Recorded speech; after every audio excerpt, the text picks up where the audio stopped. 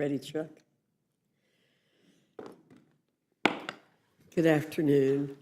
The committee will come to order. Without objection, the chair is authorized to declare recess at any time. Today, the Rules Committee is convening to consider two measures, H.R. 4553 and H.Res. 668. H.R. 4553, the Energy and Water Development and Related Agencies Appropriations Act 2026, provides substantive funding for our nation's nuclear deterrence, national security posture, infrastructure, and the broader economy overall. This legislation further cements our commitment to fortify American energy, lower cost, and advance power to the nation that is as affordable as it is reliable. The nation, and especially the American people, deserve this. H.R. 4553 supports one of the largest commitments to expand mining production technologies for critical mineral extraction in decades. It provides continued funding for cybersecurity efforts that will secure a more resilient and reliable electric grid for all Americans. It takes a calculated and measured approach to halt foreign adversaries from accessing technology, natural resources, and defense capabilities that make America strong. And this legislation makes a deliberate effort to safeguard the tax dollars of hardworking Americans from being spent on the outdated, misguided priorities of the previous administration. It is abundantly clear that we need to advance H.R. 4553 to build upon our nation's return to energy independence.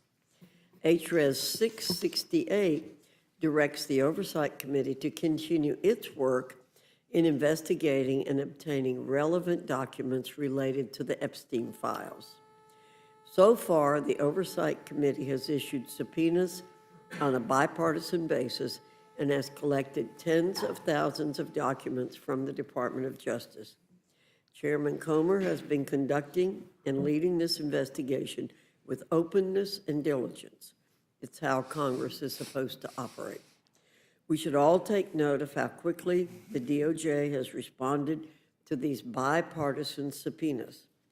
When was the last time anyone can remember the DOJ, under any administration, responding to a subpoena in less than a month? Our Democrat colleagues have a unique opportunity here in the Rules Committee today. So unique, in fact, that they can join Republicans in a spirit of bipartisanship. They can support, as Republicans intend to do, the Oversight Committee's continued work to investigate and publicly release the Epstein files. Now our Democrat colleagues will predictably say that legislation is a distraction.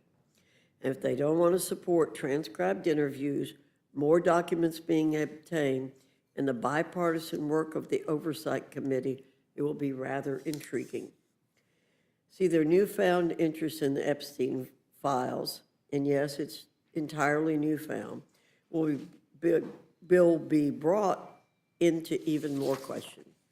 They didn't say a peep the last 4 years when they had the opportunity to release the files.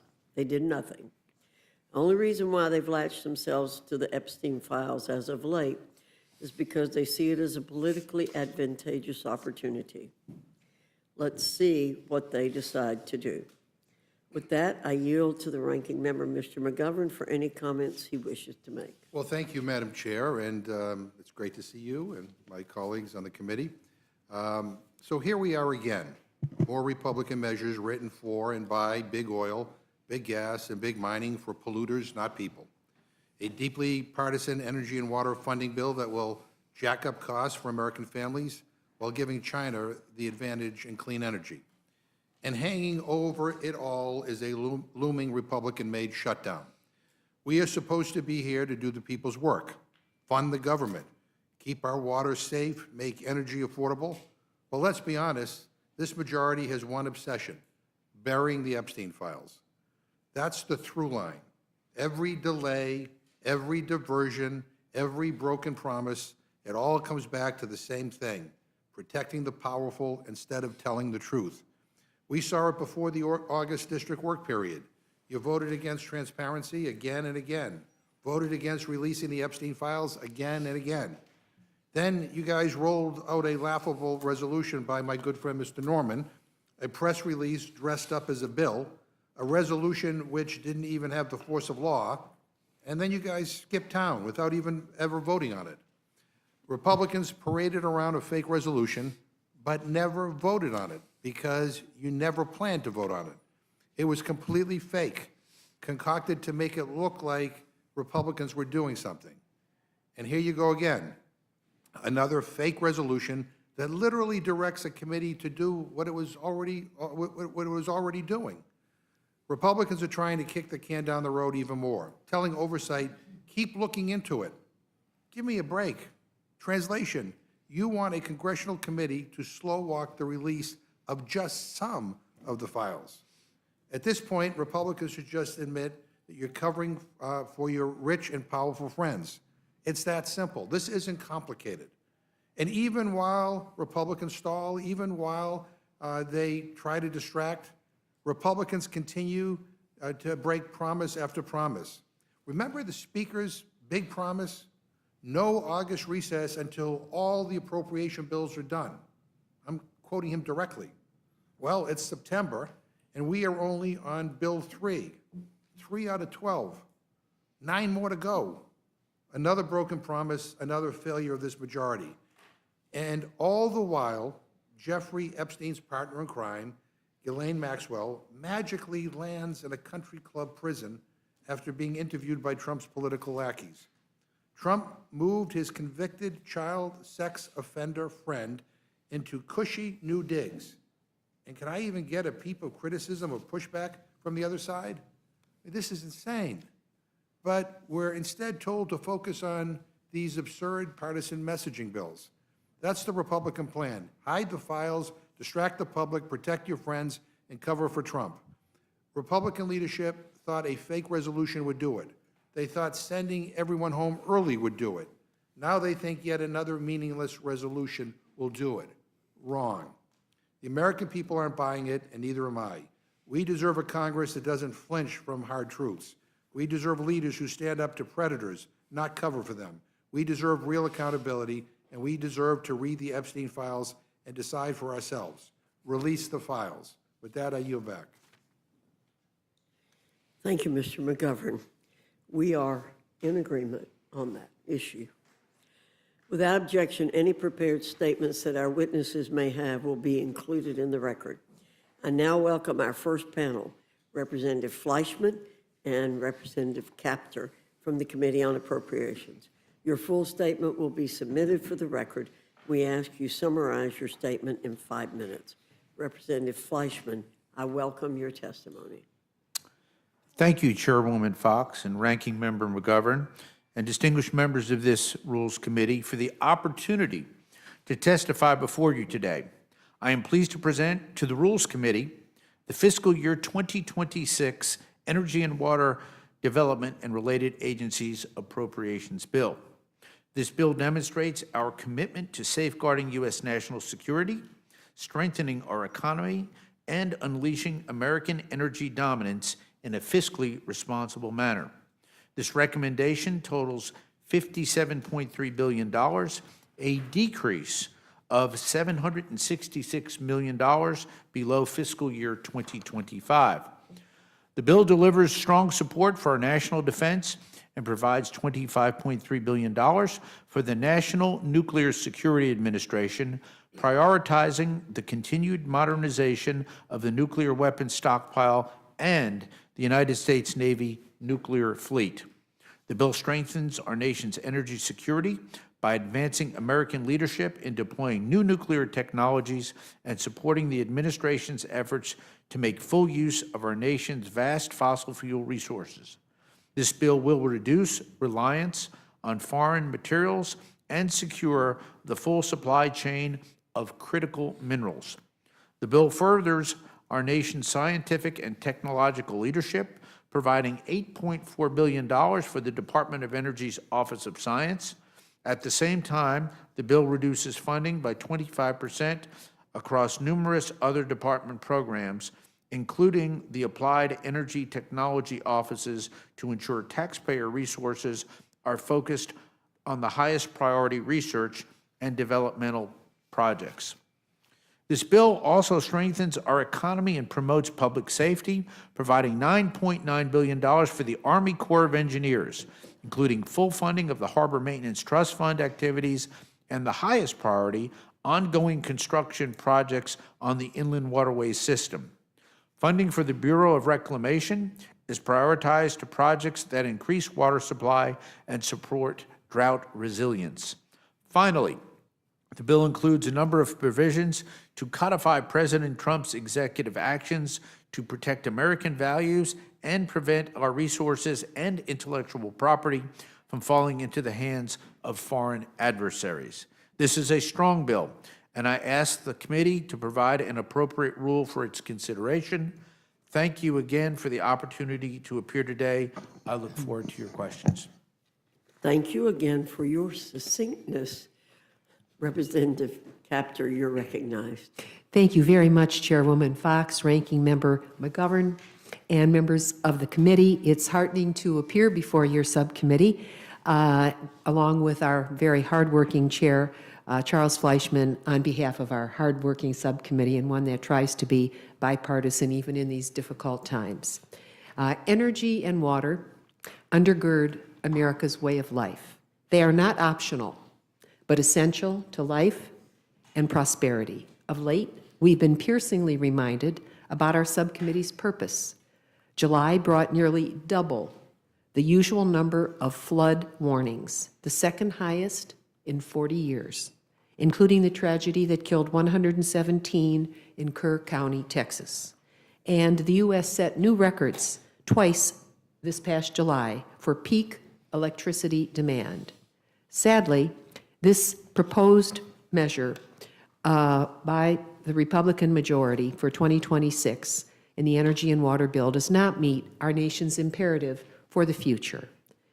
Half a century ago, our nation had a population of 148 million people. Today, it is heading to 350 million and projected to be 500 million by 2060. We must invest faster in modern infrastructure and become energy independent in perpetuity. Lowering energy costs requires modernizing our grid and securing its resilience. Doing so is expensive. This bill fails to address the reality of the ongoing cost of living crisis. Household electric bills are up 10% nationally just since January, and in some places where the AI data centers are being installed, energy prices are doubling. Just ask anybody who lives in northern Ohio, and I'm sure your states too. Meanwhile, China is investing record levels in energy. But this bill retreats from U.S. continental and global leadership. Why do I say this? This energy and water bill cuts $1.6 billion, or 47%, nearly half, from the Department of Energy's energy efficiency and renewable energy programs to support local communities and businesses. This undermines our ability to deliver more clean, affordable, and secure energy. Energy security is national security. America must lead the global race toward energy independence in perpetuity. This bill eliminates funding for the Office of Clean Energy Demonstrations. Worse, it revokes $5.1 billion of bipartisan infrastructure law resources from the Department of Energy that cedes the U.S. global lead in technologies such as hydrogen and batteries. This bill dangerously shortchanges our national security.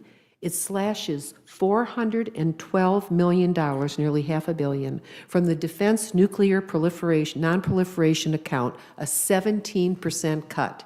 This effectively guts U.S. efforts to prevent the spread of nuclear weapons, detect covert nuclear threats, and uphold arms control agreements that keep America safe so far.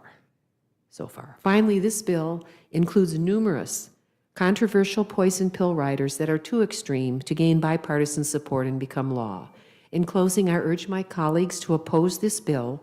America must lead, not shrink, In the new frontiers of energy and water, our nation's future depends on them. Thank you so very much, and I yield back. Thank you, Ms. Capter. Representative Fleischman, is there anything that you'd like to respond to that Congresswoman Capter said? I'll give you a chance. Well, I thank the ranking member for her comments, but we respectfully disagree on some major things. First and foremost, this is a good bill. The Department of Energy has two very important tangents to it. First of all is the NNSA, which is the National Nuclear Security Administration. In my great district, in the city of Oak Ridge, we've had the Y-12 plant. This was actually the birthplace of the Manhattan Project. We have got to fully fund, and we do fund our nuclear arsenal through the Department of Energy, through this bill. It is so important that we do this. Our adversaries, Russia, China, North Korea, and others, are sadly working towards ramping up their nuclear arsenals, in fact, working towards triads. Ours is still the strongest, ours is still the best, but this bill takes care of that. On the advancement of energy, and I, Madam Chair, I respectfully chair the American Dominance in Energy Caucus in Congress, in which we work with Republicans and Democrats in a very strong bipartisan way to ramp up Americans' energy production and hence Americans' energy dominance. This bill articulates those key goals. We have funds in there for things like geothermal. I'm a champion of nuclear, of course, but we want to make sure that in our great nation that we not only dominate in terms of energy production, Madam Chair, we've got to win this race, because I want to see a situation as President Trump's agenda works and we bring back manufacturing and great jobs to the United States, that we have the energy to support that. And with that, I'll yield back. Thank you. Mr. McGovern. Thank you. Mr. Fleischman, under your bill, as Ms. Capter pointed out, Republicans would cut energy efficiency and renewable energy programs by $1.6 billion. I mean, that's nearly 50% of total funding. This would eliminate funding for clean and affordable energy and raise energy costs for families in red and blue communities alike, all while China is literally making record investments in clean energy. Talk about an unforced era of epic proportions. But this bill would also result in a $102 million cut to Tennessee, including $85 million to the Oak Ridge National Laboratory in your region. Can you tell us how many grants would be paused, reduced, or terminated, and how many scientists and other employees would be laid off due to the cut to Oak Ridge National Lab? Well, I appreciate the ranking member's question, and Ms. Capter did correctly state her comments on the record on that. But I would respectfully point out to the ranking member on this issue, nothing will be lost, because EERE, and I'm a supporter of EERE and what it has done, as are many of my colleagues on my side of the aisle and your side of the aisle. But as we look at the Inflation Reduction Act, prior appropriation bills, and the Infrastructure Investment and Jobs Act, which was passed and signed into law, there was literally, Mr. Ranking Member, so much additional funding. It would be like 10 years or so worth of funding given to EERE. They can't spend the money that they've got. So the reality is no jobs will be lost. We will continue to support EERE, but they've got more than sufficient backlog of funds that they've yet to been able to spend. They were almost force-fed money in those programs. Do you know how many employees across the 17 national labs would be impacted by a $1.6 billion cut to energy efficiency and renewable energy account? My answer would be none, and they should be actually hiring some because of these unobligated funds that they have not been able to spend from this past legislation, where we actually had an overabundance of funding there. Ms. Capter, do you share that view that this won't affect anything? Unfortunately, I do not share that point of view, Mr. Ranking Member. We have a fact sheet that I actually will submit to your record that outlines the estimated cuts to the labs, the finest labs in the world where only U.S. citizens can work. And those reductions are estimated for fiscal year 2026 resulting in eliminating 7,700 scientists and staff. 7,700. That is an enormous number. And we know that the Department of Energy's fiscal 25 illegal changes could result in more than 3,000 lost lab jobs. This is cutting off America's best, secure research that belongs to the future of this country. So these are significant cuts, and to the minds of people who, always got A+ in everything in college, with their PhDs and experience in the private sector, these are significant cuts. Thank you. Last week, President Trump took another swing at our democracy, this time by trying to zero out nearly $5 billion in funding to foreign aid programs without congressional approval.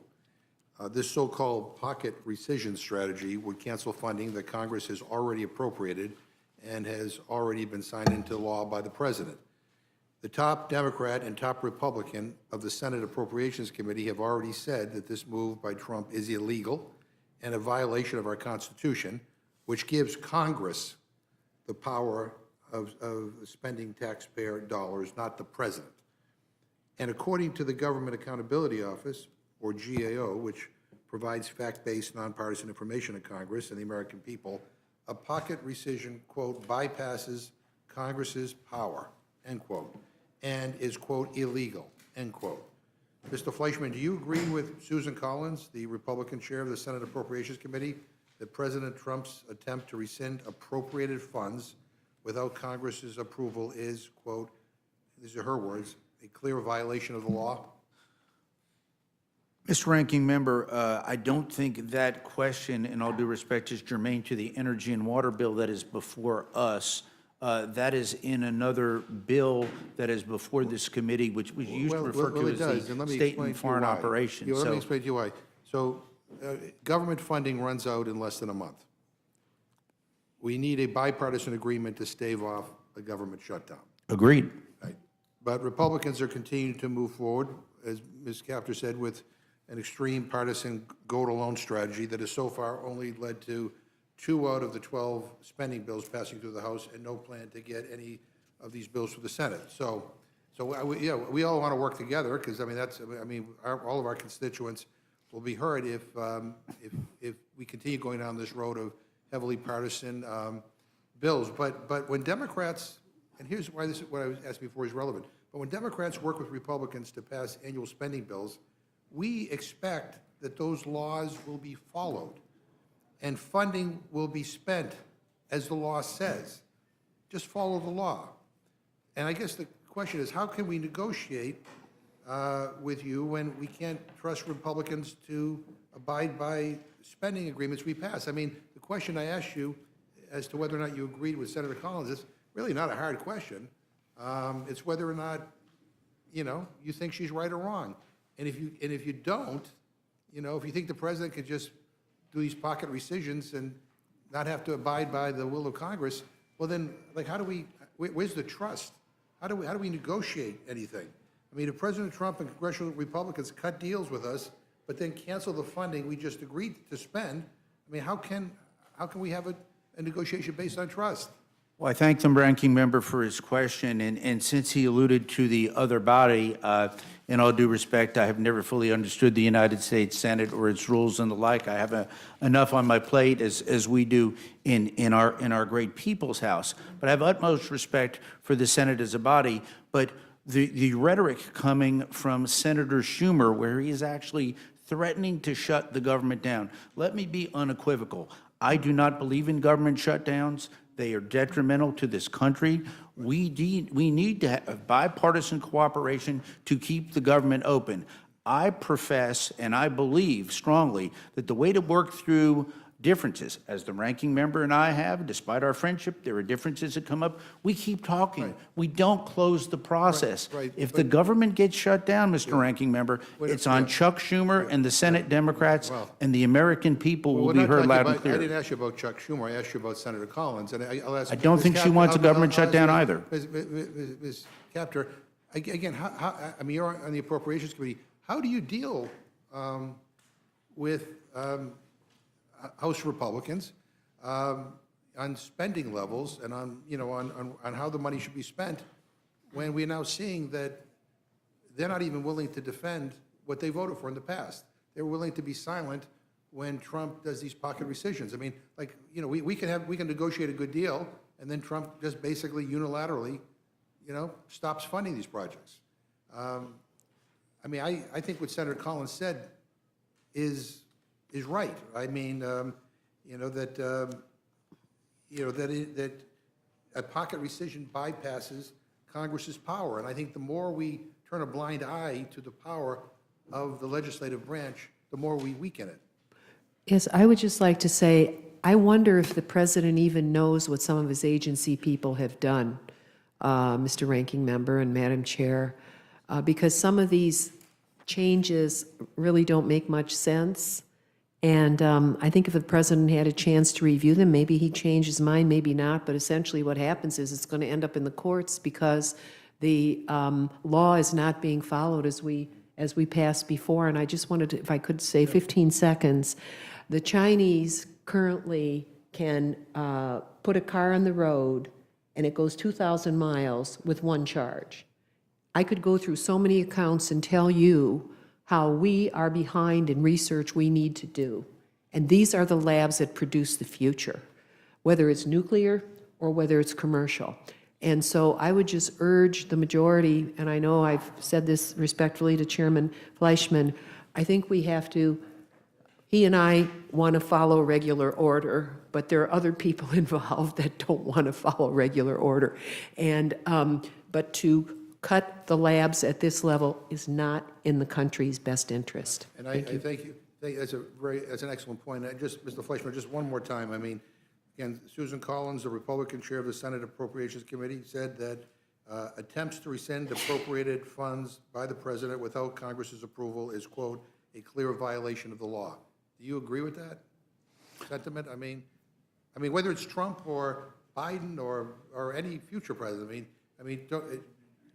I am deferential, Mr. Ranking Member, to not only the administration, and I do trust President Trump and his discernment in these issues, but I also trust House and Senate appropriators to get the job done. And ultimately, as the Ranking Member knows, it's going to take 60 votes in the United States Senate to affect anything. If you vote to appropriate funds, right, again, this is not a trick question. I mean, would you agree that the president, any president, doesn't have the right to unilaterally, revoke those funds without congressional approval? I mean, that's It's a fair question. Whether Republican or Democratic, Yeah, there is flexibility built into these accounts, and the executive branch has to deal with the day-to-day situations in the country and the world, and that's why there is flexibility built in. So I do trust what President Trump would do in terms of these decision makings. I think our job as appropriators is to give, first of all, keep the government open. Secondly, give a framework and adequately fund the government, which I think the Republican majority can and will do, and then basically work with our colleagues in the Senate and in the White House to make sure this country is run well. And again, I think if anybody were listening to your answer right now on the Democratic side, either in the House or the Senate, it is really alarming, because basically what you won't answer is whether or not we have the power of the purse, whether we can appropriate funds, and the only way to not utilize these funds is for Congress to decide. I mean, you voted for a rescissions package. I mean, I didn't like it, but you can do that. But the idea that we're willing to say that, the president, we can't answer whether the president has the right or not the right to be able to do what he's doing. I mean, that makes it very difficult to have a negotiation. But I thank the gentleman. I yield back. Thank you, Mr. Thank you, Mr. McGovern. Ms. Fishbach, you're recognized. Thank you, Madam Chair. And Chairman, we know that the Americans in general are asking for us to cut. They are asking for us to have a responsible budget. They know we're in debt, and it is something that I hear all the time. And maybe you can just speak briefly a little bit about how this bill meets that demand, but also ensuring that we are funding, critical U.S. priorities. Well, thank you. I thank my distinguished colleague from Minnesota for her questions, and I appreciate that. This bill actually does cut. It's $766 billion, I think I said in my opening statement, under fiscal 2025. So it is a fiscally responsible bill. Given the allocations that we have to make difficult decisions. There's been some talk about EERE and other programs and things like that, but what we have done, we have plussed up the Office of Science, which funds our great national labs, which I think all of our colleagues can agree are national assets. There's 17 of them. I have Oak Ridge National Lab. It increases funding for nuclear energy. So it does make decisions in terms of prioritizations while being fiscally responsible and reducing overall spending. Thank you. And now my district, we were talking about it earlier, my district is Western Minnesota, and it is prone to spring flooding from the Red River. And we obviously, like so many other districts, rely on the Army Corps of Engineers for flood prevention and mitigation projects. And maybe you can talk a little bit about how the funding in this bill will help districts that rely on projects like that, mine and others. Well, I thank you very much. Myself, I benefited from the Army Corps of Engineers with the Chickamauga Lock, but all across the United States, in red districts and in blue districts, let's face it, we're all Americans, there are Army Corps of Engineer projects, and this bill fully funds that. And I will say this, to the credit of this bill, it makes sense that unlike on the energy side, where we do not have community funding projects, on the water side, we do. And we have been very fair to both majority districts and minority districts to make sure that these community funding projects are spread out across the United States. So this, I would respectfully disagree with some on the other side of the aisle that would say this is a boldly partisan bill. It is not. It is a very evenly balanced bill because we are delivering to the American people all across the United States, including in the great state of Minnesota with Army Corps of Engineer projects. Well, thank you very much, Mr. Chair, and I appreciate the thought you put into the bill and the balance that you've created. So thank you, and with that, Mr. Chair, I yield back. Gentlelady yields back. Now recognize Ms. Scanlon for her time of questioning. Thank you, Mr. Chair. So, here we go again. We're hearing about the difficult decisions that need to be made in order to reduce the national debt, the deficit, coming on the heels of our Republican colleagues ramming through a massive increase in the nature of trillions to the national debt, the deficit, with their tax cuts for billionaires. But they'll use it all to justify domestic cuts to the American people. Today we're meeting to consider a hyper-partisan energy and water appropriations bill drafted by our Republican colleagues without negotiating with the Democratic members of Congress who represent almost half the country. So once again, we're faced with a bill drafted to appease the Project 2025 crowd and fossil fuel lobbyists, rather than a bill designed to meet the needs of the American people. The programs funding by this bill may not all be household words, but their impact is certainly felt on a daily basis in all of our lives, in the prices we pay for electricity, and in whether or not our homes are flooded in a big storm. So one would think that House Republicans would take these issues seriously, but one would be wrong, because instead of funding crucial federal programs, House Republicans are zeroing out budgets and loading all kinds of stupid culture war issues into this bill. Energy costs are skyrocketing across the country, especially on the East Coast, because of the Trump administration. Average utility prices have increased twice as much as inflation during this period, and that's another high cost eating into family budgets. Electric bills are costing American families more this year than last year. The president's actions are actually increasing energy costs and inflation, even though he ran on lowering prices and costs for American families. This year, the Trump White House has canceled tens of billions of dollars in investment in new clean energy projects. And just last month, Trump abused federal regulations to stop 2 massive wind projects in Idaho and Rhode Island. These are projects that would have brought tons of new electricity to the grid, lowering electricity costs for Americans across the country.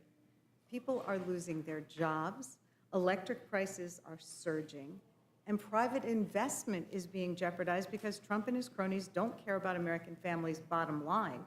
Instead, they're pandering to their oil and gas buddies and opposing anything to do with clean energy.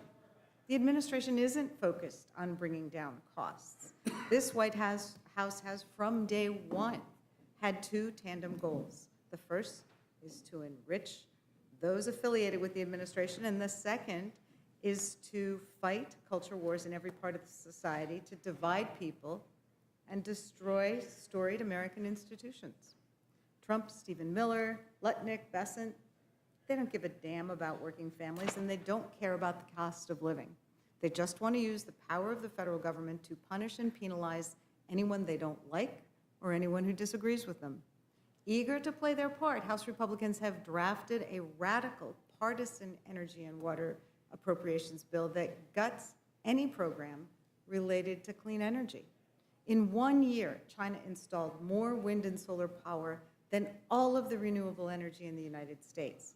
And China's on pace to outdevelop us in nuclear as well.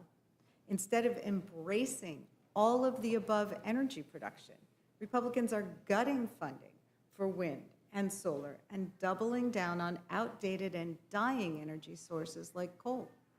Just last week, on the 28th, the White House ordered that an electricity generating plant in Eddystone, PA, in my district, remain online, even though it was supposed to be closed back in May. This is the second round of orders by the Trump White House to keep older fossil fuel electricity plants online, even though they've become increasingly unprofitable, inefficient, and obsolete.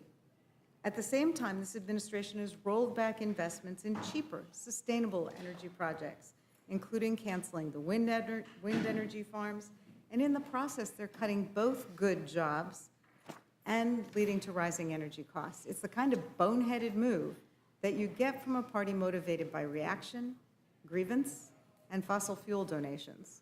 If Republicans were serious about caring about American energy dominance, they'd be supporting production of all energy. But instead, they're trying to kill solar and wind to boost oil and gas, because that's who their donors are. As Republicans ram this bill through Congress, the biggest winners are going to be the American Petroleum Institute and the American Gas Institute. I just don't think that's what the country needs. It's certainly not what I'm hearing from my constituents. Like everyone else, I was home this last month, and as these higher electricity bills are hitting, people's pocketbooks are really hurting. Representative Capter, you talked about how China is taking a step on us by our failure to invest at the levels we need to. Could you talk a little bit more about that? And also, I'm particularly interested in the billions that are being cut that would have otherwise gone to helping schools become more energy efficient, because I know that comes on top of some impoundment of funds just this last year that were supposed to help our schools become more energy efficient. We've seen it be really important to the bottom line in our schools that they're able to have energy efficient systems. Thank you, Congresswoman Scanlon, for pointing those issues out.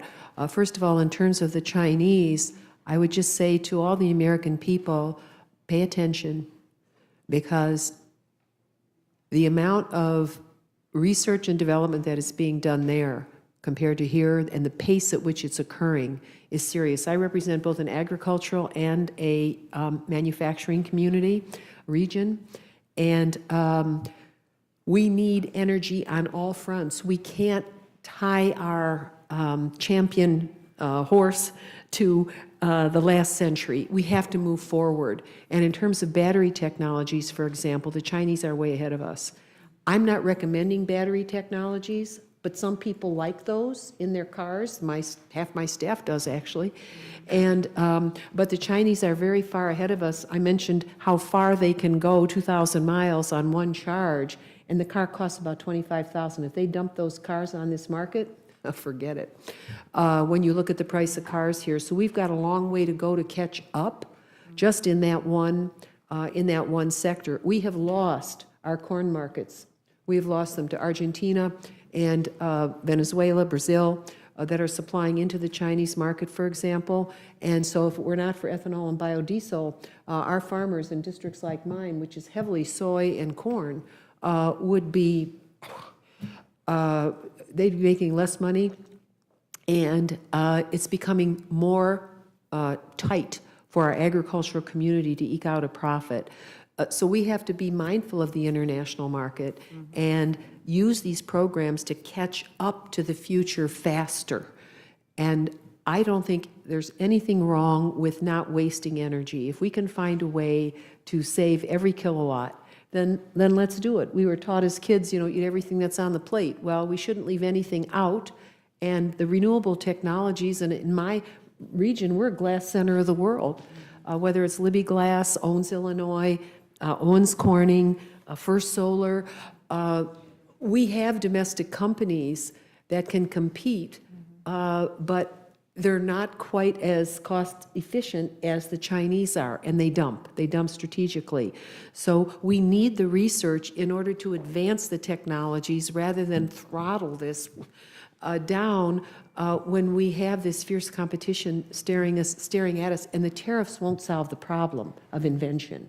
You have to allow the scientists and the inventors to do that. So thank you for pointing out how important that really is. And these cuts to the renewable energy accounts, energy efficiency and renewable energy, it's both things, not wasting anything. I could go into geothermal and what more we can do on that front, but I won't go into it.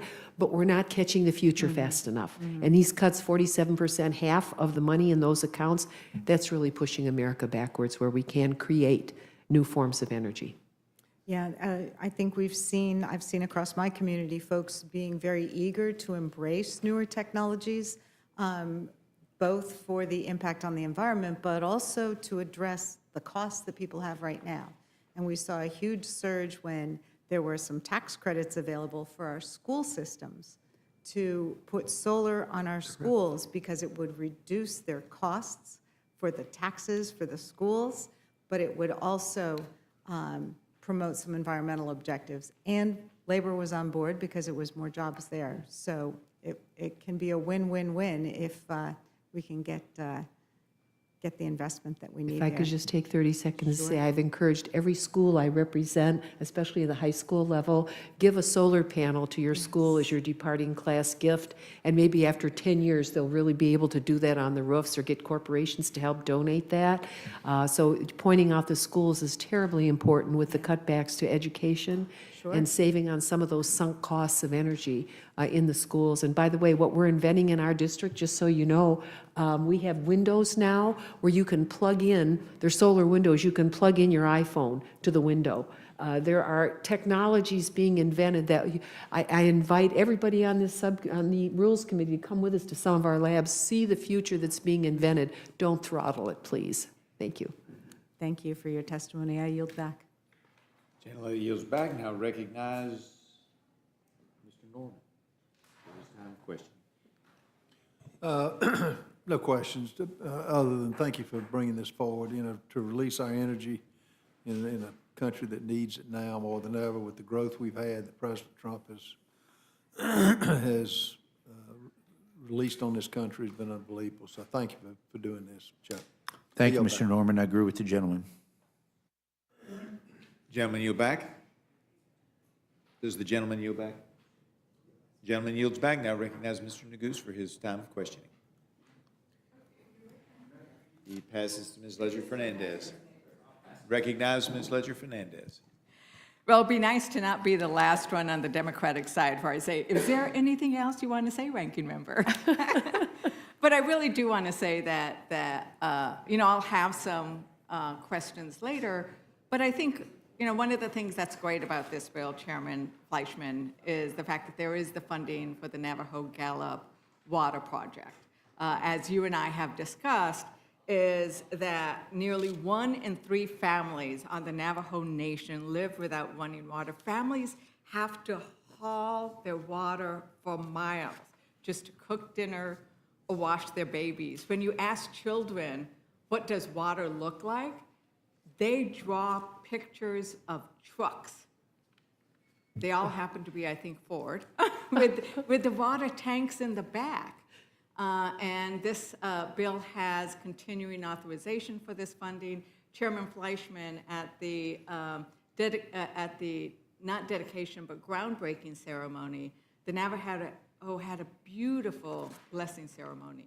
And when it came time for me to be able to speak, I pointed out how I had jumped out of a car to ask you to support this project.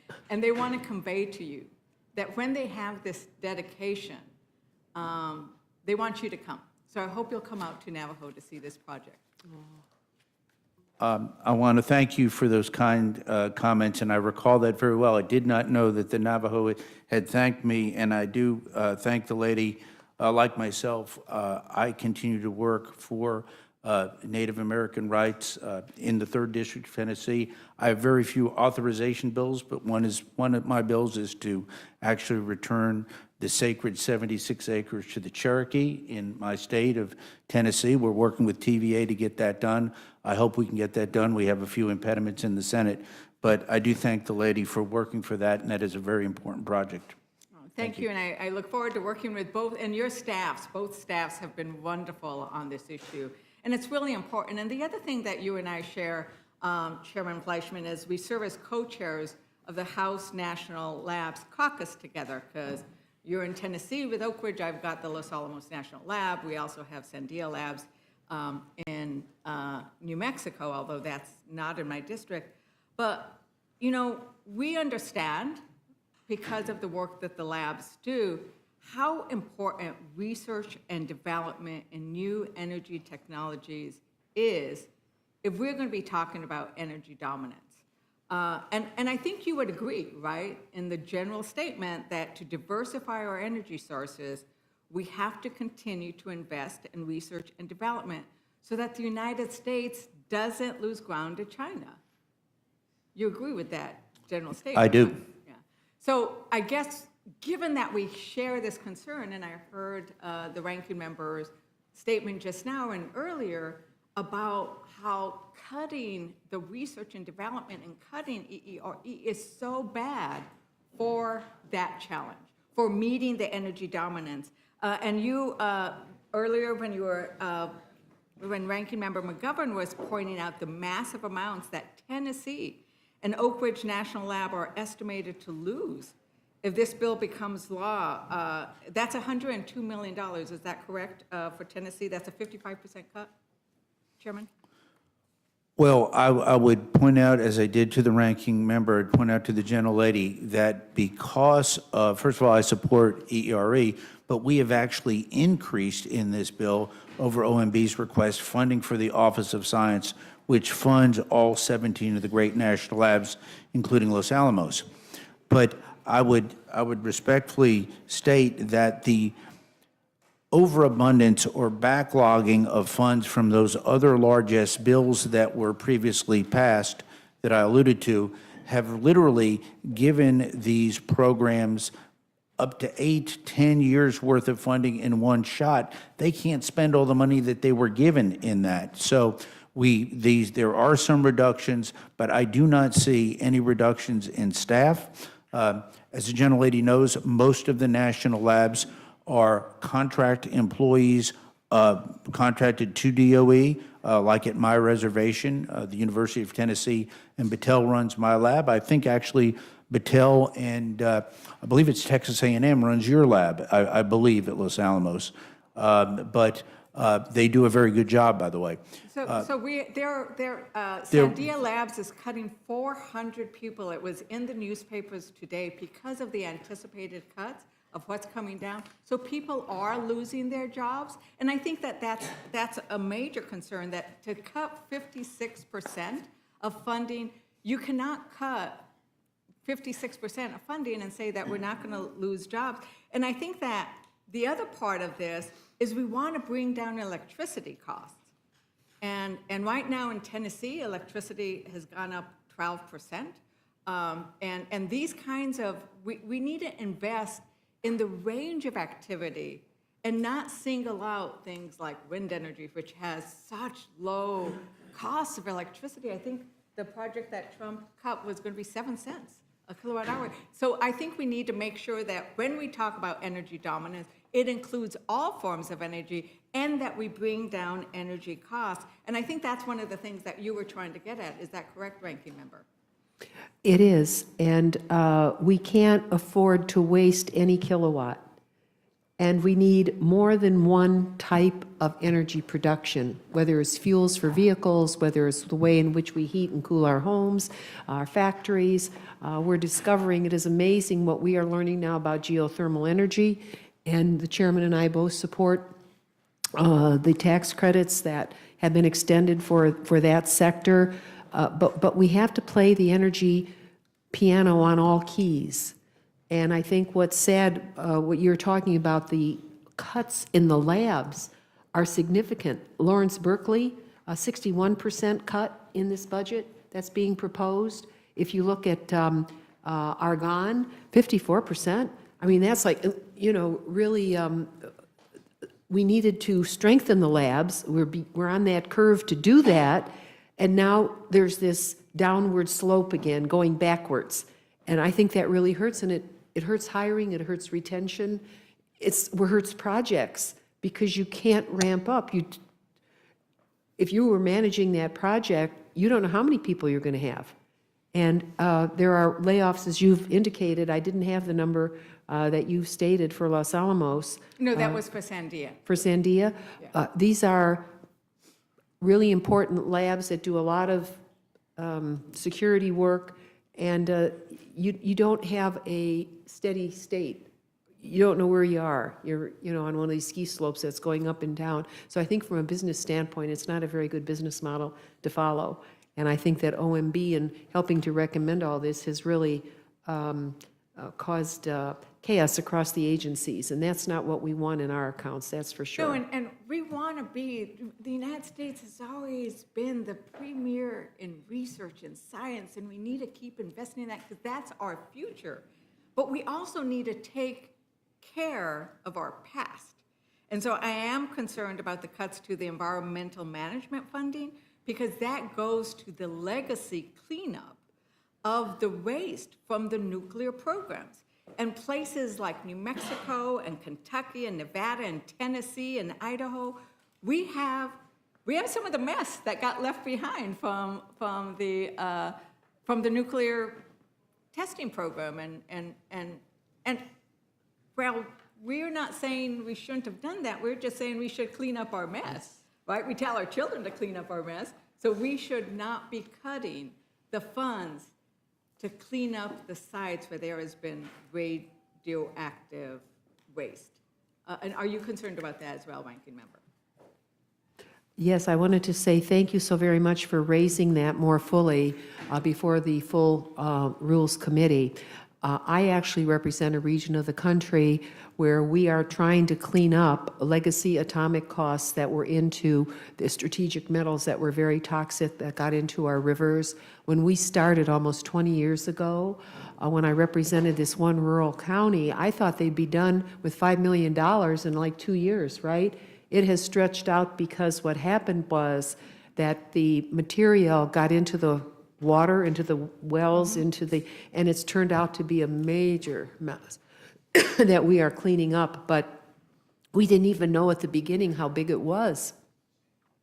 And they're still protecting the edge, the Army Corps especially, trying to figure out, how to stop the flow underground, because our region has so much fresh water and so many even underground rivers that can carry this material. So thank you very much for pointing that out, and I do not support the majority's cuts to the cleanup programs. Thank you, and I think that once again, we owe it to our communities. Government has important purposes, and one is to keep our communities safe, and that includes safe from radiation and chemical contamination due to our weapons programs. And with that, unless there's something else you want to add, or either of we want to add, I'll yield back. Thank you, Ms. Leisure Fernandez. Ms. Houchin, you're recognized. Thank you, Madam Chair. Chair Fleischman, I just want to say how much I appreciate your work on this bill, particularly including a project in my district for restoration and stabilization of the Clarksville shoreline. This is a project that is long overdue and absolutely necessary. It's about 50 years in the making. Under the current circumstances with one of our locks from the Army Corps of Engineers pushing water directly toward the shoreline in the state of Indiana, we've lost the George Rogers Clark home site. The city of Clarksville has had to move the roadway at least twice, and it's currently threatening a project that Indiana is investing in that area close to $140 million. So this project is absolutely critical for commerce in my district, for the future of southern Indiana. We've lost many cubic yards to the Ohio River because we have not been able to, over many years, fund this stabilization project. I am hopeful, this has been included in 2 consecutive appropriations. I am hopeful that we might finally get this across the finish line to give the Army Corps of Engineers the necessary tools to study and begin work on this critical project. So I want to thank you for that. Your leadership on it has been incredibly important to me. I do want to ask if there are any other aspects of the bill that you'd like to note that might demonstrate how we are responsibly delivering for constituents with projects like these. Well, I thank the gentlelady for referring to that project. And once again, this is what is so great about this energy and water bill. I respect the fact that some on the other side of the dais want to call it a partisan bill.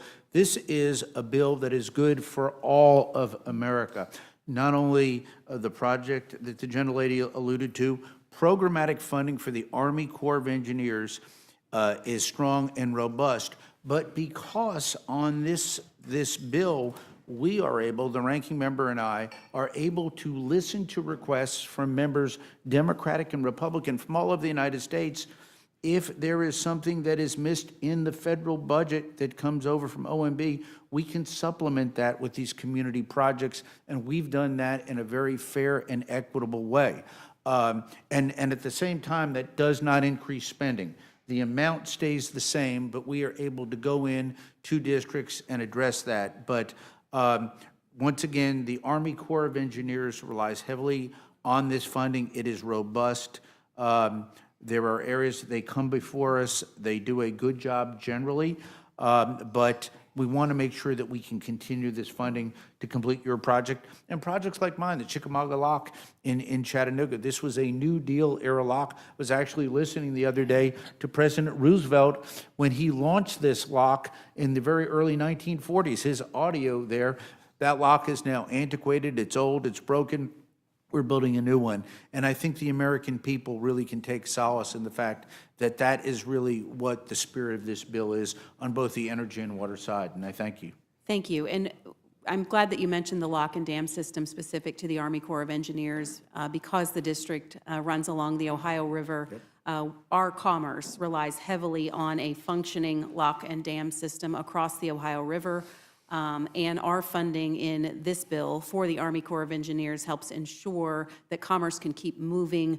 We can get products out of the United States through the river system and our inland waterways, and that we can do so efficiently with no delays because the cost of a closed or malfunctioning lock is substantial if that commerce has to be shut down. So I thank you for your work on this bill. I look forward to supporting it on the floor. Thanks for your leadership and support for the Clarksville shoreline. Thank the gentlelady for her kind words. Thank you. Thank you, Madam Chair. I yield back. Thank you, Ms. Houchin. Mr. Neguse, you're recognized. I thank the chairwoman. Good evening, I say good afternoon, to Chairman Fleischman and Representative Capter. I'm grateful to both of you for being here for your respective testimonies.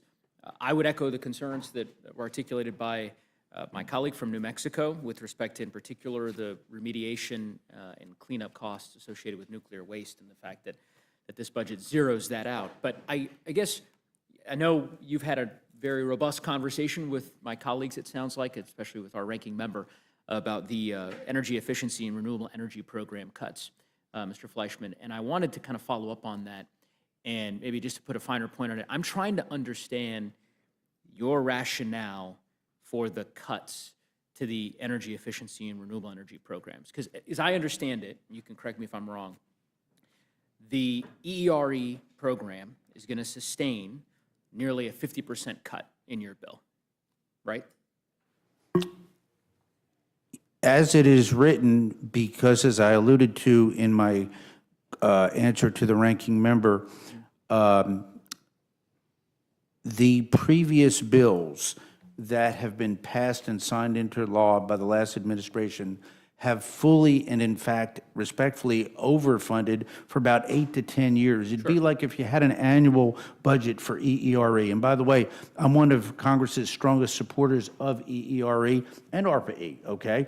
They will sustain cuts under this budget, but it will be higher than what OMB had asked for. So we did actually increase that. But they've got such a backlog of funds that unobligated funds that they can't even spend. They had so much. So what happened with these big bills that I did not vote for, but they are law, they overfunded and overgorged, if you will, these very fine agencies with funds that they can't spend. So when we had to make very difficult choices, the reason is, yes, did we reduce it? We did, but we certainly did not zero it out, and there's more than enough money there for easily a decade in these programs. So I think, and I'm not suggesting you zeroed out that particular program, and I appreciate the context that you provided. My understanding is that year to year, so compared to the last fiscal year, this program is being cut by 50%. That's by your math. I mean, that's not for debate, right? So I understand you're talking about prior years. I get it. I hear what you're saying about the historical funding of the programs. But year to year, it's getting cut by 50%. So running the numbers in Tennessee, because as Representative Ledger-Fernandez mentioned, you, of course, have a very prominent laboratory in your district, as I do in mine in Colorado, Oak Ridge, of course, in Tennessee. Yes, and the gentleman's lab is an outstanding lab as well. I appreciate it. Yes, sir. And we're fighting, tooth and nail to protect it. This bill would amount to about $100 million, $102,170,000 cut from the fiscal year 2024 level for Oak Ridge.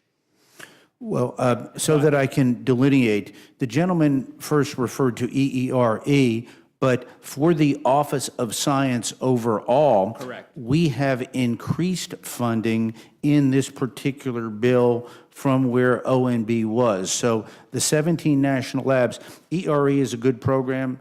Other programs are very good. But using OMB as the baseline, I mean, I understand maybe that's an argument that might be compelling with some of your colleagues on your side of the aisle. I would say with OMB's proposal, you're talking about the president's skinny budget, which basically decimates federal science programs in the United States.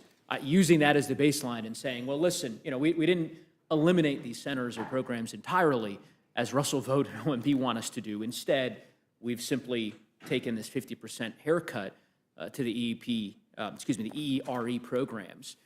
I guess my point here is, my argument would be that, respectfully, my colleagues on the other side of the aisle can't have it both ways. Either these are cuts that are going to have an impact in your district and in districts across the country, potential folks who may be laid off, right, leave these agencies by virtue of the substantial budgetary cuts that you all are making, or they're not. And in my view, I think it's pretty clear this is going to have a fairly sizable impact on the EERE programs that are administered by the Department of Energy. But see, and that's where I would respectfully disagree with the gentleman because of, again, in referring to the Inflation Reduction Act, the Infrastructure Investment and Jobs Act, which I did not personally vote for, but became law, okay? There was such a large infusion of federal dollars to these programs, particularly ERE, they could not spend the money. It would be like having somebody just have a big feast just dropped at the table. They've spent some of them, but they can't spend all of that. And then in looking at that, as we had to make difficult choices, was there a reduction in the funding in an annual year? Yes, but they've got dollars they can't spend. And I would just caution, and I've spoken Why would with... that be a difficult choice? Because there's so much money there. If you can't spend the money you already got... No, but why would that be a difficult choice for you, I guess I'm saying? That's what at this point I'm sort of making is, it's either, if your view is, listen, I guess what you're saying is if we went to the folks at Oak Ridge and asked them, they would say, we can't spend this money. We don't need the $100 million that you allocated. We want you to take it. That's not a hard choice for you to make. Only in the EERE account and context, but there are other multiple spending accounts we are plussing up with Office of Science funding. So you've got the Office of Science. EERE is part and is one program, but they're overfunded, if you will. But you're right, they can't spend those dollars, but they would take dollars and have gotten other dollars, as is your lab in Colorado, for key projects. And that has no ideological component. It's not by virtue of you or perhaps your colleagues opposing the underlying programmatic investments that the energy efficiency and renewable energy programs that are implemented. The fact that you voted against these in the Inflation Reduction Act obviously animates some of this. It's not that you're just picking these out of a hat and saying, oh, like... Once that became law and those funds were available and applied, it changed the, if you will, respectfully distorted the entire funding formulas. And that's why, as the ranking member alluded to in her testimony, we want to get back to what we call regular order. I believe the Congress, the House and the Senate, and appropriators ought to be able to do that on an annual basis. These largesse bills just basically force-fed so many of these federal dollars to programs that they couldn't spend and still can't spend. So that's how we now as appropriators have to go in and fix that imbalance. Well, I would... I'm happy to yield a minute to the gentlewoman here from New Mexico. I think that it's important to recognize that where we are at in the United States and where we are with regards to looking at energy independence using all of our resources is that we need to play catch-up. And this isn't largesse that wasn't going to be spent. This was going to be spent. There were projects that were intended, that were being looked at. There were projects across the country that are being looked at for it. This is intended to help people save money in their electrical bills, save money with regards to resiliency. These are projects that have jobs and they have benefits. And so it's not largesse, it is investment. And I think that that's a real different way of looking at this. It is investment so that China doesn't eat our lunch, which they are doing right now with regards to renewable energy. Yeah, I agree, and I think the gentlewoman, I'll conclude simply, maybe perhaps channeling my friend, Mr. Roy, who may be here a little bit later, or even Mr. Norman, because I think maybe he might agree with me on this, maybe I'm wrong. My point simply, Mr. Fleischman, is that I think some of your colleagues on the other side of the aisle, on the other side of the aisle, in your caucus, would be very perhaps proud to say that these programs should not be funded, and that therefore these cuts are, in their view, the prudent course, because they don't believe that we should be investing in these kinds of programs along the lines of what Representative Ledger Fernandez described. What you're saying is very different. I mean, essentially what you're saying is, well, no, it's not a matter of whether or not I agree or disagree with the propriety of these projects or the necessity for these investments. They had too much money, they can't spend it all, and so we're just going to claw the $100 million back. And I just don't... we'll dig into this further. We'll have a fulsome debate on the floor. I don't think that is accurate in my view, but we'll have an opportunity to hash that out on the floor. So without getting back and forth into it here, I'll yield back to the chairwoman.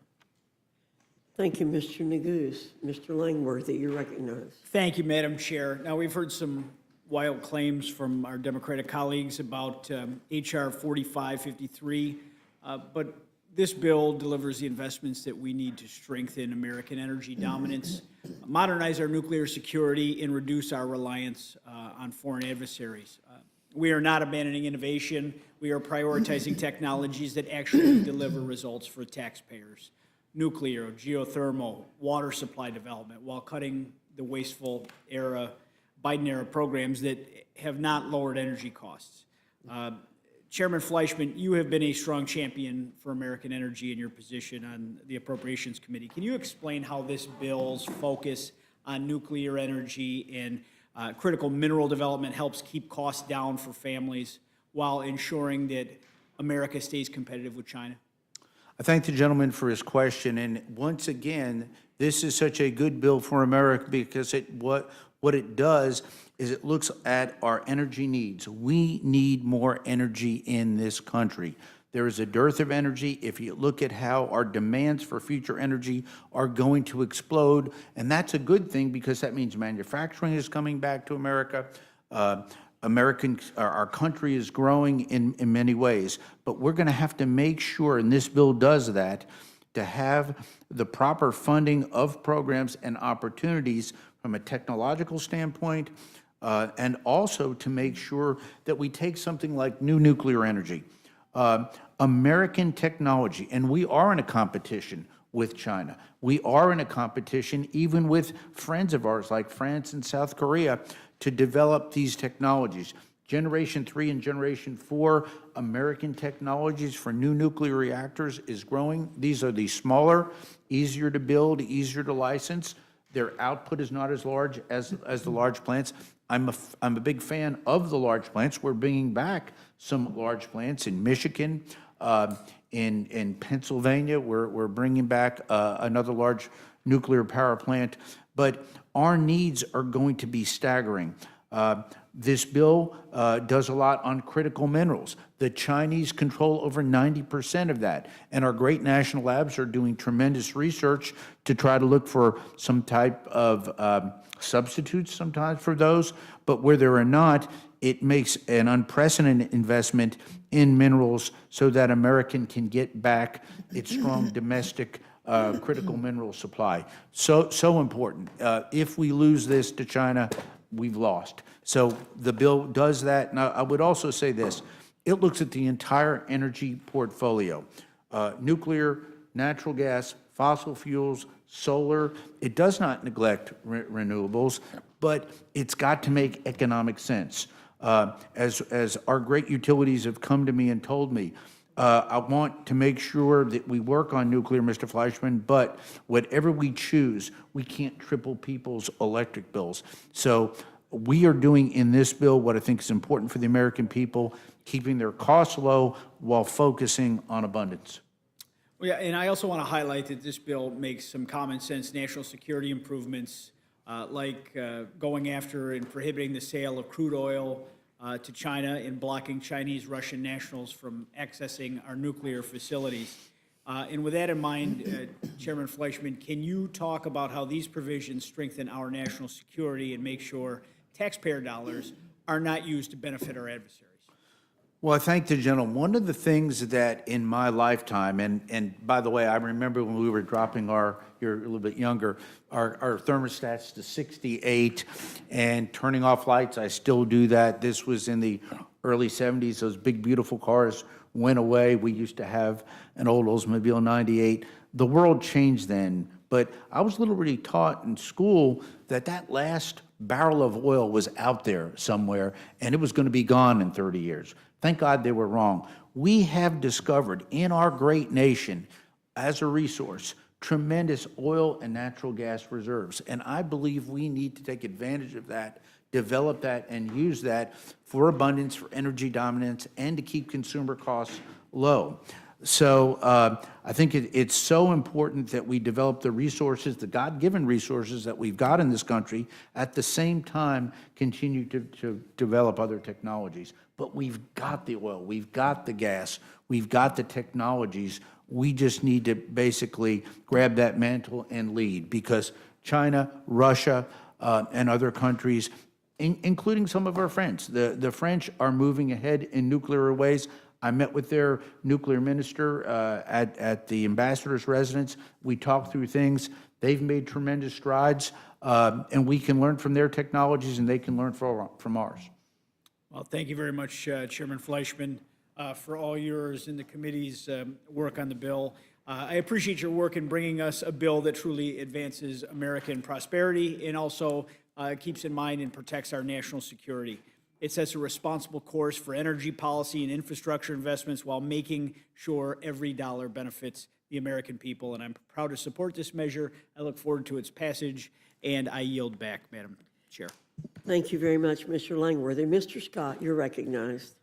Thank you, Madam Chair.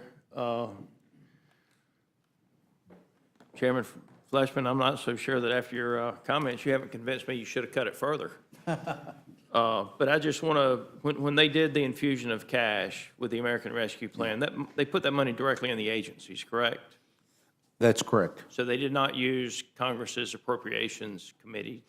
And that's one of the main reasons, Mr. Scott, my great classmate, along with Mr. Griffith, we're both from the same class. The reality is that's why I voted against that. Yeah. They totally abrogated the appropriations process with these big bills. They took us away from regular order. And You're so right. we're doing the same thing to reduce federal spending that they did to increase federal spending effectively by using the executive branch, that they put all that money in and let the executive branch determine how they were going to spend it without regard for the Congress or the will of the people. And now we're trying to get federal spending back to pre-COVID levels on our side, which is what the federal budget can support. But the $2 trillion deficit needs to go away. We have $37 trillion in debt. And let me say this, I'm disappointed. I know we have debates and disagreements, but I will tell you, it is disingenuous for the Democratic Party to say the Chinese are eating our lunch. What the Chinese do is steal. That's what they do. They don't develop technology, they steal. And they fund the groups in this country that create problems for our permitting and increase the cost of doing business inside the United States of America. That's what the Chinese do, okay? And so with respect to the ranking member, their vehicles don't go 1,000 miles on a charge. They go 1,000 kilometers on a charge, which is about 600 miles. The ones that go further than that are actually hybrids, which y'all did not support, which you should have when you were putting all of the money into the battery-powered vehicles that you wanted to use. I'm sure Elon Musk appreciates it, by the way, what y'all did for battery-powered vehicles. But it's not 1,000 miles, it's 1,000 kilometers, if you look it up. It's about 600 miles. The ones that go further than that are hybrids. They're hybrids, which is what we should have funded. Sir, since you called my name, Congressman Scott, on the issue of automobiles, I come from the heart of automotive America. We know what the Chinese are doing, and they are ready to dump here, but they're not allowed to yet. So all I'm saying is we have to be the most efficient in the automotive sector, and that's an hour speech I don't want to give. But the Chinese are absolutely poised, including price sensitive. I mean, a vehicle that'll cost $10,000 to $25,000.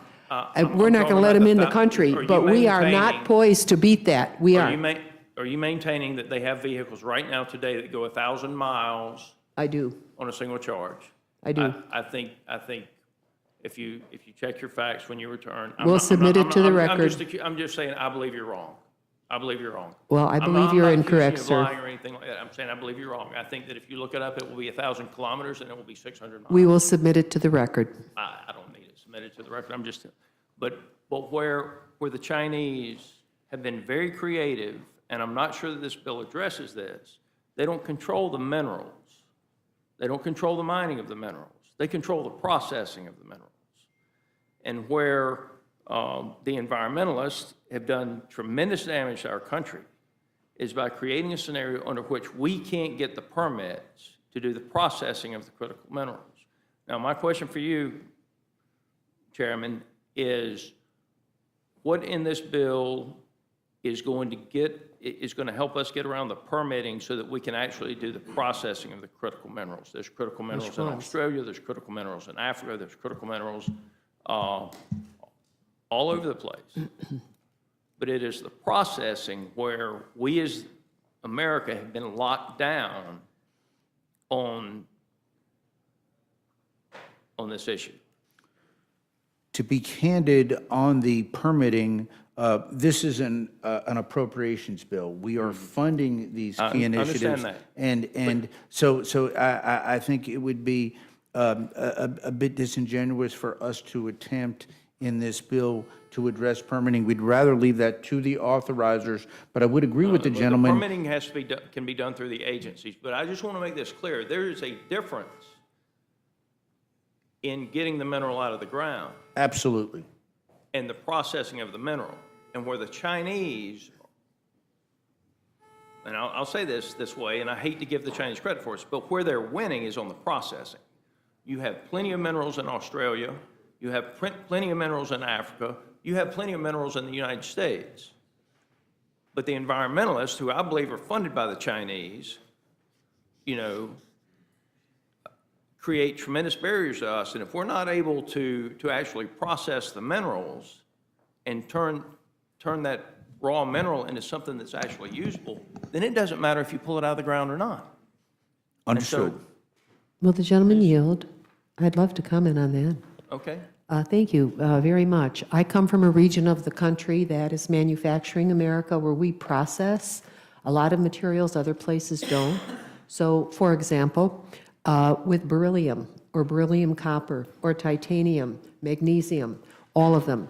And I was at the fossil fuels lab in the state of Pennsylvania, and where they were actually taking coal and finding a higher use for coal by decomposing it into various minerals that are in coal that they're hoping would get a greater price per ton. Would you So- acknowledge that coal is where China gets the majority of its energy? I don't, well, they were, Coal yes. is where China gets the Yeah, majority they of their energy, pollute. so let's not give them too much credit for being a clean energy mecca. Well, I don't It's give been them credit discussed. for that. But anyway, my point is that you are correct in being concerned about strategic minerals, and I think that in our country, we're doing our best to not only mine them, but to process them. And it happens in districts like ours. We are short on some, and China has gone around the world and bought up a lot of How long supplies. would it take you to get a permit in this country to build a processing facility for critical minerals? Well, 20, all I 30 know is the years? companies Like after the that next I World War, represent maybe? already have them, sir. I disagree with you on that. I'm over my time, Madam Chair, but it is the processing of the critical minerals that this country better start taking very seriously and paying attention to. I yield. Mr. Griffith, you're recognized. Thank you, Madam Chair. I found it somewhat interesting that some of my colleagues have said that we should follow the Chinese on wind and solar, and yet we should not follow the Chinese when it comes to coal. My colleague, Mr. Scott, just mentioned that the Chinese use an awful lot of coal. They're building coal-fired power plants left and right, and they don't use the cleaner technologies that we have developed in this country. And the bottom line is that my district, when I was a much younger person, had the third or fourth lowest electric rates in the country. And our electric rates have gone up in large measure because we have banned fossil fuel. And the truth of the matter is, whether they're funding the environmentalists or not, the Chinese don't want us to use our fossil fuel resources. We have the most coal. In my district, stretches over a little bit into West Virginia, maybe a little bit into Kentucky. We have a seam of coal that is the most volatile, meaning it produces the most energy of any coal in the world. We have the best coal, we have the most coal, we have the most natural gas, and we have a whole lot more oil than China does. Of course, the Chinese don't want us to use that asset because it gives us an edge if we were to actually use all of our resources. It gives us an edge in the AI race. And that's why they don't want us to use it.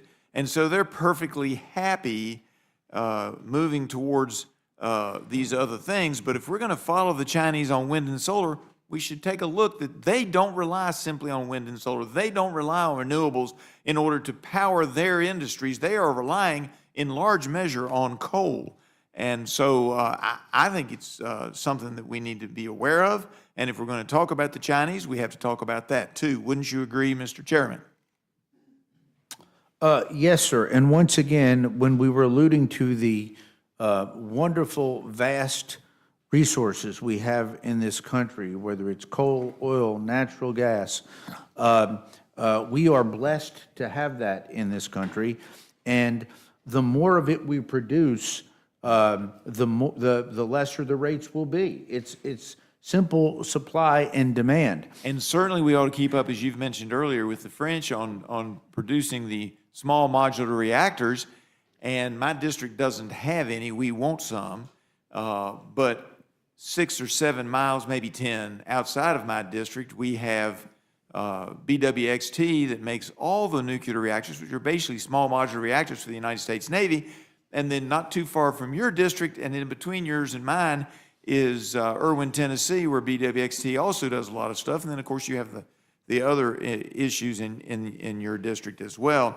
And then, if I might, Mr. Chairman, just briefly state that I'm so pleased to hear you talk about the Army Corps of Engineers and how they're fully funded. We have lots in the mountains of Western Virginia. We have lots of flooding issues.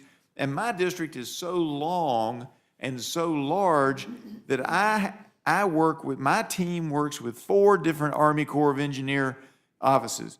Norfolk,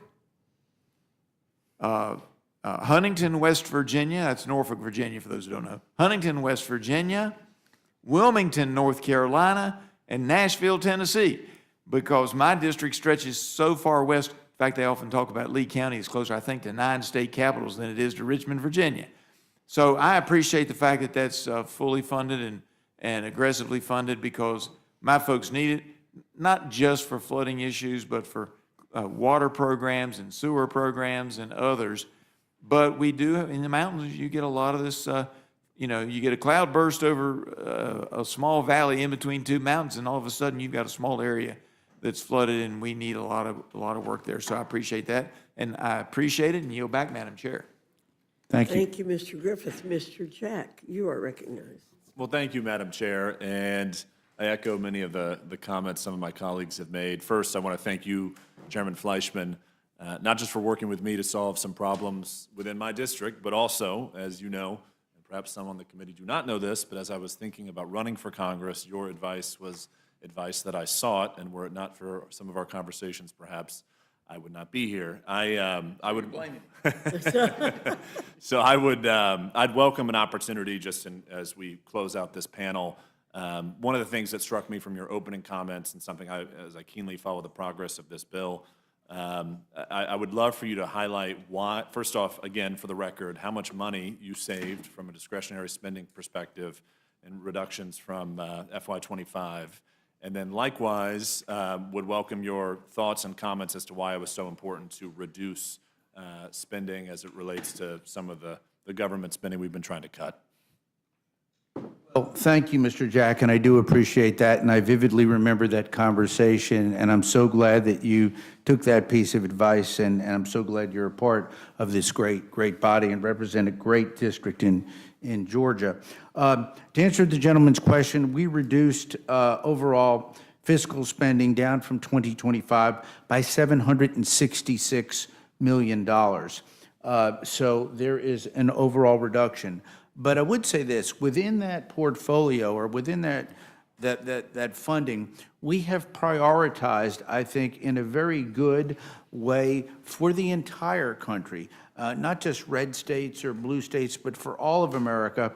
The gentleman prior to you had talked about the Army Corps of Engineers, very good and equitable funding to make sure that whether you're in California, New York, or in East Tennessee, you're going to benefit from the Army Corps of Engineers. Whether you have a national lab, as you do in my district, you're going to benefit from these technologies and these investments. So given the allocations that we've got, given the need to be fiscally responsible, we will only see 3 appropriation bills, I believe, increased. All of the other 9 will be decreased in terms of their funding. And the reality is, this is a bill that I think right now addresses the needs of the nation. And I do want to thank our Chief Executive, President Trump, for his executive orders, which have actually helped facilitate my work in doing this bill. I can fund, whether it's a national lab or some new technologies in critical minerals and the like, but without expediting and tightening up the process as he has done, my dollars would probably go off into abeyance. We are going to target this and get America into a better place. Thank you, Mr. Chairman. I want to thank both you and Representative Capter for your comments today. I also want to thank your staff. Appropriations staff is a hard job, but appreciate your staff's willingness to engage with my office, and I know I speak for all of my colleagues as it relates to our relationship with your team. With that, Madam Chair, I yield. Thank you very much, Mr. Jack. And I want to thank our distinguished colleagues from the Appropriations Committee for being here today. It's been a great conversation. I think a lot of issues raised, and I appreciate the good work that both of you do. Thank you so much. You're excused.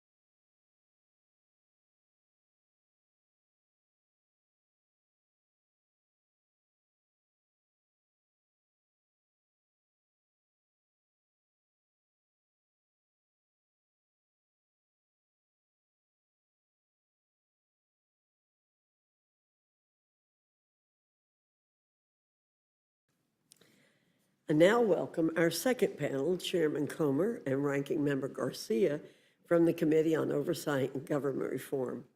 Your full statement will be submitted for the record, and we ask you summarize your statement in 5 minutes. Chairman Comer, I welcome your testimony. Thank you, Dr. Fox and Mr. McGovern. Today, the Oversight Committee met with survivors of the crimes of Jeffrey Epstein and Ghislaine Maxwell. Their stories are heartbreaking. What they have suffered and endured should never have happened and is sickening. They were not only victims of crimes, but were betrayed by their own government. Since 1996, let me repeat that, since 1996, the FBI has ignored tips. Then, U.S. attorneys gave Epstein a sweetheart deal to avoid significant jail time. The government simply disregarded the law and ignored the victims of these crimes. It was and is unacceptable. For the past 6 weeks, the House Oversight Committee has worked tirelessly to request documents and testimony regarding Epstein and Maxwell. We have subpoenaed Maxwell for a deposition, DOJ for documents, 10 former federal officials for depositions, the Epstein estate for documents, and agreed to a transcribed interview with Alex Acosta. This is the most thorough investigation into Epstein and Maxwell to date, and we are getting results. We have already deposed former Attorney General Bill Barr. The Department of Justice provided nearly 34,000 pages of documents and will produce more, which are being made public as we speak. When we conclude this, all those documents should be online unless we have a crash or something with the computer. The estate will begin producing documents September the 8th. That's the Epstein estate. The committee is working at an unprecedented pace and doing the work as it is supposed to be done. What we heard today is that these survivors support these efforts and support transparency and accountability, goals we all share. This resolution furthers those goals. It supports our work. It supports the release of documents. And most importantly, it achieves what the survivors want. There is no question that Epstein and Maxwell were terrible criminals. With your support and the support of the House, we can continue to do the work to provide closure and justice to the hundreds of victims. I urge support of this resolution, and I welcome your questions. Madam Chair, I yield back and thank you for being in that discussion today as well. Thank you, Mr. Comer. Mr. Garcia, you're recognized. Thank you, Madam Chair. I just want to begin, I think in a very bipartisan manner earlier today. I think both Republicans and Democrats got a chance to hear just horrific stories and to hear these incredible and brave women. Thank you. Earlier today, we heard, of course, these horrific stories from these women who are incredibly brave and the courage that they showed to be here to share stories of sexual abuse, some of them when they were girls, young girls, I think has shaken a lot of us on this committee and reaffirmed our commitment to the truth and transparency. Now, the Oversight Committee, particularly Democrats, are going to continue to investigate the Epstein files and bring justice to the victims of these heinous crimes. After meeting with the survivors, of course, of Epstein and Ghislaine Maxwell, we're once again reminded of the monstrous actions that they took against over 1,000 women and girls. It's important that we center their stories and work for accountability. And I want to just remind this committee and the public that Jeffrey Epstein and Ghislaine Maxwell are monsters, criminals, liars, and in no way should they be lionized or supported. And it is an outrage that Ghislaine Maxwell has been moved to a facility where she is now more comfortable. And I think it's also appropriate to say that that was also horrifying to the women in the testimony that we heard today. And re-traumatizing the victims because of this move is shameful and should never have happened in this country. When you harm innocent women and girls, you should be held accountable, and I'm hopeful that in a bipartisan way, this committee will do that. Now, I appreciate that, of course, close to 34,000 pages of documents have been released by the Department of Justice. That is complying with the subpoena, of course, that was put forward. But over 97% of those documents have already been released to the public. And I'm glad that we're releasing all those files to the American public. Most of it's already in the public record. What we need right now is full compliance with the subpoena. And the Attorney General, who once said that the files were on her desk, should release all the files immediately. There cannot be additional failures or additional cover-ups by this government that has already failed these victims now for decades. That cannot continue. We've got to follow the facts, we've got to get all the files out to the public, and we've got to ensure that there's justice for all of the victims and the girls. I also just want to add that Oversight Democrats have supported every single time there's been an opportunity to support transparency. We, of course, forced a vote to release and get the subpoena out. We will continue to take those actions. But any action that promotes transparency, we're going to support. If there's going to be a resolution, of course, it's going to come in front of the Congress to support additional transparency and openness in the Epstein files. We are going to support that. And any other committee that brings forward any other resolutions, we will support. But that does not somehow supplant the work on the discharge petition that Congressman Khanna and Congressman Massey are moving forward. We will continue to support that discharge petition, and we will support any other resolutions that come forward that also holds Epstein, Ghislaine Maxwell, and anyone else accountable. And I'll conclude just by saying that it is our hope that this investigation takes on and leads us to the truth, and we do not care how powerful you are, what political party you're in, how much wealth you have, or how connected you are. If you cause harm to these women and these girls, then we're coming after you, and justice should be served. And with that, I yield back.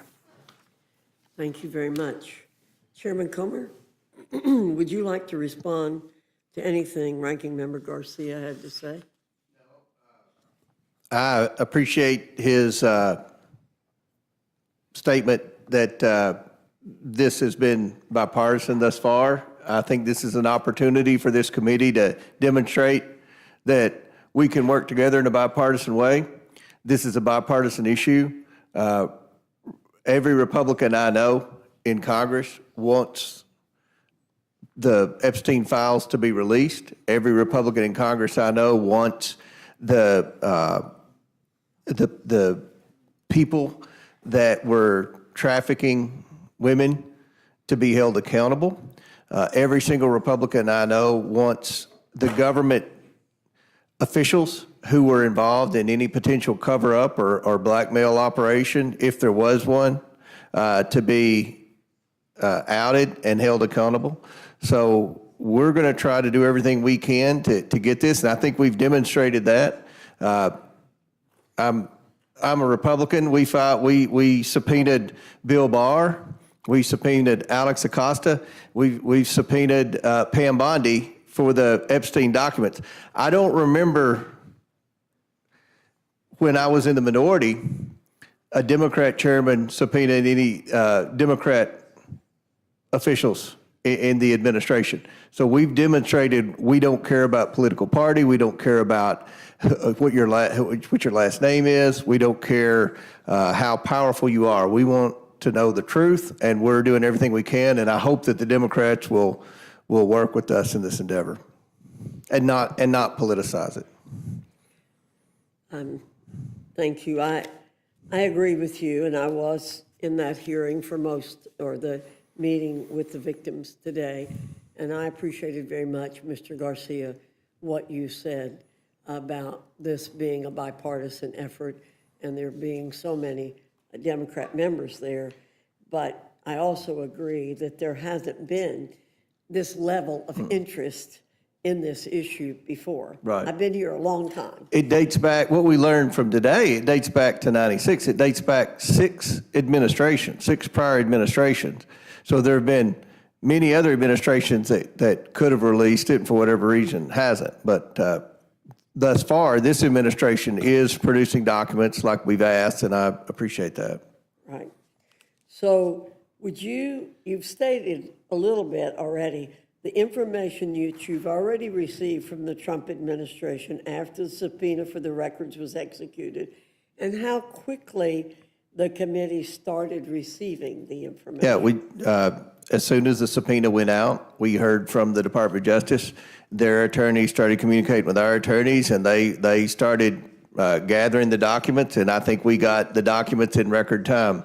I can't remember a time when we subpoenaed the Merrick Garland Department of Justice and never got anything from them.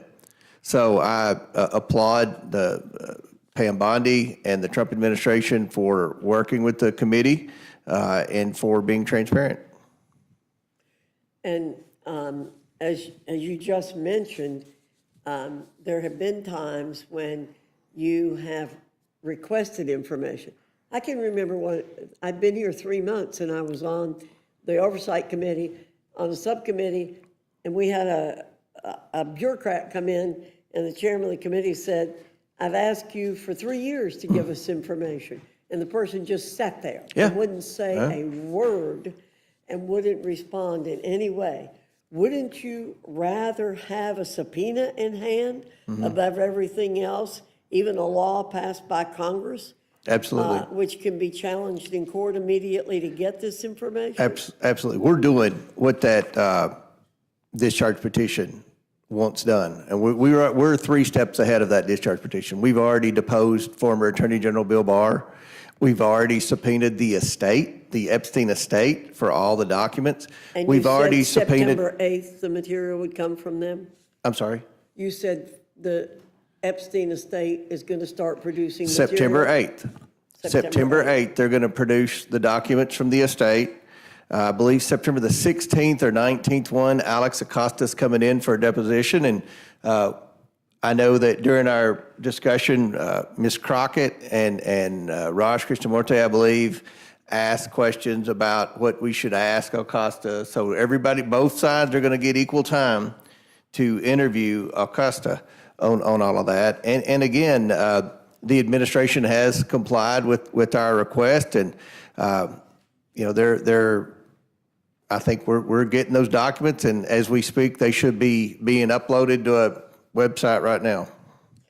And it's my understanding that the Massey document, the Massey legislation, asks only for information from the administration. Is that correct? That's right. It doesn't go beyond the Right, administration. and we're going to go beyond it. We're already getting the documents from the administration, and we've moved way past, because that discharge petition was filed 6 weeks ago.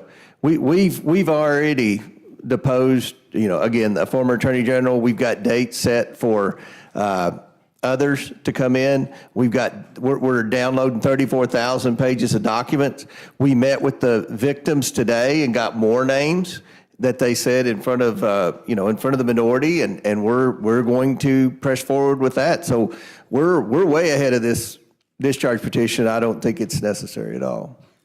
And and you are going to be in a very unique position of being the arbiter of any needed redactions, keeping that decision in the hands of members of Congress, correct? Correct. And there were, one of the victims today made it very clear she didn't want her name, made public. Others said they were willing to let their names be public and were willing to testify in a public hearing. And so, you have to know, you have to have grant privacy rights to the victims. Some of the victims want their names out there, and some want their names to be redacted.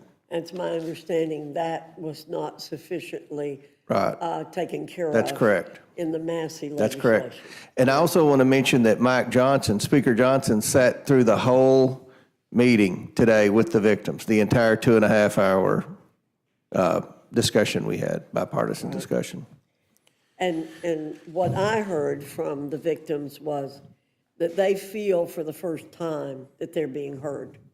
They feel that they're being heard, but they made it very clear they don't have a lot of trust in anyone affiliated with the government because they believe that their government has let them down.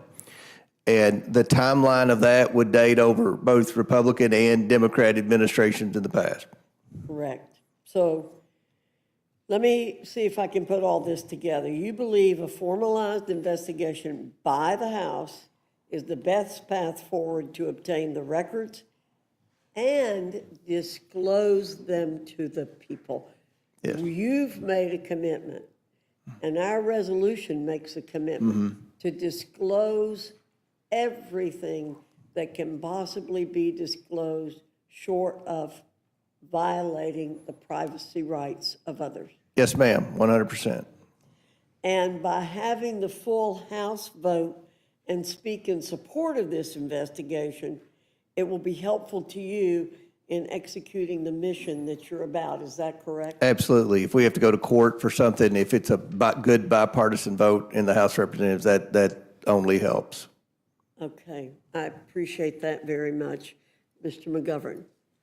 Thank you very much. First, I think I want to ask unanimous consent to insert into the record the Massey-Kana resolution, because you keep on saying that it doesn't protect the victims, but there's in yellow here, there's some pretty explicit language about protecting the identity of the victim, so I don't want there to be any confusion. Without objection. And, Mr. Comer says it's unnecessary, but this bill we're doing right now is unnecessary because you're already doing something. So I can't help but feel that this is like cover. And I got to be honest with you, we've been trying to bring, legislation to the floor. We're trying to, amend bills to try to get this administration to do what Trump said he was going to do during the campaign, and that is release all the files. We had a recess early because people didn't want to take a vote on it. And I think, I appreciate the niceties of both of you appearing before this committee right now, but I got to tell you, I think what's going on here today is the Republicans are terrified. And I think we all know why. And that is because the president doesn't want to release all the files. I mean, after promising that he would release them during the campaign, then he issued, that was in 2024, and then 2025, he says, it's all a big hoax. It's perpetrated by Democrats and some stupid Republicans. That's his quote verbatim. So when you say all Republicans want this stuff released, I don't think that guy does. That's right. And what you're telling us that you're going to release some of the files tonight. If I heard Mr. Garcia correctly, 97% of which is already out in public. So we get 3% that's new. I don't know what it's going to say. But I just don't understand what the big deal is. Why can't the administration just release the files? You can do the investigation, but just release all the files. You know, Trump and the people he put in charge of the FBI and the DOJ promised that they would. And it's just kind of strange that they haven't done so yet. I mean, don't you think?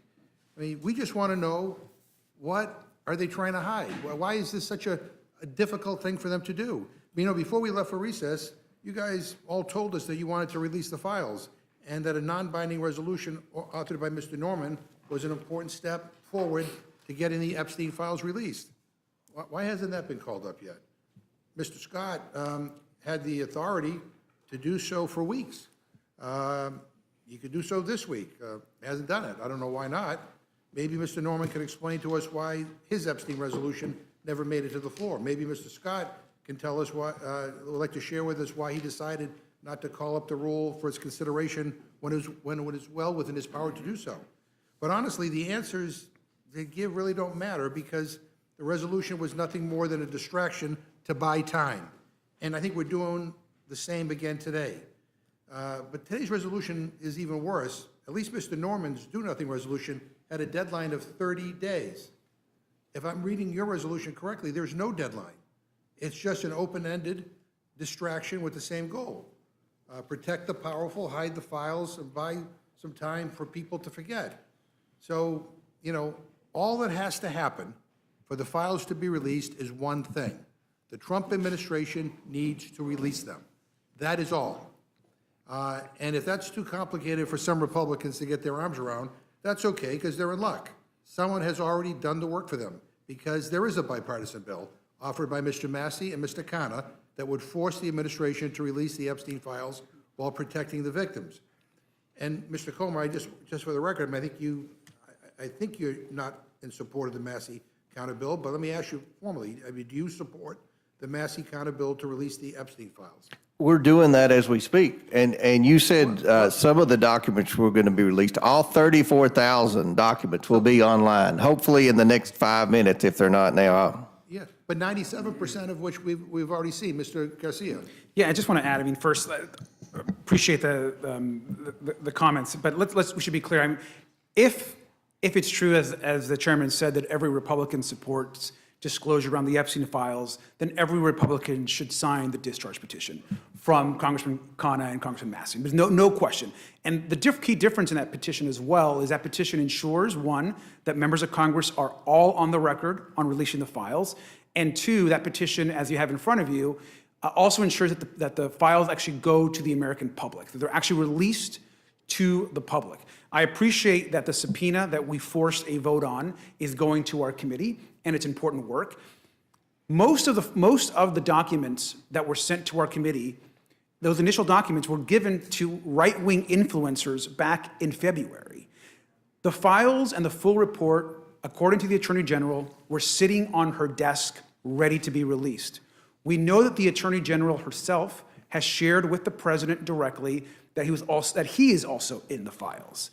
The reason, and we don't understand why this cover-up by the President continues to not release the full files. And so the discharge petition is an important additional step forward for the Congress, the full Congress, to be on record to release the full files. And so that piece is important. And it's clear that, well, maybe there are some Republicans in Congress, and hopefully all, that want to see disclosure.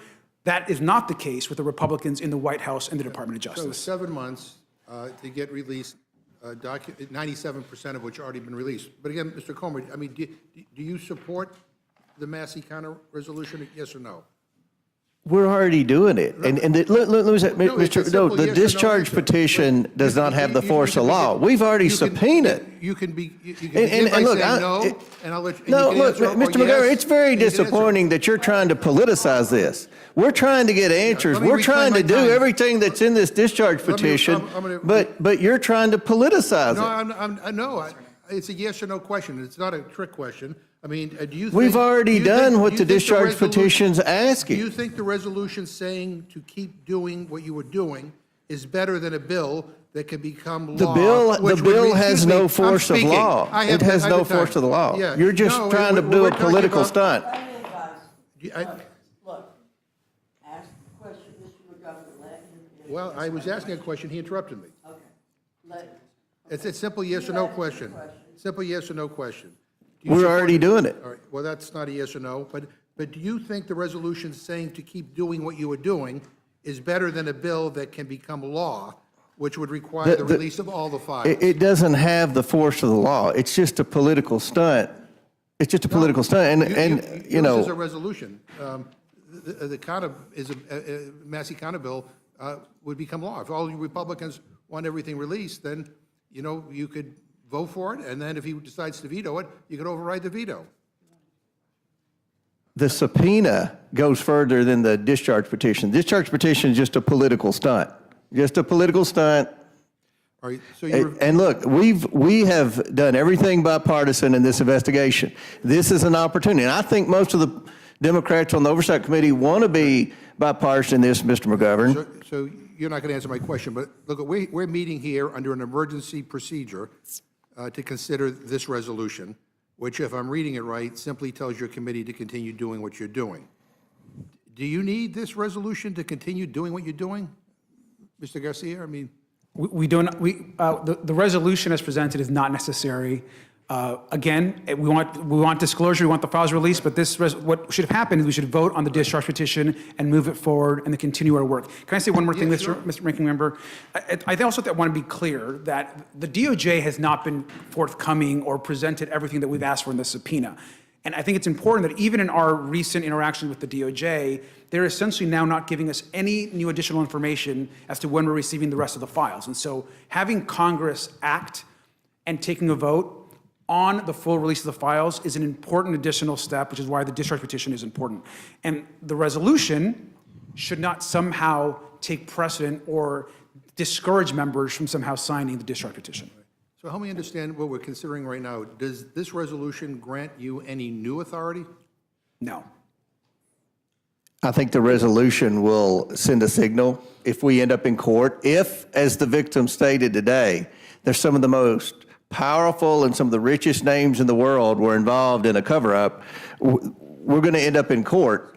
And I think the resolution will demonstrate that Congress is working in a bipartisan manner, not trying to be partisan, to get the truth to the American people and hold people accountable. Yeah, why don't we do both? I mean, Mr. Massey, last time I checked, is a Republican. Other Republicans will sign that. I mean, why can't we do both? I think we can. I think. Excuse me, Mr. McCarthy, would the gentleman yield a moment? Yes. We can. We certainly can do Okay, both. well, let's do- We'll pass this resolution here, and then if sufficient people sign the discharge petition, then it will come out. And it's my understanding there is a significant difference in the resolution that we have here and the Massey resolution, and that is this resolution demands disclosure, whereas the Massey resolution does not. So I think we can do both. Yeah. And let that happen.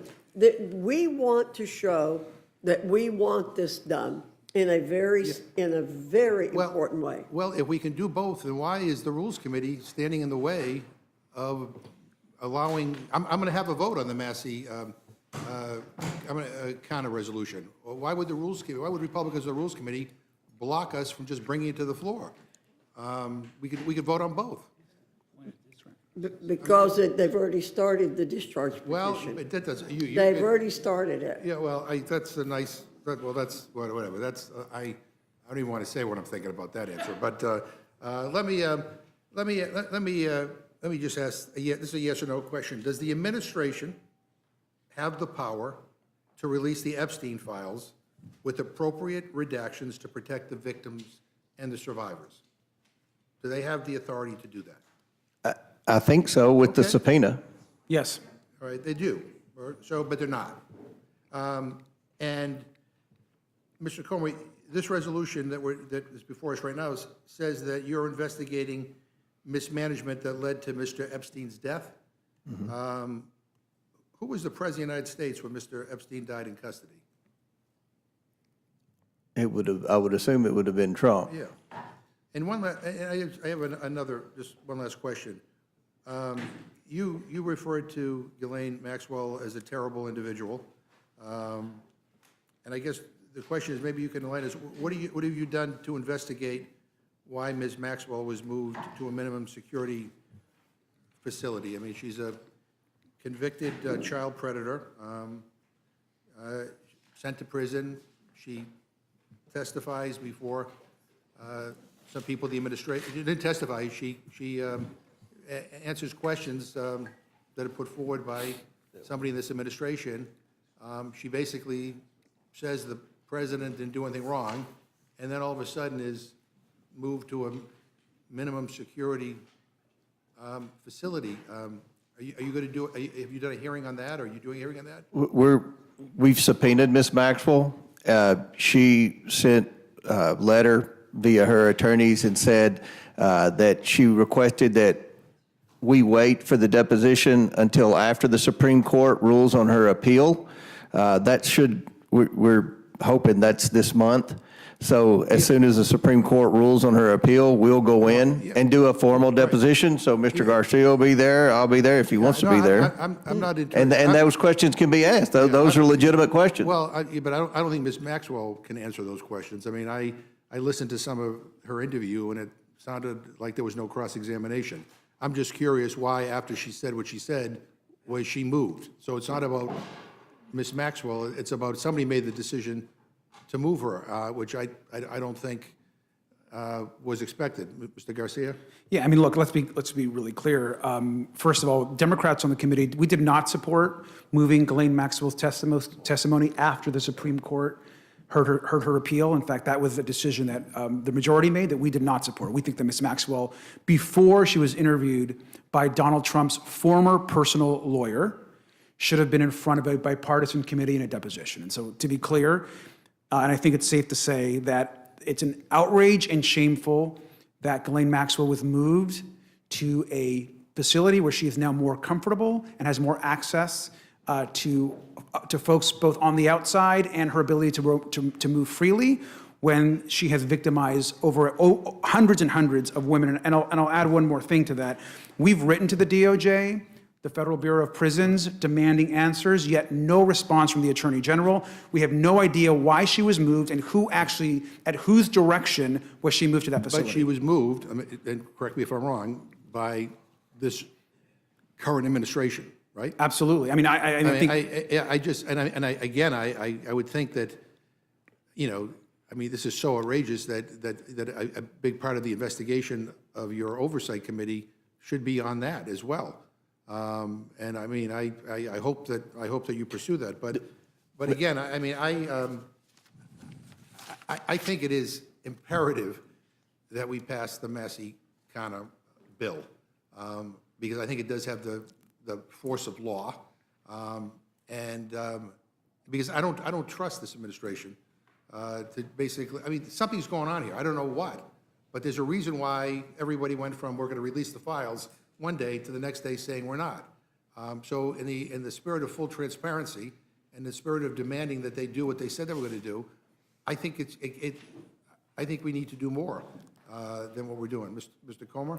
Yeah, I was just told by counsel, the documents pertaining to the move would fall under the Department of Justice subpoena. So I think that's a fair question that I'm confident if we don't ask it, Mr. Garcia will whenever we're. Yeah, I'll tell you, this whole episode has been outrageous, and it's disgusting, and it's been strange, especially the way this Congress has dealt with it up to this point. And so some of us believe we ought to, we ought to also pass the Massey kind of bill, and I hope that we will do that. I hope my friends on the Rules Committee will allow us to offer it, because I'll bring it up as an amendment.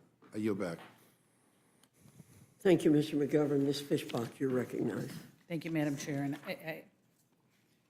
I am confused because the Oversight Committee is trying to do the investigation, trying to get the information, trying to get it released. They have been working on it most of August. Yes. A significant part of August. So I am confused as to why the Democrats are opposing this, because you are doing it in the way that it should be done, not some resolution added, like the Democrats attempted to in Rules Committee in the middle of, well, it wasn't the middle of the night, in the evening. But instead, this is a thoughtful way that you are handling this, bipartisanly. I understand, and so I am just really confused about that. And I just want to say that I thank you for doing what you're doing, because we obviously need to figure this out in a respectful manner, so we are protecting those victims who don't want to be publicized. We're doing it in an organized manner so that things happen in a transparent manner. And we are going to, and my understanding is you are going to disclose and publish everything. Everything. And so I don't know if you have anything you want to add to that, but I just wanted to point out how confused I am about this, because this is just grandstanding and political theater. Absolutely. From the other side, because you're doing what you're supposed to be doing. We want to know. I want to know. If you look at the roster of the committee, Marjorie Taylor Greene, Anna Paulina Luna, Nancy Mace, they want to know. I mean, they ask tough questions. And look, when Acosta is interviewed, there'll be some tough questions for him. He has a lot of questions that need to be answered with respect to some things. So we've not put a line down, we're only going after the Democrats. That happened in the past when the Democrats were in charge, they only went after Republicans. We want to get the truth, and it goes back, it spans 6 administrations. So, look, for whatever reason, according to the victims today, and Dr. Fox was in there, Mr. Garcia was in there, they've been giving interviews to FBI and other government officials, people in various departments of justice for decades, and name names, and nothing's been done. You know, the Biden administration had an opportunity to release the Epstein files, and they didn't do it. You go back. I mean, this is something that we're committed to doing, and we want to do. I want to be able to say the Oversight Committee, this was a big investigation. The American people are watching. I want everything out and open. So, we're trying to do it, and we're trying to be bipartisan, and hopefully my friends across the aisle, I think the majority of the oversight Democrats are sincere and want to do this in a bipartisan way. Hopefully the Democrat leadership will let this be bipartisan and not play political games. Thank you. Would the gentlelady yield? I will yield. I'm confused too about something that Mr. McGovern said, that 97% of what's been released was already public information. I'm not sure why that's negative, because they keep saying that, okay, 3% is new, but now it's all available to the public. Is that correct? Because maybe it was released to some people, but now it's released to everybody, right?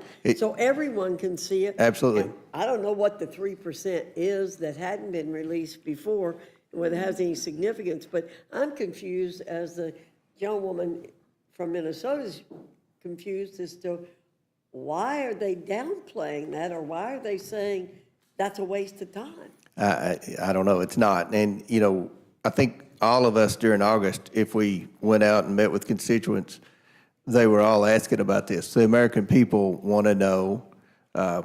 They would like, I've said this in a million interviews, they want to know, who all was involved in the sex trafficking, what big names were taking advantage of those girls, and was the government involved? Those are the 3 questions, and I hope we'll be able to get as much information as possible. Look, this dates back, according to what we heard today from the victims, as far back as 96. So, let's hope that there's still documents around. I've always had a huge distrust of the FBI and the Department of Justice under various administrations, and I've always had a theory that sometimes documents don't survive from one administration to the other. We're going to do everything we can to get that information, and I think this resolution's a step in the right direction. I don't think the other thing's needed. I thank the lady for yielding. Thank you. And just to reiterate, I just hope that the Democrats will stop the grandstanding and really, work on the bipartisan oversight committee and making sure that these things are dealt with. I think it's a disservice to all of the victims to not work and to pretend that this is somehow bad, but focus on it and make sure, I'm asking the Democrats, make sure that it's bipartisan. Make sure that you're doing what needs to be done, the disclosure's done and the investigation is done. Because this isn't something that should be about political points. This is about something that we should investigate. And so with that, I just hope that they would come with us and help with the Oversight Committee investigation. Thank you. With that, I yield back. Thank you. Ms. Scanlon, you're recognized. And I would yield to Mr. McGovern for a minute. I'm sorry there's so much confusion on the Republican side of the aisle.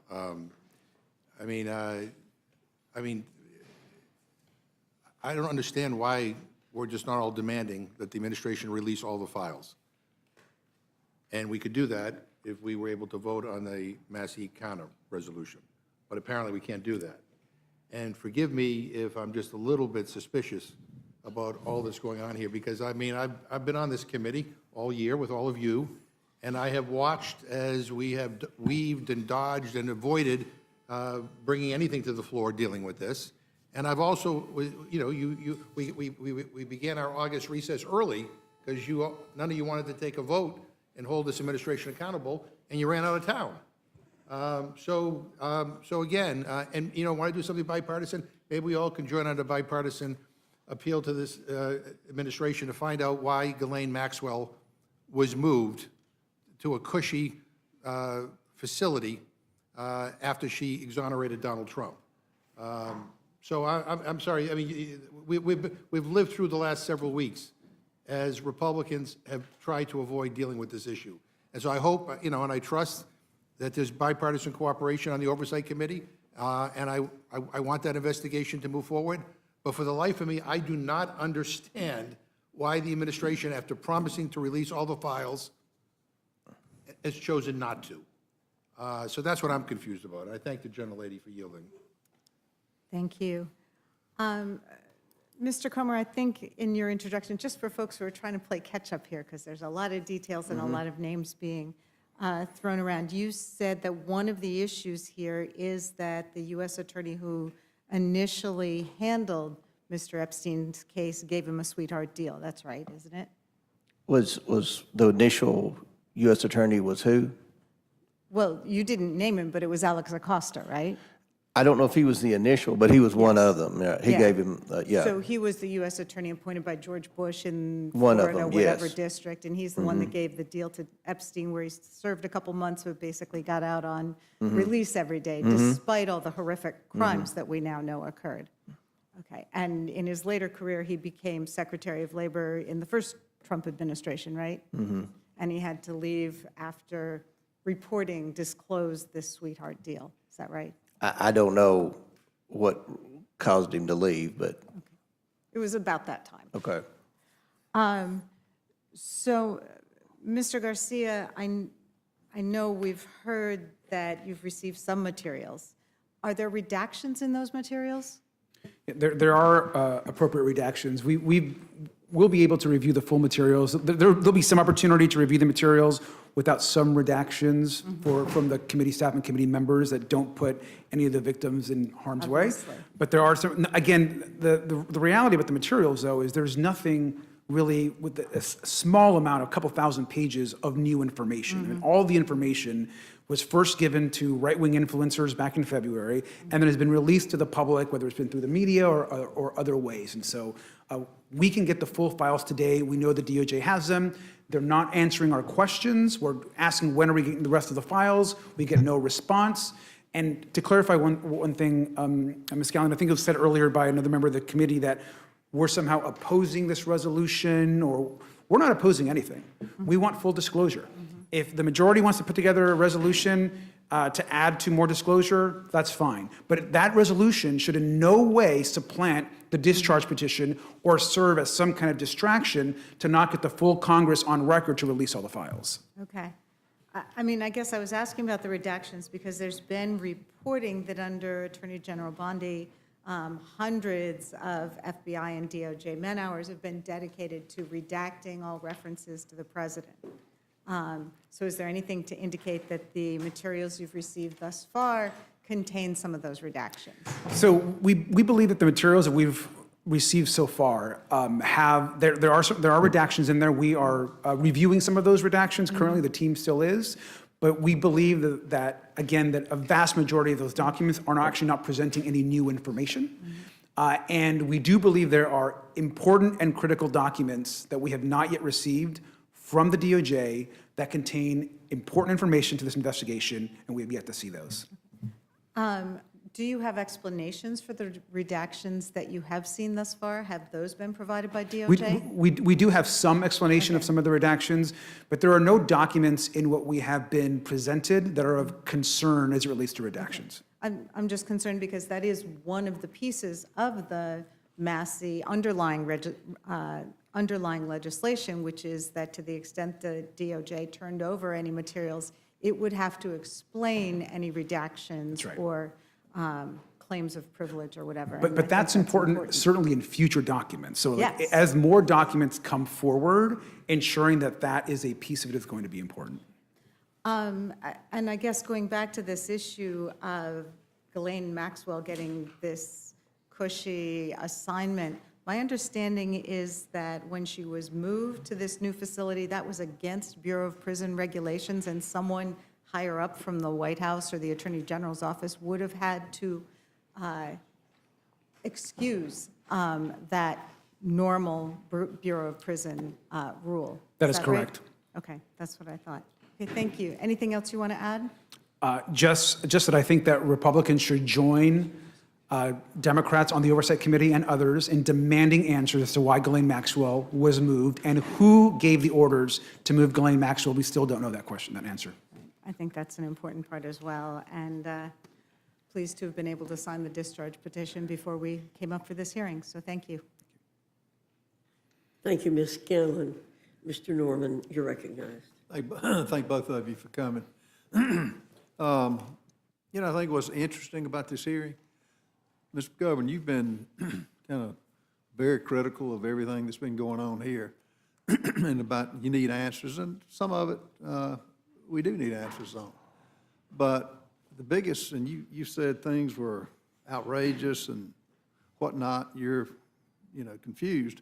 What I'm confused about, you were elected to Congress in 1997, 28 years. You were chairman of this committee, the Rules Committee, from 2019 to 23. Now, if this is all of a sudden so important, when you as chairman, you had every right to bring up everything we're talking about now. What did we hear from you? Crickets. So that's the big confusion I have. And Representative Comer, the thing about political grandstanding, that's all this is. Well, I didn't write a presidential campaign hold on, saying it was a I'm not release to talking. Epstein files. If I've got the floor, I'll recognize you, but we're not going to talk over each other. Have some decency. This is an anti-Trump. You're asking all these questions, who released Ghislaine Maxwell? When you had the opportunity, you didn't say one word. This is anti-Trump, and it's coming out for that. Mm-hmm. Let me ask you this. How many victims were interviewed today? 6. And you think it's hundreds?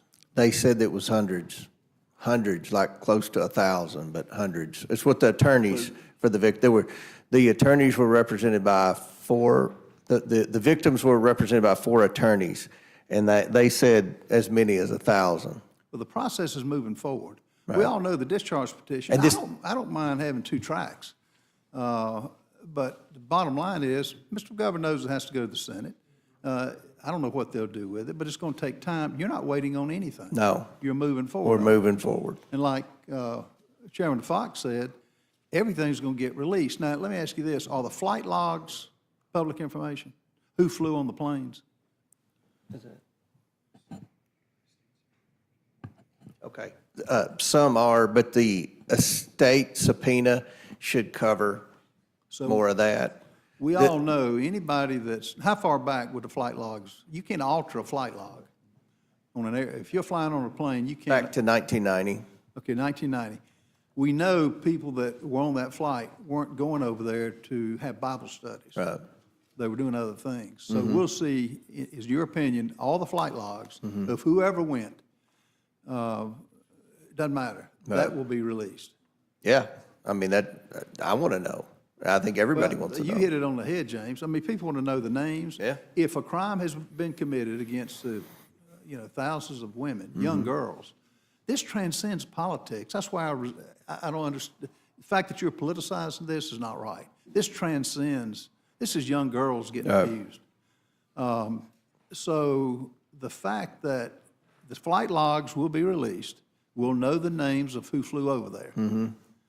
And then the public, I think that's the big name. If crimes have been committed, who did it? Right. And then let them face a trial, let them face a jury of peers. Now, I think Ms. Scanlon said the redactions by Attorney General Bondi contained things with President Trump. Now, what did you say, Representative Garcia? That was not right, correct? I think, well, first, to be clear, I think the Attorney General herself has said that President Trump is in the Epstein files, to be clear. That's been reported. And as far as what redactions include the president, we don't have the files yet to know what those redactions actually are. But when you get the files, y'all, both of you will ask the question, why were they redacted? Who did it? And as far as who put Ms. Maxwell in another prison, I assume that will come forward. Well, and to be clear, our request has been to redact the names of the victims. There shouldn't be circumstances, nor would we support redacting the names of the perpetrators or anyone that actually committed the harm. And so that would not be our expectation. And so we think the full release of the files is important to check that work, of course. Okay. So so it's not, nothing with President Trump has been redacted to your knowledge of what's been released so far? If anything with President Trump's name has been redacted, it has not been, it's not something that's been in anything, it's not any new information. Okay. So that has not been presented to the public. So this just further illustrates this is just a hatred of a president who has got support of 77 million people. I mean, sir, it's the president that actually campaigned on releasing the full files when he was running. I mean, he had made this the central issue of one of the central issues of his campaign. Aside from that, though, you had 4 years under the Biden administration. He was chairman of a committee. He could have brought it up day one. He didn't do it. So if all of a sudden the interest, to be honest, I'm glad it's coming out now. There's been a lot transpired with Ghislaine Maxwell, the death of, I don't know, when did Epstein die? 2019, August. 2019. Okay, so a lot's happened over the 20 years of this. Well, thank you for what you're doing. I think that the public needs to know, as they do on most everything. There are a lot of questions of the government involvement in the shooting of President Trump. I mean, that's going to come out at some point, not only Butler, Pennsylvania, but the golf course. So is there anything you want to add to what Mr. Garcia or any? No, I just think that, the subpoena covers everything. I mean, if there are flight logs with the estate, that'll fall under the subpoena. If there are questions about why Maxwell was moved from Florida to Texas, that'll fall under the DOJ subpoena. So we are moving forward, and the Department of Justice has been working with us to turn over those documents. It takes a long time to gather and transfer 34,000 pages, and we're hopeful there's more, and we'll look at that and then post it online as quick as we can. Okay, Mr. Norman, would you yield for a minute? Pardon me? Would you yield for a minute? Oh, yes, ma'am. I'll yield to you. Sure. I just wanted to seek unanimous consent to put in the Newsweek article from August 1st of this year, so just last month, in which it talks about the fact that Trump's name was in the Jeffrey Epstein files and that 1,000 FBI agents were redacting those files to remove his name and others. So it's an August 1st, 2025 Newsweek report. It was also in Bloomberg and several other things, but I know we were on break, so you might have missed it.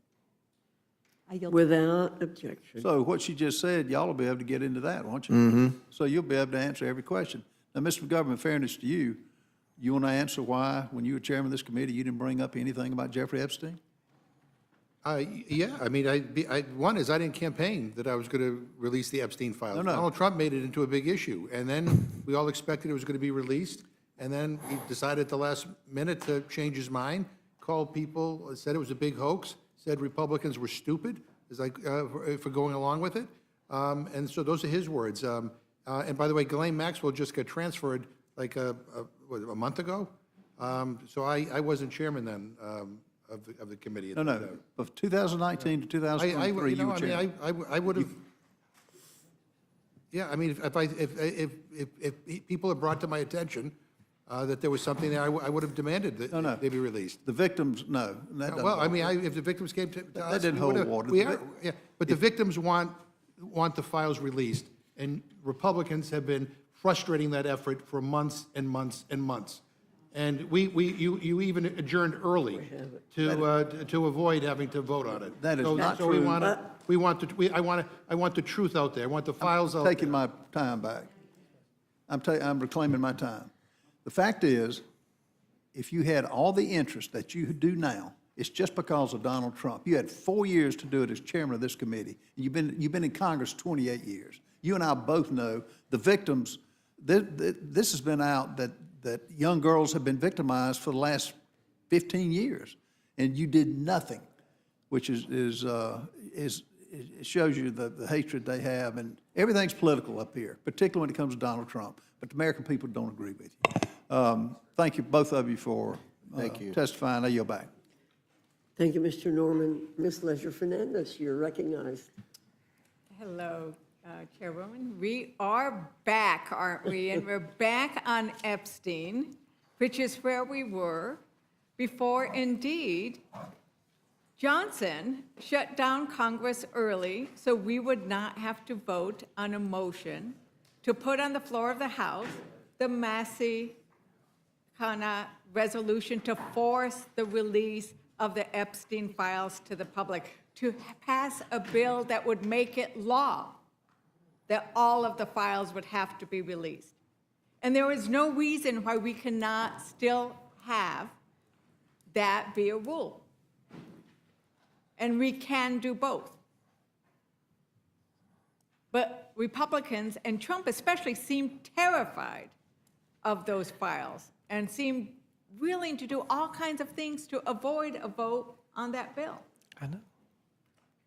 Now, I want to go into some other things, but I'm going to yield some time to my ranking member. No, I would just want to respond to Mr. Norman. I knew there was some there when this administration was trying to hide everything. And that's, quite frankly, what, what has a lot of us concerned about what we're not doing here today, and that is not voting on the Massey counter bill. And my understanding is that there's some reporting out now, we're hearing, that the White House is calling Republican members, asking them not to sign onto the discharge petition. And I don't even know what the hell happened to your resolution that you brought up before we kind of abruptly left early for our August recess. But yeah, this doesn't smell right. I think we need to get to the bottom of this, and that means that all the files have to be released. I yield back. I thank the gentlelady. Thank you, Ranking Member. And, I am chair of the Democratic Women's Caucus, and we are always concerned about the fact that in this country, women and children and girls are attacked, they are abused, they are raped, they are trafficked. And they are done so by men like Epstein and by women like Maxwell Ghislaine. And I think that it is an outrage, as you pointed out, Ranking Member Garcia, that she has now been treated favorably by the Trump administration after saying some things they liked.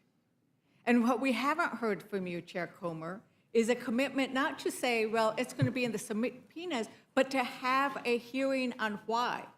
Will you commit to having a hearing to determine why she was moved to a more favorable conditions after that interview? We'll have a hearing to determine the crimes that were committed.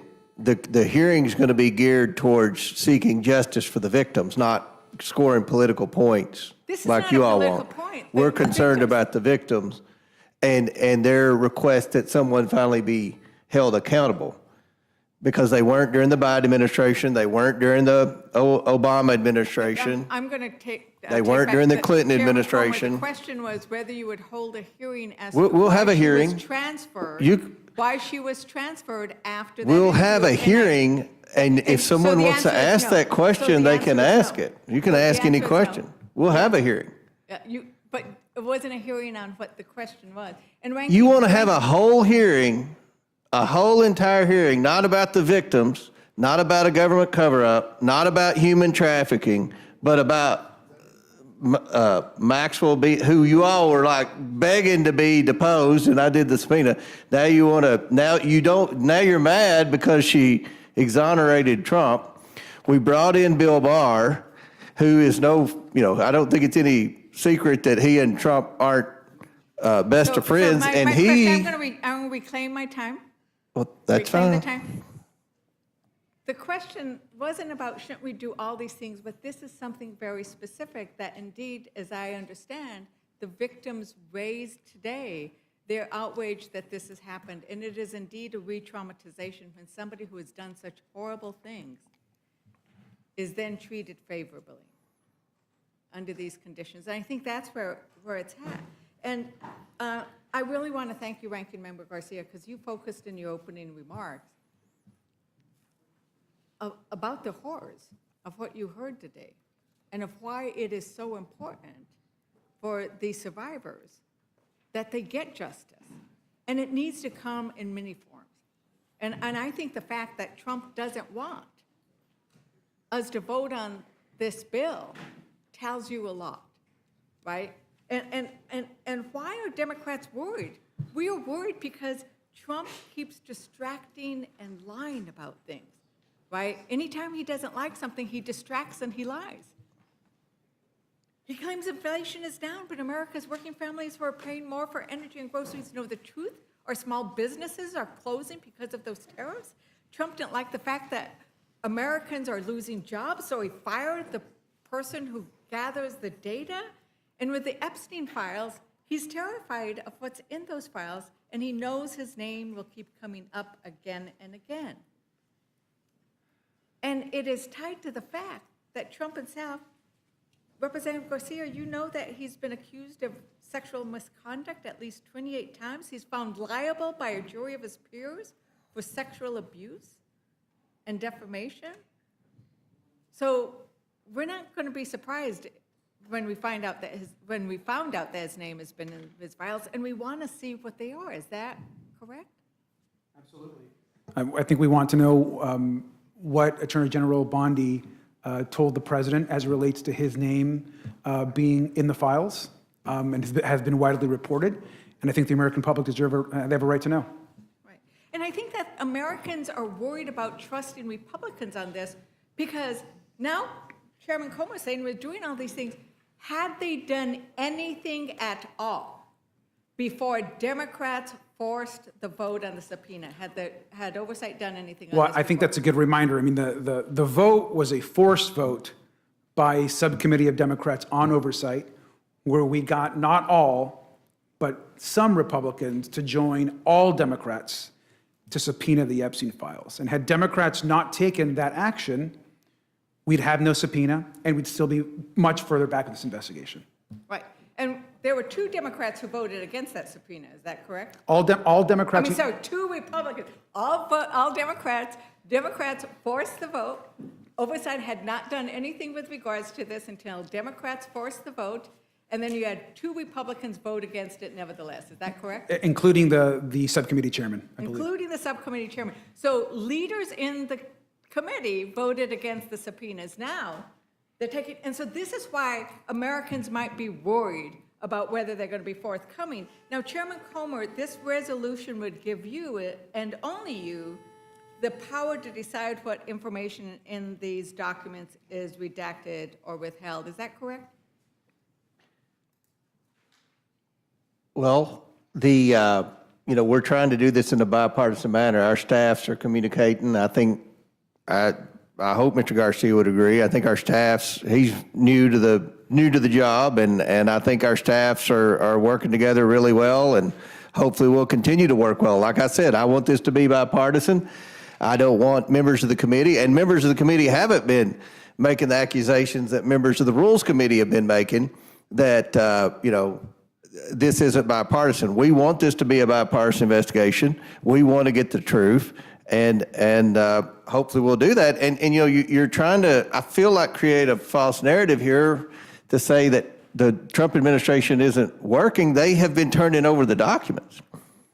And I mean, I feel like we're on a pretty good roll here. So, Chairman Comer, I appreciate that fact that you said you want to work on a bipartisan basis on this, but the resolution does not require you to consult with the ranking member. The only thing that's going to be redacted are names of victims. Does the resolution give the ranking member any role in approving redactions? And if you want to be bipartisan, would you be willing to accept an amendment to? I'm making a pledge to work with Mr. Garcia. Hopefully, he'll keep Mr. McGovern and Mr. Raskin out of the room, and we can get some good things done in a bipartisan manner. Well, a pledge is a wonderful thing, but an amendment that actually puts it into writing would be great.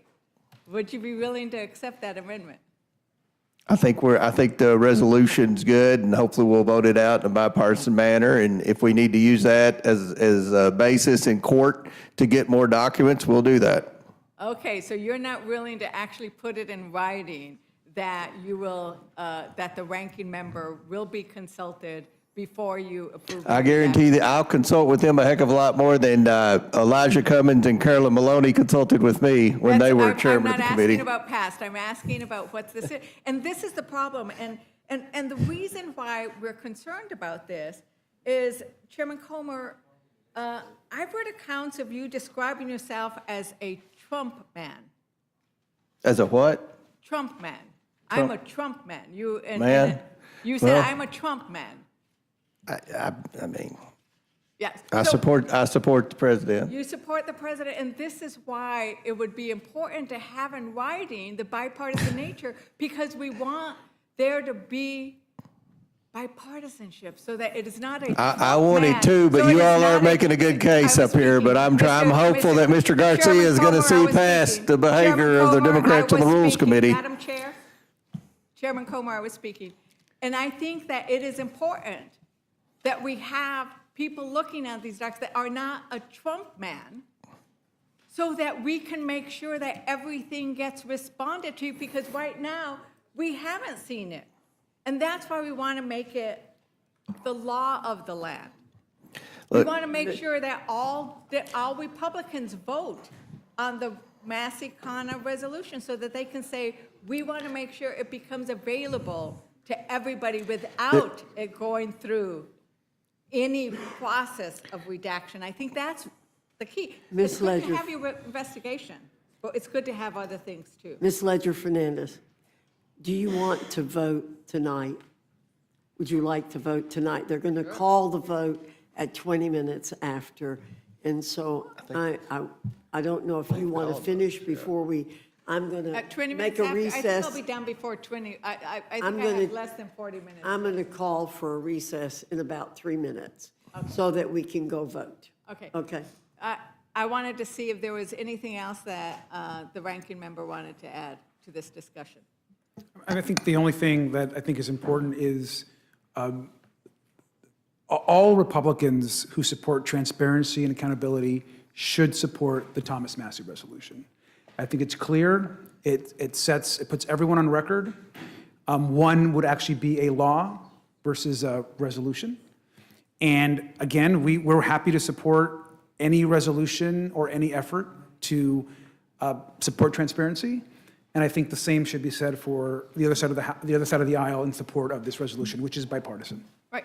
We can do both. We can do both. So if we can do both, I look forward to everybody on this committee doing both, voting for this and voting and signing on to either an amendment or the discharge petition. With that, Madam Chair, I yield back. Thank you, Ms. Loger Fernandez. We were warned that they will close the vote after 20 minutes. I don't want anybody to lose the chance to vote. We do have members who have a conflict right after the vote, so we're going to delay coming back for a little bit so that those members can get to the other meeting where they have to vote. But for those members who do not have to go to the other meeting, I ask that you come back at about 7:20, and we will proceed. And then those of you who cannot be here will take your place when you get back. We will reserve your time for you, okay? I think it'll take us to about where you want to be. Thank you very much. 7:30.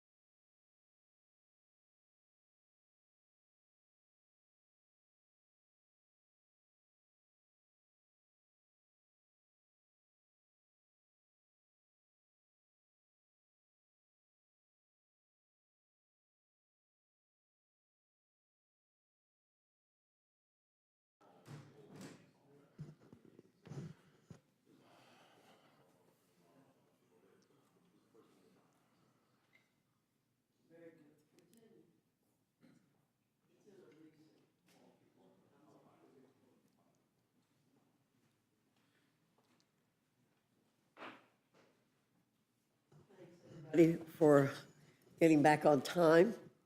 And we'll call the committee back to order. I believe that we will recognize Mr. Scott.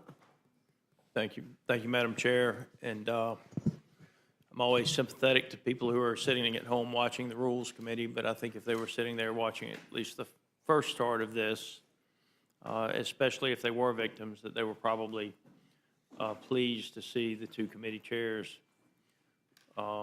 working together. And did both of y'all get the opportunity to meet with them today? Both of the chair and the ranking member? Yes, both. Is that correct, Mr. Garcia? You did get to meet with the victims today? Yeah, we did. What I was saying before is I think it was good that if the victims, especially, and they're the ones that matter the most, were watching the start of this, I think they would have been pleased to see the two of you working closely together. And if I understand correctly, Mr. Garcia, you want both to pass. You're in favor of this resolution, but you're also in favor of the Kana Massey or Massey Kana, whoever's language it is. You're supportive of both, is that correct?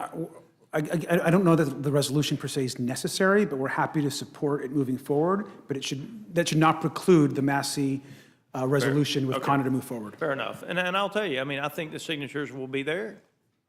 I'm just talking about my opinion. I think the signatures probably are there on the discharge petition. And then, obviously, if the signature's there, it would, I expect, pass on the floor of the House. And then you would both agree with me, I would hope, though, that it being a bill, it would then leave the House and go to the Senate. And then, in order for it to have any effect of anything, it would have to be passed by the Senate and signed by the President. Is that correct? Both of you say that's correct?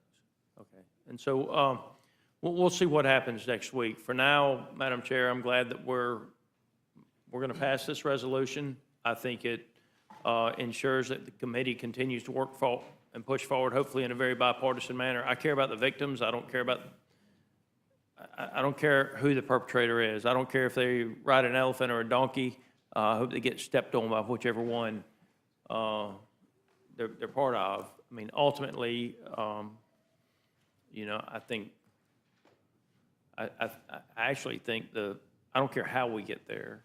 I think the files, the aviation files, the people who were flying is probably going to expose a lot. But I'm happy the two of you are working together. I'm going to vote for this resolution. I'll make my decision on, I will not be signing a discharge petition. That's a tool of the minority, as you know, and it's not something that I will do as a member of the Rules Committee. I will not sign the discharge petition. But I intend to support this resolution. I appreciate both of you working in a bipartisan manner. The victims deserve it. And if I understood you, Mr. Comer, how many years did you say some of those victims have been going through depositions? According to what they said today, this dates back to 1996, where they first started reporting where they were victimized. So some of these ladies have been being deposed since 1996 with nothing being done. I don't know if it was a deposition, but they've been reporting these crimes dating back to 1996. Well, listen, I wish you both success in making sure that the truth sees the light of day. And as they say, the truth will set you free. And with that, Madam Chair, Thank you. Mr. Neguse, you're recognized. I'm happy to yield to Ranking Member Garcia insofar as he has anything that he'd like to add, but absent that, I will yield the balance. No, I mean, look, I'll just reiterate what I said, Congressman, before, which was that we in no way oppose any effort for more transparency and accountability. And if the resolution moves forward, then it moves forward. At the end of the day, though, every single Republican that wants transparency and accountability should sign the discharge petition, and every member of Congress should be on record supporting the full release of the Epstein files. Well, I thank the ranking member. I certainly agree with him. I just left the floor, just signed the discharge petition. I hope my colleagues will do the same. I'm happy to yield to the ranking member. And one other thing we could do, other than signing the discharge petition, which I urge everybody to do, is that we will offer the Massey County resolution as an amendment to the, to make it in order under the rule, and we could then all vote on it tomorrow as well. I thank the gentleman. Agreed. I yield back to the chair. Thank you, Mr. Neguse. Mr. Griffith, you're recognized. Thank you, Madam Chair. I associate myself with the comments that Mr. Scott made just a couple of minutes ago, and I yield back. Thank you. Mr. Jack, you're recognized. Thank you, Madam Chair. I just want to note, as it relates to this resolution, obviously it's my resolution, but, I find interesting, as it relates to the 24 election, 74 million Americans voted for House Republicans to lead the House of Representatives. And the body that is responsible for leading it, the Republican Party, has a steering committee. And on that steering committee in which I serve, we unanimously elected Mr. Comer to lead the Oversight Committee, and then he was unanimously ratified by our conference. So to me, we as a body have spoken as it relates to who we want to lead investigations and investigative work. The Oversight Committee, as the chairman has no doubt noted throughout this entire hearing, has already yielded, 34,000 documents that were publicized just hours ago.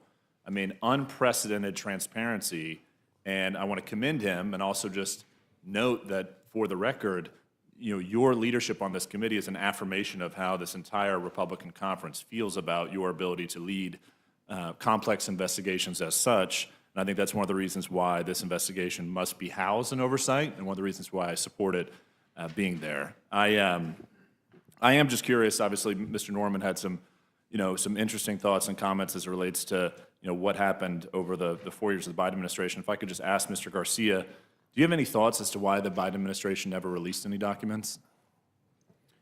I don't. I'm not aware as to why or what the DOJ was investigating at the time.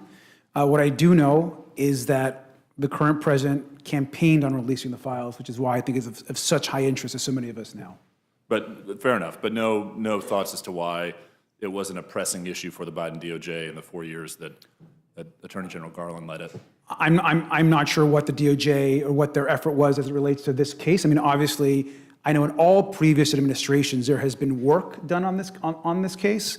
As to why things were released or not released, I'm not aware. Is that something that Oversight Democrats would be interested in exploring as to why the Biden Department of Justice refused to investigate this? I think Oversight Democrats are interested in any and all information as it relates to any administration as to why things were released or not released, or what information they have or may not have, and we're interested in all of it.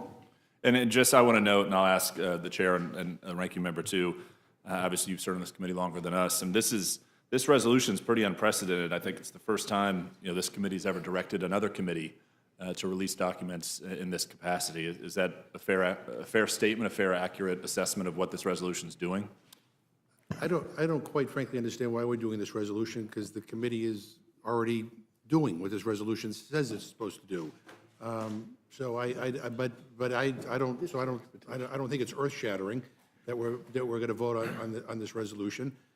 Again, I think that the reason why some of us are pushing for the Massey counter bill is because we think all the documents ought to be released, and the president promised he would do that during his campaign, and right-wing media said he was going to release it, and then all of a sudden his tone has changed. I don't have any problem with this resolution that we're dealing with right now. I think it's unnecessary, and I do think we need to pass the Massey counter resolution. Well, and fair enough. I just want to acknowledge that, as I understand it, and would welcome you correcting me later on, that this is the first time, insofar as any of us know, that a committee has directed another standing committee to act in this manner, which I think is very important, and I think it shows the seriousness of this resolution. So I don't view it as anything other than productive. Madam Chair. If I could respond to that also. I think the Massey resolution has asked for a similar scope of DOJ documents, but it's not binding, and it also doesn't have the force of law. Right. And there's much that is in this resolution that is not requested in the Massey resolution.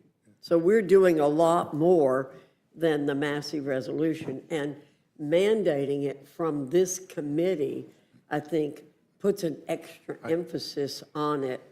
And I want to point out something earlier that was said by Ms. Ledger Fernandez. She brought up the issue that Democrats forced this out of the Oversight Committee.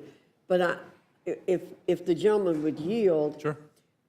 Mr. Comer, would you explain that? Because we do have a majority on the Oversight Right. Committee. How could the minority force the chairman of the subcommittee to do anything? They can't. Well, there was a motion, and the Republican Subcommittee Chair, Mr. Higgins, accepted that motion, and it was voted on by a majority of Republicans as well. So we weren't forced to do anything. The committee wanted to do it. I mean, our Oversight Committee has been very vocal that they would love to take part in an investigation with respect to finding out the truth about Epstein Island. So our committee's been on this, and there was nothing forced down our throats. We operated the way we operate.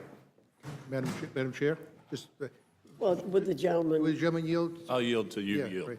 Yeah, first of all, I think the subcommittee chair voted no on the subpoena. Hey. But let me put that aside for now. I don't mean to correct the chairwoman, but what we're talking about here is a resolution, and the discharge petition would bring to the floor a bill that could become law, and a law has more force than a resolution.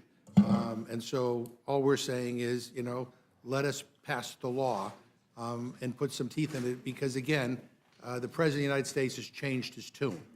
He now is saying that this is a hoax and that Republicans who go along with it are stupid. That's his quote. I thank the gentleman or the gentlelady, whoever yielded to me. Well, I think the reason we are involved with this in this committee is because the House can bind, the Rules Committee can bind a committee of the House, and that's what we're doing. We're binding the committee to do its job.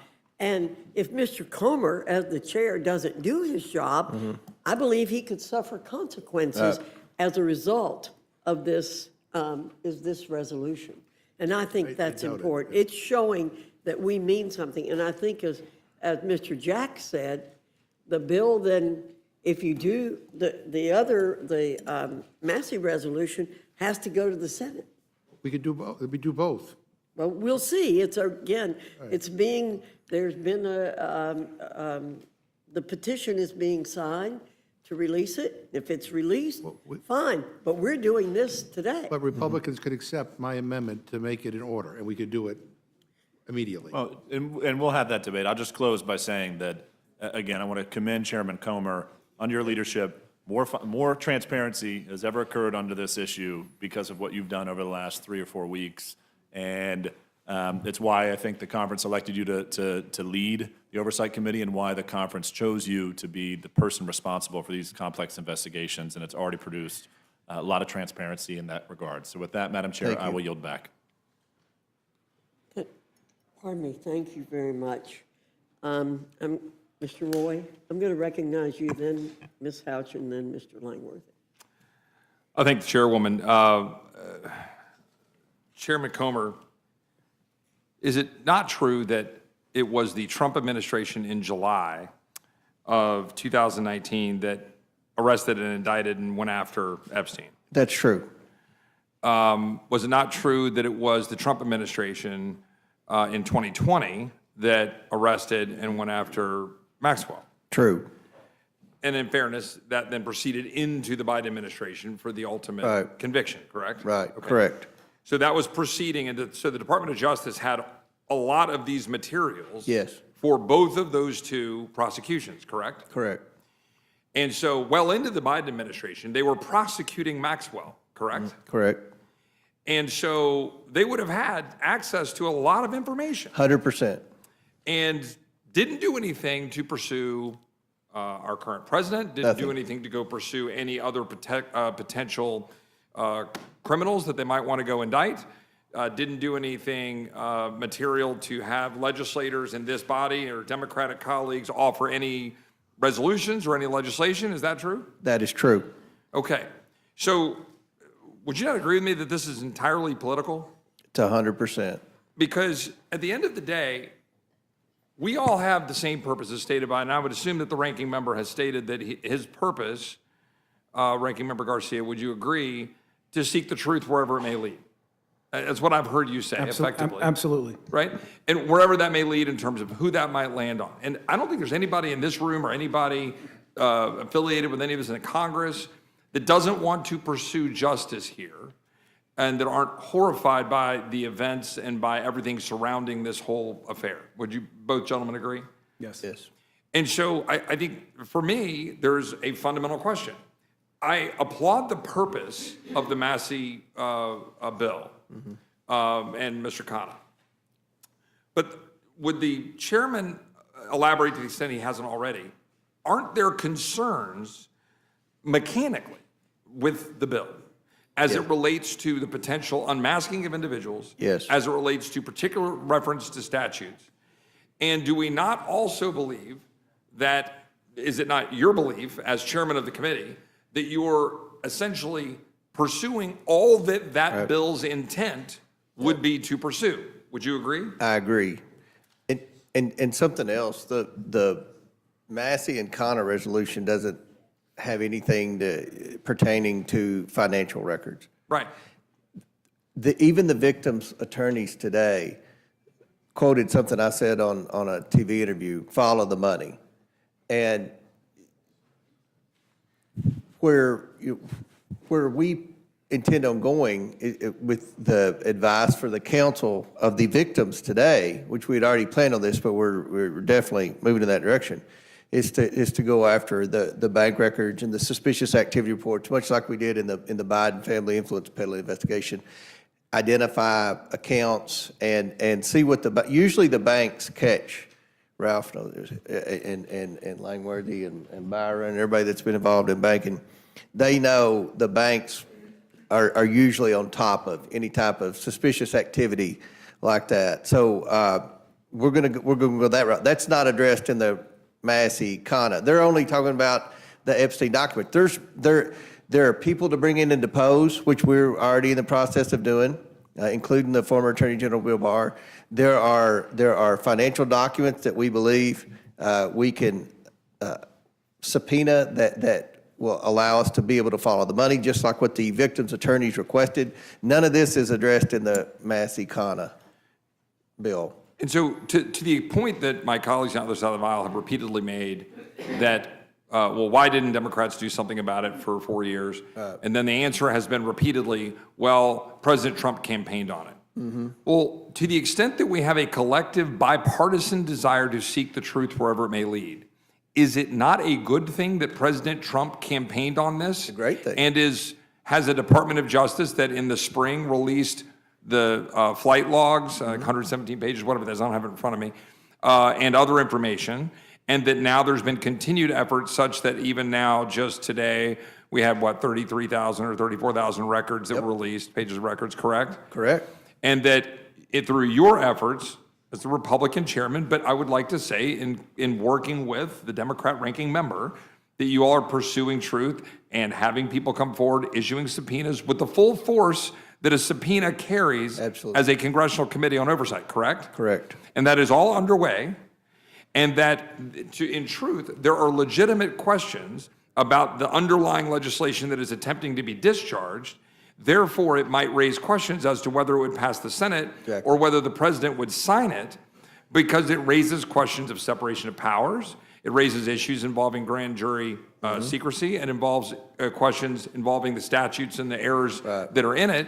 Whereas we have a resolution with the full force of the House of Representatives that would be reinforcing what the Oversight Committee, as led by you, but also in direct working with your colleague, is carrying forward to bring forward all this information. Is that all fair? They're 100% right. And lastly, is it not true that whatever's being presented to you all, whatever information is given to you, to the extent that you're adding any redactions or anything, your colleagues on the other side of the aisle are getting the unredacted material. They get exactly what we get. So to the extent that you make a determination about releasing something, to the extent there was something politically sensitive or untoward, your colleagues on the other side of the aisle would have all the same information and they could raise a They could fuss about call us out on correct? it at that very second.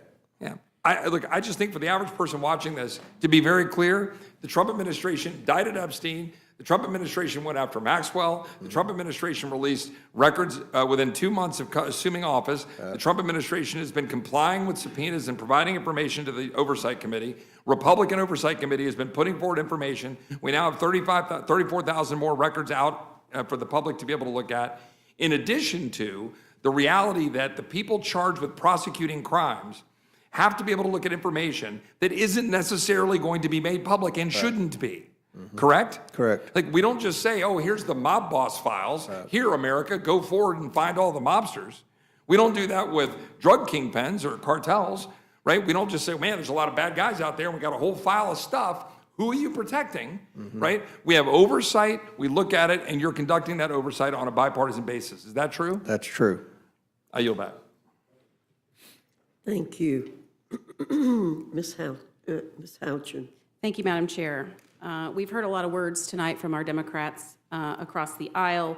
We've heard words like shameful and things don't smell right.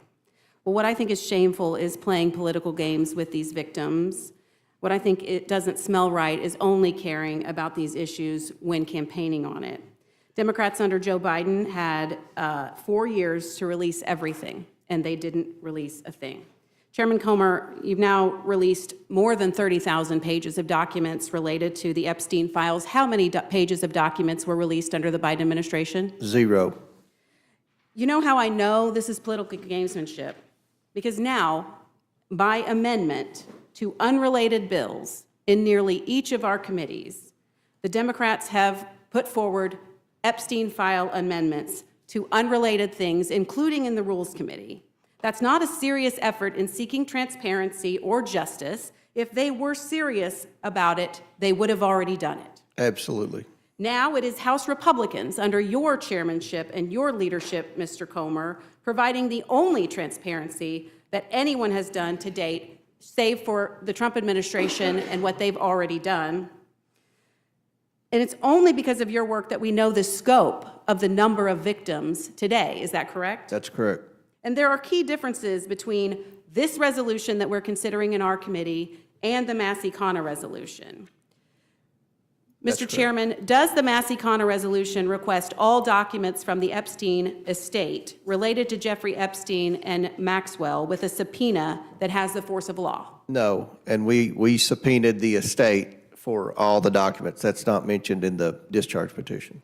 Does this current resolution include requests that all documents related to the Epstein estate be released under subpoena with the force of law? Our resolution does, yes. Does the Massey-Connor resolution issue any deposition subpoenas for testimony? No. Does our resolution? Yes, 11 thus far. Does the Massey-Connor resolution request Jeffrey Epstein and Ghislaine Maxwell's bank records from the Treasury? No. Does our resolution? Yes, and that's going to be a big deal. I will predict that will be a big deal, the bank records. Does the Massey-Connor resolution require any interviews to be scheduled? No. Does our resolution? Yes. So forgive me if I'm suspicious of the motives of our colleagues who were silent on Epstein for 4 years. And one of the things that has been discussed today is, well, why not just do the Massey resolution? Well, I think we've laid out some of those reasons why, but also because doing this resolution allows your important work to continue right now without having to wait on the Senate to pass it or the President to sign it. Is that correct? That's correct. I would hate to wait on the Senate for anything, but especially this. It would slow us down. So the Democrats are cloaking themselves in the victimhood of the families and the young women that were heinously abused. That is beneath this committee. Their so-called concern only eventualized when they thought they could derail President Trump's agenda by using the Epstein files as a cudgel, when we know that the only administration to ever provide any transparency has been the Trump administration and House Republicans' leadership on the Oversight Committee. Correct. One of the things that I think disgusts me the most is when we talk about how Republicans are abandoning victims and we don't care about human trafficked women and children. When under the Biden administration, we know that the Department of Homeland Security lost track of thousands of migrant children. They failed to provide complete sponsor addresses for 31,000 accompanied minor children. Without sponsor addresses, law enforcement had no ability to track them.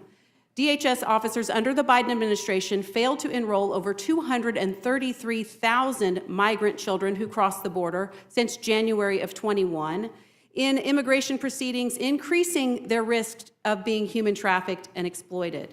Of the ones they did enroll, 43,000 failed to appear.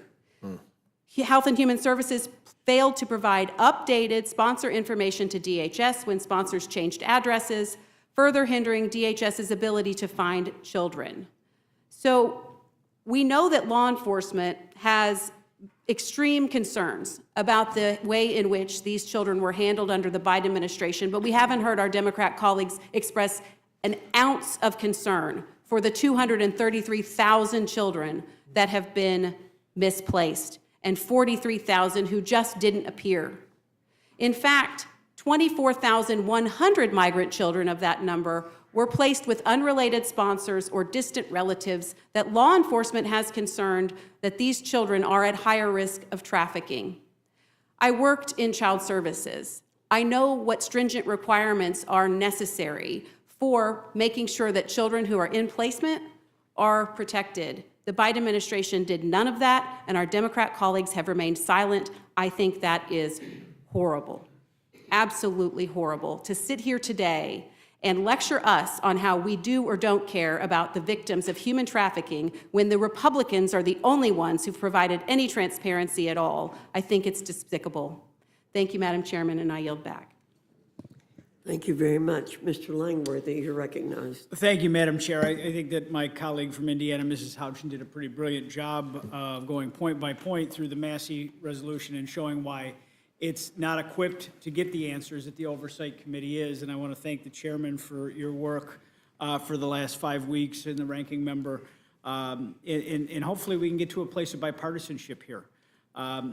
Democrats have tried to rewrite history in relates to Epstein over the last 2 months.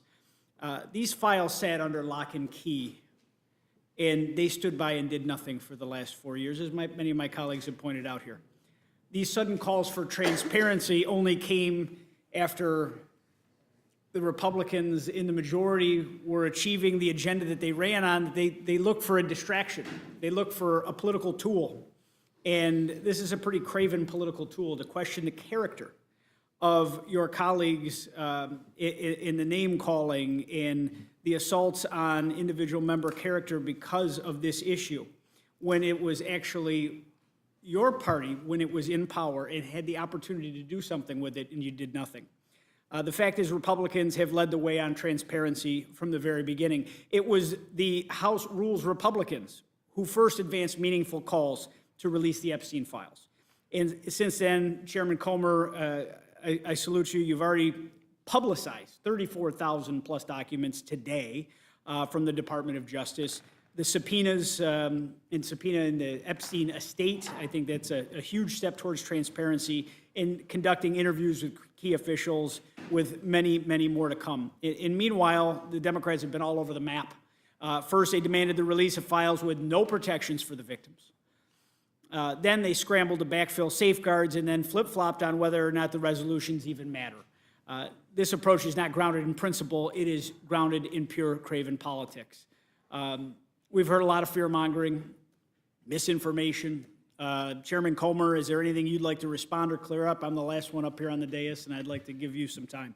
No, I appreciate it. I'll just state again, I really believe that this can be a bipartisan investigation. This is a bipartisan issue.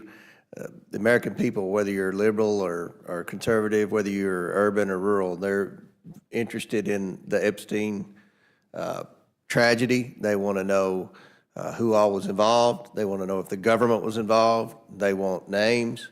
and they want some accountability. They want justice for the victims, and I hope that's what we can do, and we're well on our way. I mean, I think that some of the Democrats on the Rules Committee are trying to create a false narrative that nothing's been done and the Republicans are against releasing the Epstein files. We just released 34,000 pages.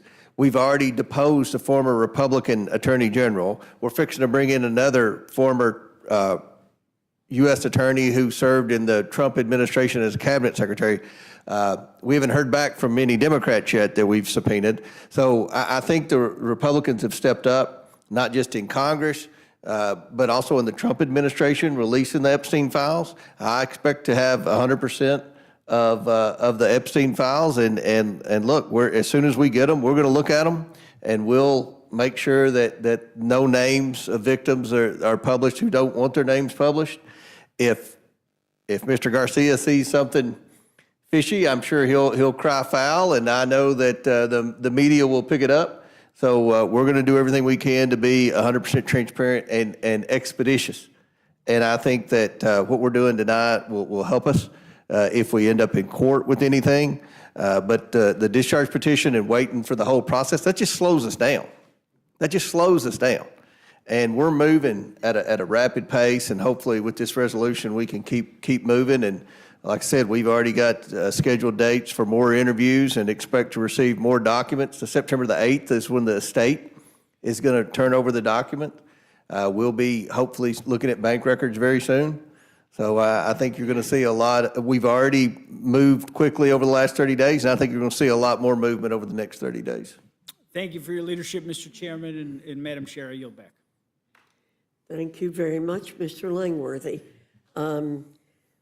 Gentlemen, I believe that concludes the questions and answers, and I appreciate your coming. You are dismissed from the committee.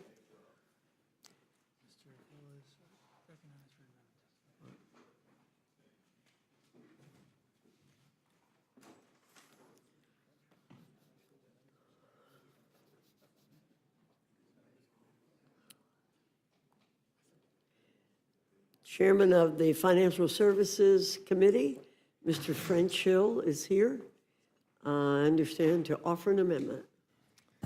Thank you, Madam Chair and Ranking Member. Thank you for letting me appear before the committee to discuss my amendment to 4553, the Energy and Water Development Agency's Appropriation Act, Amendment 43.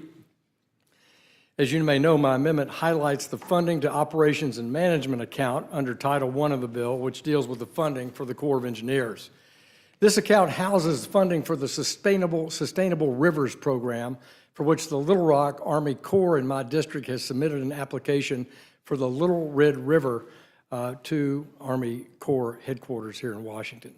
Arkansas is a leading outdoor recreation state, and as such welcomes millions of Texans and others to enjoy its rivers, lakes, and other natural beauties. Recreational fishing especially has drawn visitors to the state and contributes an estimated $1.2 billion and 10,000 jobs to our state. The Little Red River has become home to a sizable and attractive wild brown trout population and is a regional mecca for trout fishing. However, the river's existing tailwater fisheries have been struggling in recent years. After conversations with the Arkansas Game and Fish Commission, the Little Rock Corps of Engineers, and groups representing recreational fishermen, I've been supportive of the Little Red River's application to the Sustainable Rivers Program. While a forecast-informed reservoir operation has been discussed, optimizing water control plans, there are concerns with that as well. These include rainfall accuracy and their impact on gate decisions, the expense of what new and required equipment would be made necessary for implementation, and environmental reviews. All these considerations together could add serious costs towards implementation, as well as many, many years. That's why the SRP study would allow the Little Rock Corps of Engineers to operate effectively an environmental stewardship that would benefit the water trends in the Little Red River. It's come to my attention, however, that without proper funding in fiscal 26 and Energy and Water Appropriations Bill, the Corps is unable to support the Little Red River's application, as there only be enough funds for projects that are already selected and continuing. no new ones, despite it being highly desirable and recommended by the Corps. As such, Chairwoman, I respectfully ask the committee to make and order my amendment so that I can speak about the importance of this matter on the floor. I know that it's one of many amendments, but the fishery on the Little Red River is important to my district, to the sportsmen across the Mid-South. The Little Red River is home to a longstanding international record for the brown trout, 40 pounds and 4 ounces. That record lasted from 1992 to 2009. So we need to ensure, about brown trout, yes, not even in North Carolina, Madam Chair, as that is. But as we all work together to put this bill through the best benefit of the American people, I ask that this small program and its impact on the Little Red River not be overlooked. And as always, I thank each of you for your work on the Rules Committee. All the members on both sides of the aisle are grateful to you and Ranking Member McGovern and all the members for the incredible work you do on behalf of the House. And with that, I yield back. I apologize. I should have waited till my turn to ask that question, but I was taken a little aback. I don't have any questions, Mr. Chairman. I know you do a great job to represent your district, and I appreciate your being here tonight and being very patient with us. Mr. McGovern. No, it sounds like a good amendment. I hope it's made in order, and thank you for coming. Ms. Fishbach. Ms. Scanlon. Mr. Norman. Mr. Neguse. Mr. Roy. Ms. Leisure-Fernandez. Anyone down there? Okay, thank you. Thank you, Madam Chair. Thank you, Chairman. See how bipartisan I am?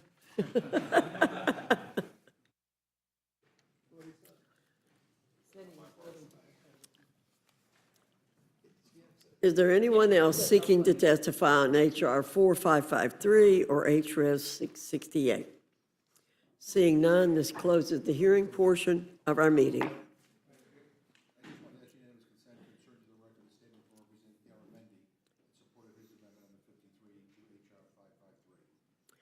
Without objection.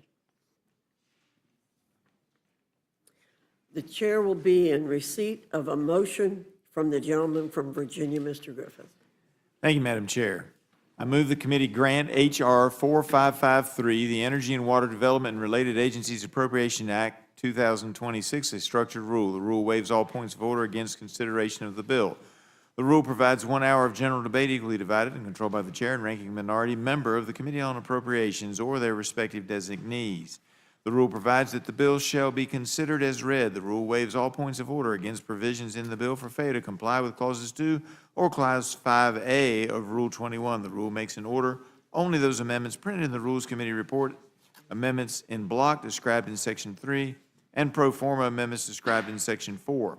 Each amendment shall be considered only in the order printed in the report, may be offered only by a member designated in the report, shall be considered as read, shall be debatable for the time specified in the report, equally divided and controlled by the proponent and an opponent, shall not be subject to amendment except as provided by Section 4 of the rule, and shall not be subject to a demand for division of the question. The rule waives all points of order against the amendments printed in the Rules Committee report or amendments in block described in Section 3 of the rule. The rule provides that the chair of the Committee on Appropriations or his designee may offer amendments in block consisting of amendments printed in the report not earlier disposed of.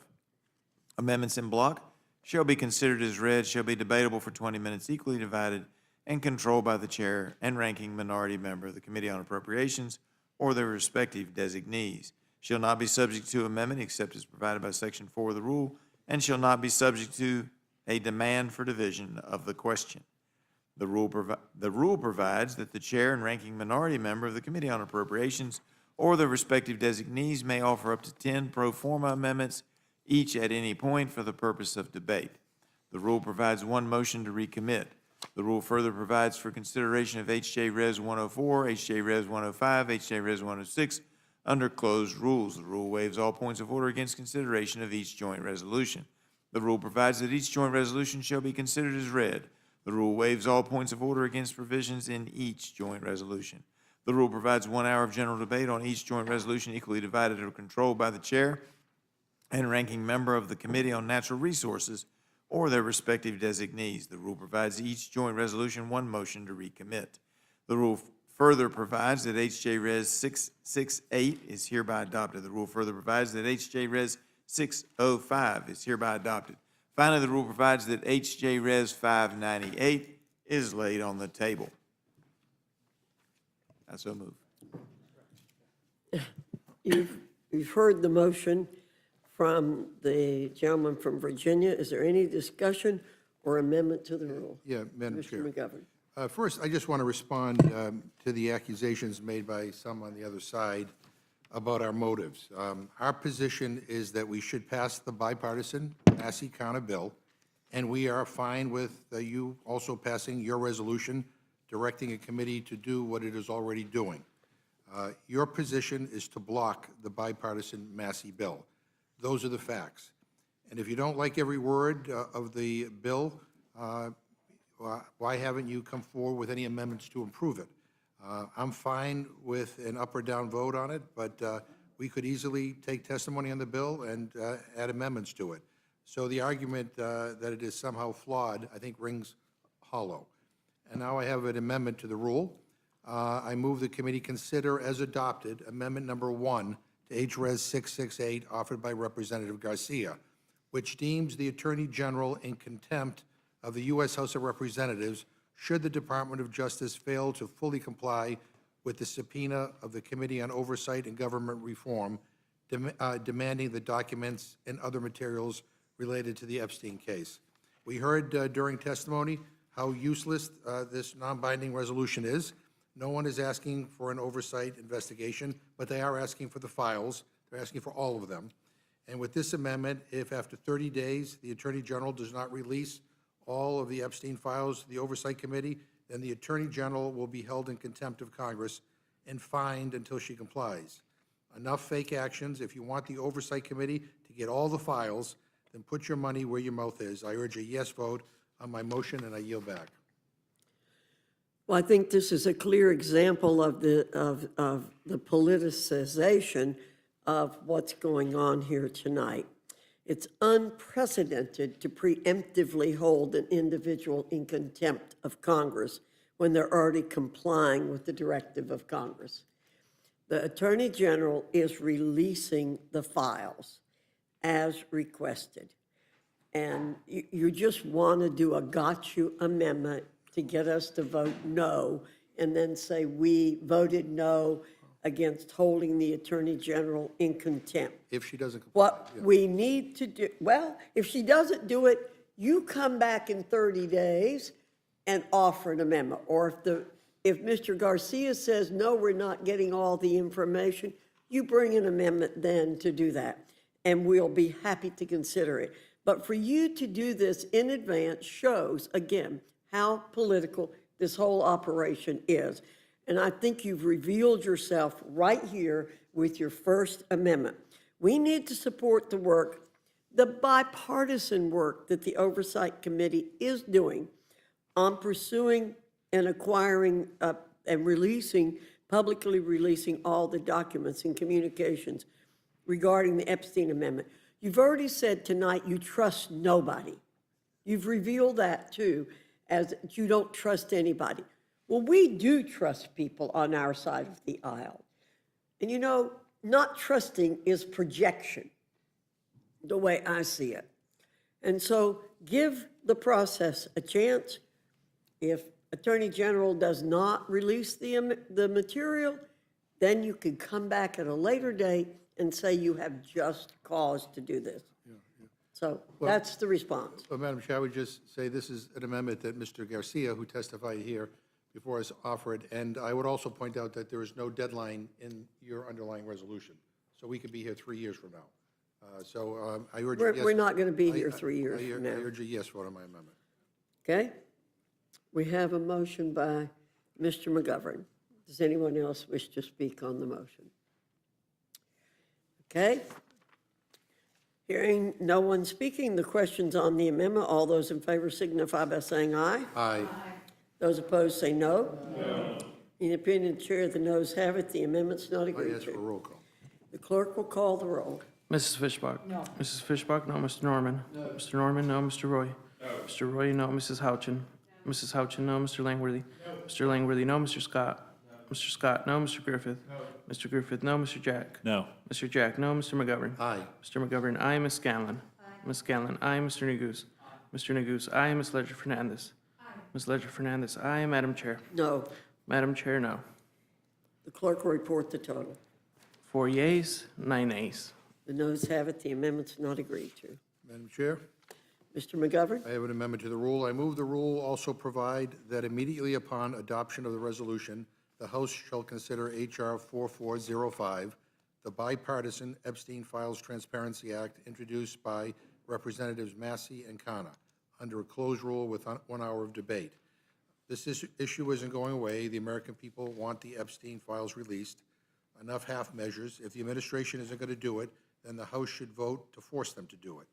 This bipartisan bill does exactly that while protecting the victims and the survivors.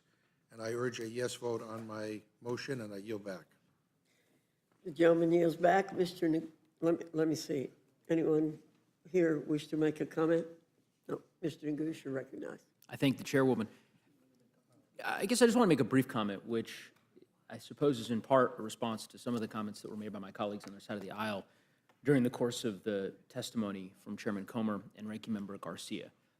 I've served on the Rules Committee now for, I suppose, almost 5 years. And during that period of time, I can't recall an example of an issue on either side of the aisle that, for whatever reason, my colleagues are unwilling to support, notwithstanding the repeated public outcry in support of that particular amendment or proposal. And by that I mean this Massey resolution, which was introduced a month and a half ago now, is bipartisan. It's a member of the Republican caucus that introduced the legislation.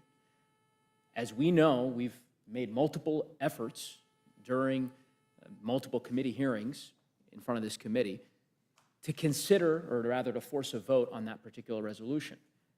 Multiple times that ultimately culminated in this committee being recessed or canceled, and of course, as we know, the House began the August work period early by virtue of the decision made by House Republicans, which we know was in part connected to not wanting to consider the Massey resolution on the floor. And I guess what I'm trying to understand, I recognize, the arguments that were made in support of the resolution that's been introduced by Chairman Comer. I recognize the arguments that were made by my colleagues on the other side of the aisle 5 weeks ago, before we recessed, in support of the other resolution that House Republicans had introduced and that we were going to have a floor vote on, and that ultimately that floor vote didn't materialize. So I get it. I understand those arguments. I still don't really understand why the committee just refuses outright to just have an up or down vote on this particular resolution.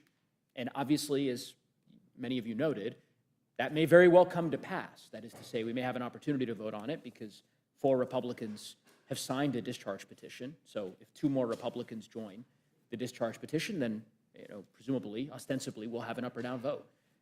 But I'm just struggling to kind of understand why my colleagues didn't, I suppose, follow the course that Representative Norman had set out 6 weeks ago when we first had that initial vote, and he voted for Mr. McGovern's amendment to consider the Massey resolution.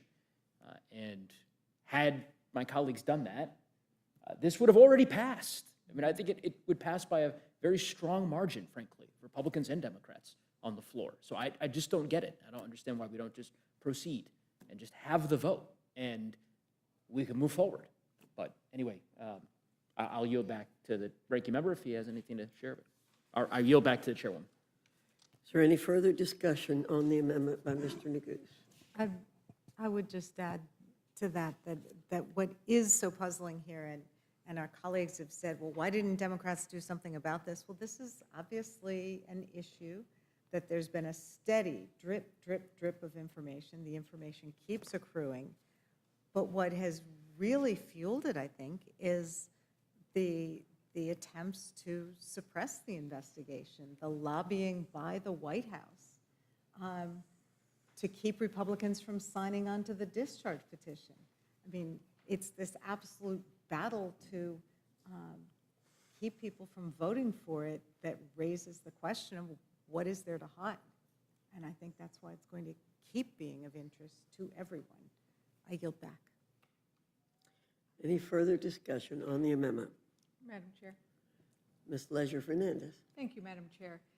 And I think that what the Massey kind of bill does is it also allows every member of Congress to vote on whether or not this material should be disclosed and disclosed to the public. The maneuver of what we're doing now limits it to just the Rules Committee and then to the Oversight. Whereas a vote of the entire Congress, both the caucus and the conference, would signal to both the victims as well as to the administration the support for full disclosure.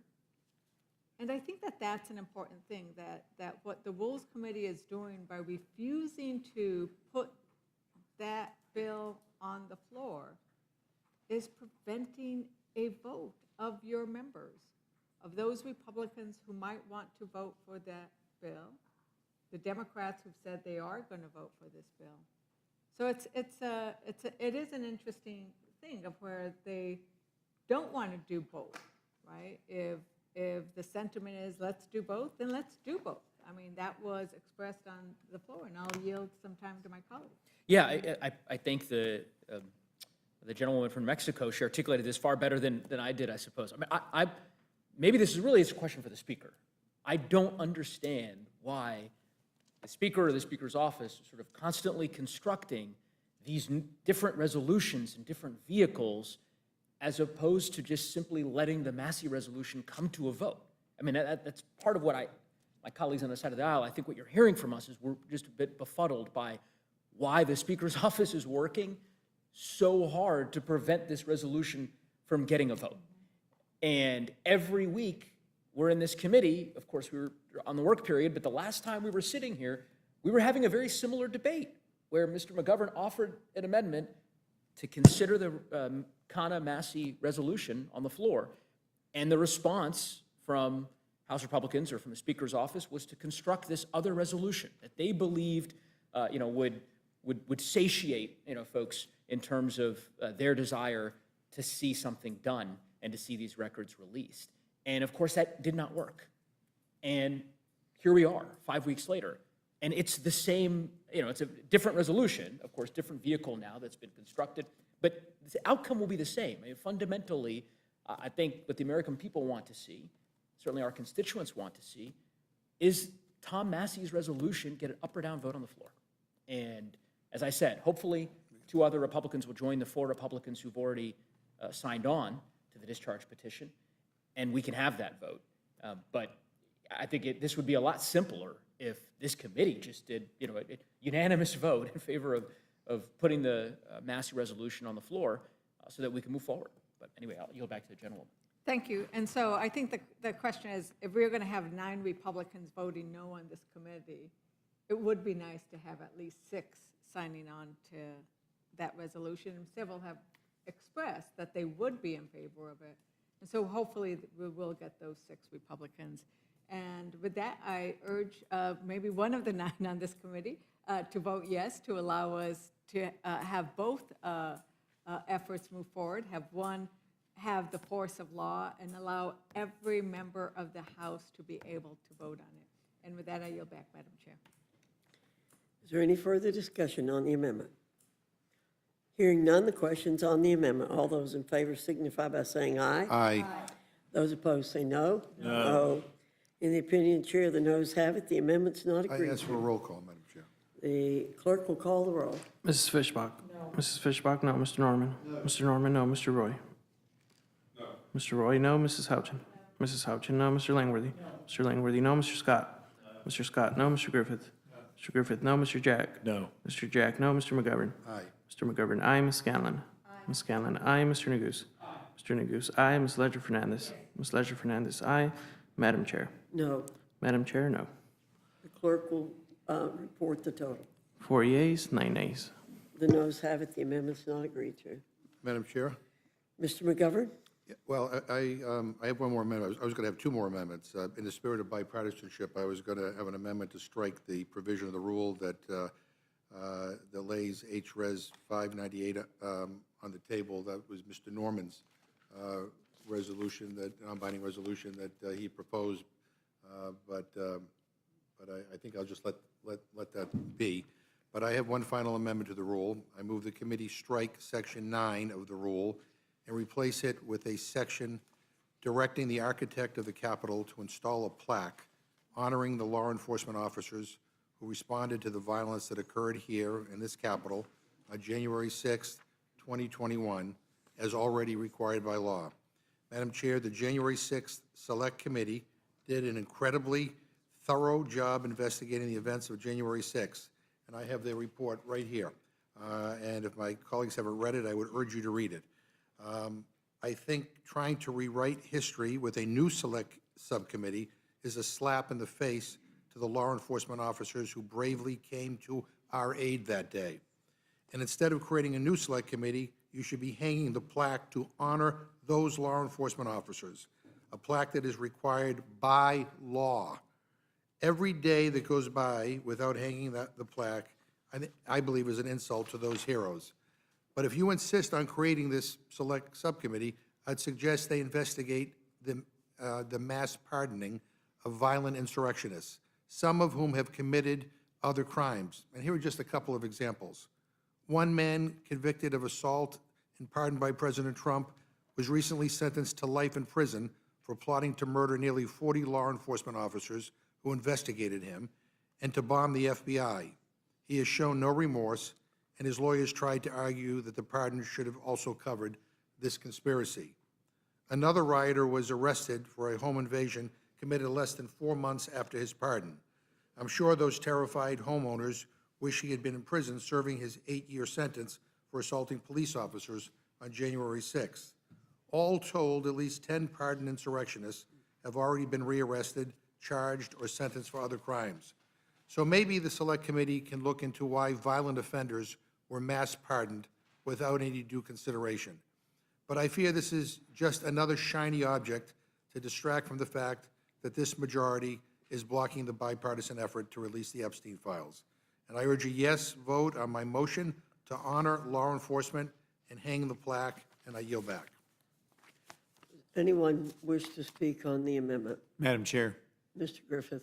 I would urge a no vote on the amendment. The amendment, as I understand it, and maybe I don't have it here, maybe I do, but as I understand it, it strikes Section 9 and inserts the other language.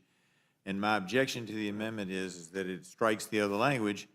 Most people don't know that this work has been worked on as a part of the House Admin Committee. And I serve on the House Admin Committee and served in the capacity as a member of that subcommittee while it existed. It seemed to be more appropriate to move it to Judiciary. Barry Loudermilk headed it up in Admin. He's going to head it up in this as well. It's his resolution. And what we found was that there were a number of items in the original Select Committee that were not turned over or were not included in the report that Mr. McGovern referenced. And so this is just to clean up all of those details to make sure that the American public has all of the facts, that everything is released. I mean, it was really interesting, and I'd have to estimate this evening, Madam Chair, but approximately 25 to 30% of the information that the original Select Committee gathered was not only wasn't turned over to the House, it's missing, and there have been attempts to find it. Some of it was found at the White House. Some of it was turned over to archives. It's actually the property of the United States House, and we're just trying to make sure that we have full disclosure, that we're releasing all of the January 6th files, and we're just trying to get to the truth. And one of the things I found most interesting in the situation as this committee was moving forward, it's got a different name now, but the committee is basically the same concept, is we found that the Secretary of the Army got the instructions on January 6th to send in from, as you know, there was a controversy over, whether or not the Capitol Police Board authorized National Guard to come in. Trump had offered it in advance. It was turned down. was offered again. There were requests by Chief Sund, and I need help, bring them in. And there were about 2 hours from the time that President Trump gave the instruction, yeah, send him in. He got the request finally, following protocol. He immediately sent the order. Secretary of the Army McCarthy got the order from Trump, and then for some reason, which we don't know, we can speculate, but I'm trying not to speculate, McCarthy didn't get that order to General William Walker for about 2 hours. About 2 hours, the National Guard was sitting there. Of course, they got vilified in this whole thing unfairly. And we had a hearing where we brought in the 4 officers who sat with Walker the whole time. His line of communications was open. He never received a call. And that's not in the January 6th Select Committee's report. The testimony of McCarthy's in there that he called him, and then they were slow to act. 4 different officers said we were sitting with him. He did not get that call for over 2 hours, and that there was a discrepancy in the evidence. We're just trying to get to the facts on things like that. And in fact, one of those witnesses, Madam Chair, and I still to this day find it very unsettling, was promised anonymity by the J6 Select Committee, the previous J6 Select Committee, was promised anonymity if he came in and testified. He came back to testify to us again because within about 48, I might be wrong, it might be 72, I didn't bring all my notes with me today, but within 48 to 72 hours after having given testimony in what was supposed to be a closed box, protected atmosphere, his identity was revealed to the press, and the press started calling him. He was the lowest ranking member who was there, and he had just come on board and really didn't want to get into the crossfire between different parts of the United States military. Madam Chair, one of the officers, and I believe he was a colonel, if memory serves me right, a Harvard grad, he was a lawyer, he outright said that some of the witnesses who'd come to the J6 committee previously and who were included in the report, but his testimony wasn't, had lied to the J6 committee. So these are the kinds of things that we're trying to wrap up. We're just trying to get to the truth. And if my colleagues on the other side of the aisle, just let me finish, I'm on a rant. If my colleagues on the other side of the aisle want full disclosure, they should be voting for this HJ Res 605 because that's what we're after. We're not trying to do anything except get all the facts, lay them out on the table, bring them to the entire United States House, put all the facts on the table, and let history be able to judge. We don't want to hide anything. We don't want anything missing. We don't want to have computer files that have disappeared. We want to put it all on the table, and we're going to use everything we can. And the House Admin Committee didn't have the tools necessary that the Judiciary Committee has available to it in the way of subpoenas and et cetera, and thus you have the language before us today. So I feel very strongly that we need to keep the HJ Res 605 language and move forward, Madam Chair. And with that, I will yield back. I'm sure the gentleman. Yeah, I do, Madam Chair. comments. Yeah, I have strong feelings on this, too. I was in the chair that day, and I'll never forget what happened on that day. But you know what? If that's your only objection, I withdraw my amendment, and I have a different amendment to the rule. I move the committee add a section directing the architect of the Capitol to install a plaque honoring the law enforcement officers who responded to the violence that occurred here on January 6, 2021, as already required by law. Is there any further discussion on the amendment by Mr. Yes. McGovern? Yes, I mean, I obviously support the amendment, support the installation of the plaque, which the speaker has now blocked for well over several years. But I'm also astonished that this rule would seek to just put into place this January 6th commission with no testimony, with no notice to the public, with no floor debate, that it's just going to happen as a result of a rule. I mean, talk about hiding something from the public, especially after there's already been a January 6th commission that has produced thousands of pages of documents and videos and everything else. And this resolution doesn't even say what the unresolved questions are. And given this administration's attempt and the House Majority Leader's attempt to rewrite the history of January 6th, I think it's a gross dereliction of duty and a gross abuse of power to try to slide this thing through. So I would strongly object to its inclusion in the rule, and I support Mr. McGovern's amendment, and I Right. yield back to him. And just to be clear, I mean, we're keeping this committee in place, which I think is a mistake, but we're just merely adding a section that would require the speaker to hang the plaque honoring the officers who protected us that day, as required by law. So that's what this is. Pretty straightforward. I yield back.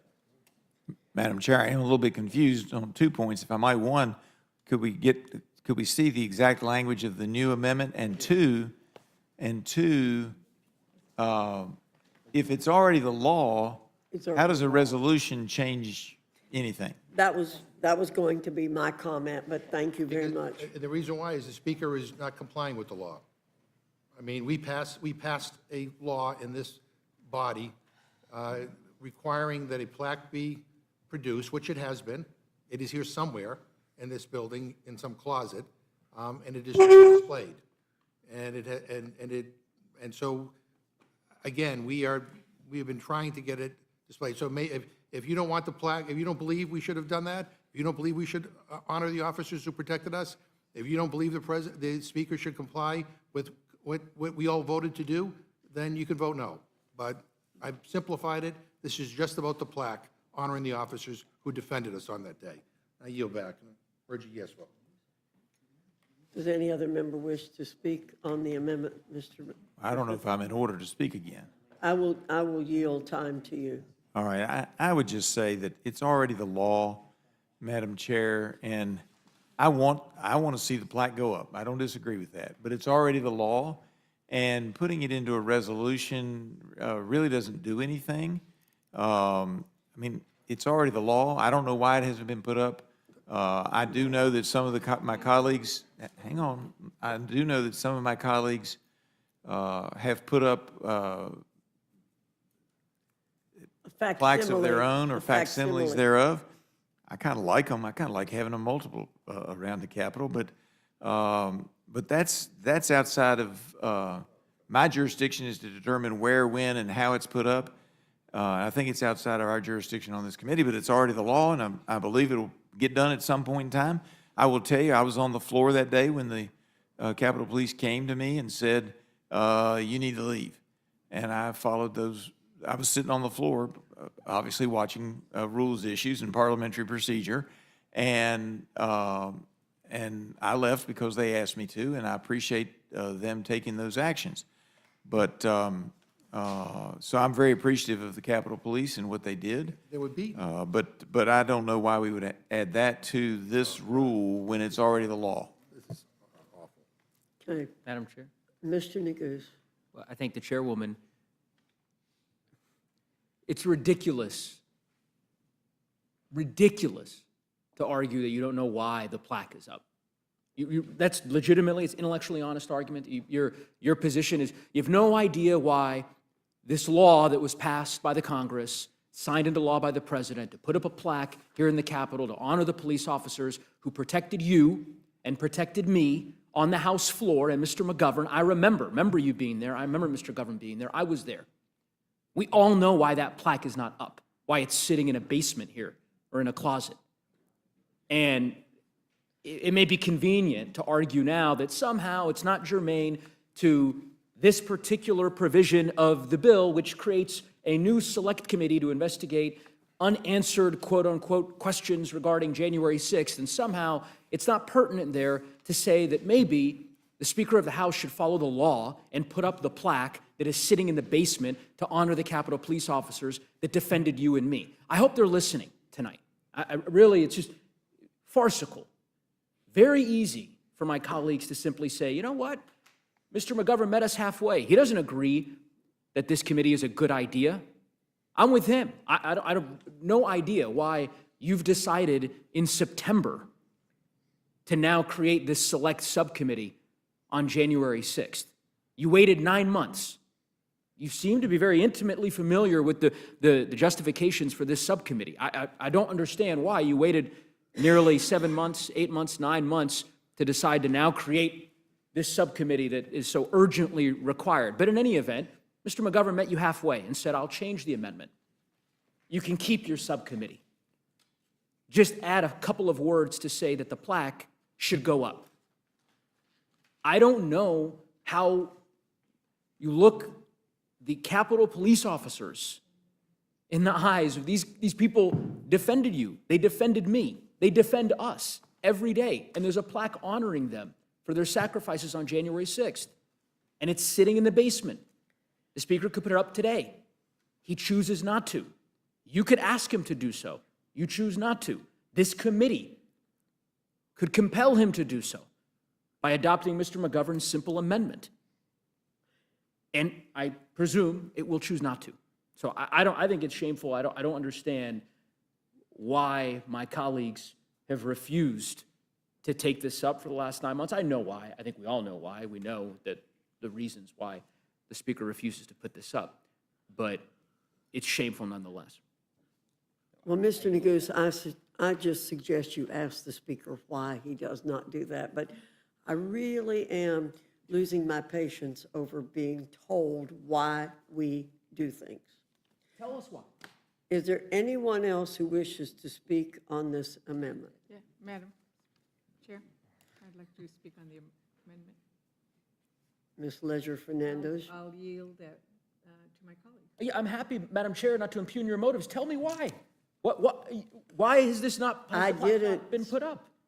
I didn't. I said you may ask the Speaker why Okay, it so hasn't been put up. I appreciate that, Madam That's what Chair. I suggest. I will ask the Speaker tomorrow if I can find him, and I will come back to this committee on Monday and reintroduce this amendment because I am sure that he will not oblige, because I am not the first person to ask him why this plaque has not gone up. We all know it is obvious. The President does not want this plaque to go up.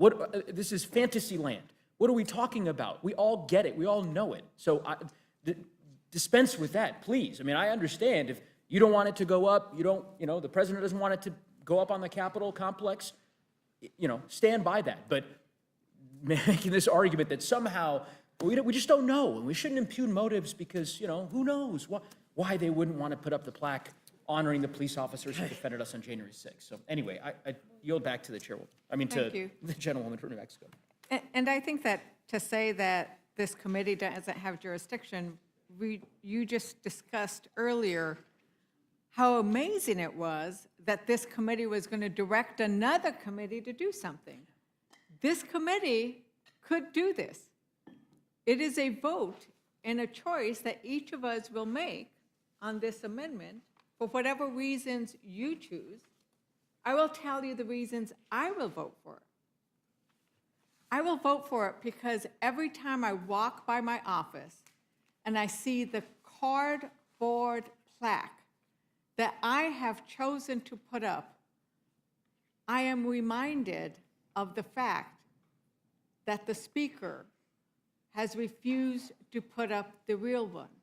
And every time I walk into my office and I pass that plaque, I feel bad for the police officers and the Capitol Police who defended us that day and who should feel insulted that this body won't demand that they get the respect that they deserve after suffering so much that day and that night and that morning and for weeks and months and years afterwards from that trauma. And it was a small gesture, that plaque. And we are not putting it up. And this is a vote we will each make. And as to the committee, the reason why I also am opposed to the committee is that this president likes to rewrite history. He is telling the Smithsonian that we should not focus on how bad slavery was. So the idea of rewriting history is of concern. But once again, this is a vote solely on putting up the plaque and honoring and respecting the Capitol Police who suffered so much that night for us. Will the gentleman yield, or gentlelady yield for a question? If we were to adopt this amendment, I guess this would be a question for all of the Democrats. If we adopt this amendment, would you vote for this rule? Yes or no?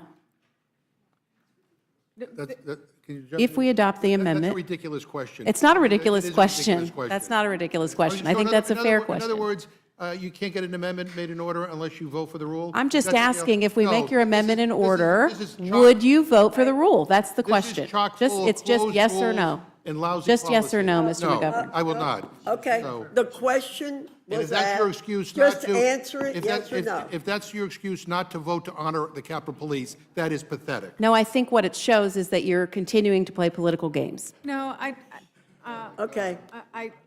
so I think that. Political to honor the Capitol Police? Give me a break. That's just wrong. I think I agree with the chairwoman that you can feel free to ask the speaker about the plaque. It was a bipartisan law, by the way, And if too. you're not inclined to vote for this rule without your amendment, I don't see anything other than playing a political game yet again with these types of items. I yield back. Well, you're voting for the rule, so you can vote for the amendment. You can be consistent, okay? Ms. Ledger Fernandez, are you finished? Yes, I am. Thank And you. I urge a yes vote on McGovern's amendment in order to honor the police. Is there any further discussion on the amendment? Hearing none, the question's on the amendment. All those in favor signify by saying aye. Aye. Those opposed say no. No. In the opinion of the chair, the noes have I it. ask for a roll call vote, Madam Chair. The clerk will call the roll.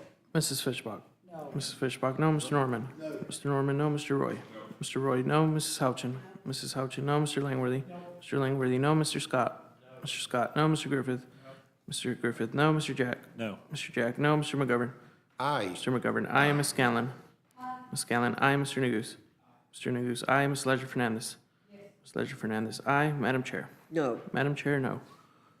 Clerk will report the total. 4 yeas, 9 nays. Noes have it, the amendment's not agreed to. Is there any further amendment? Yes, Madam Ms. Scanlon?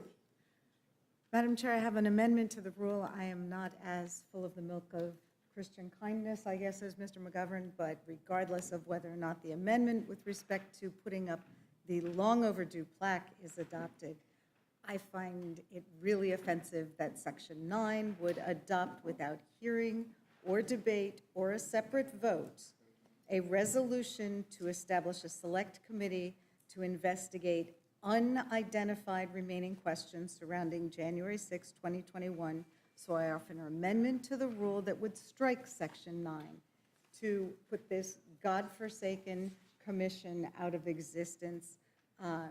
It is a political farce. It does not advance any knowledge or information that we need in this body.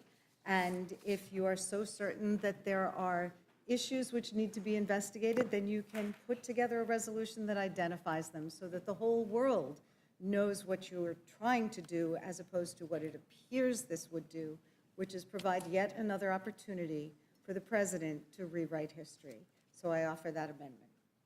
Is there any further discussion on the Madam amendment? Chair. Mr. Griffith? It's absolutely outrageous that when the select committee that did not have proper representation from the then minority, our side of the aisle, and then the data is missing, it's gone. Unidentified issues, you say, identify the issues. How can we identify the issues when the people leading it on your side of the aisle destroyed some of the information? That's what happened. Some of it wasn't put in the report, and some of it is missing. That's documented now. How much is missing?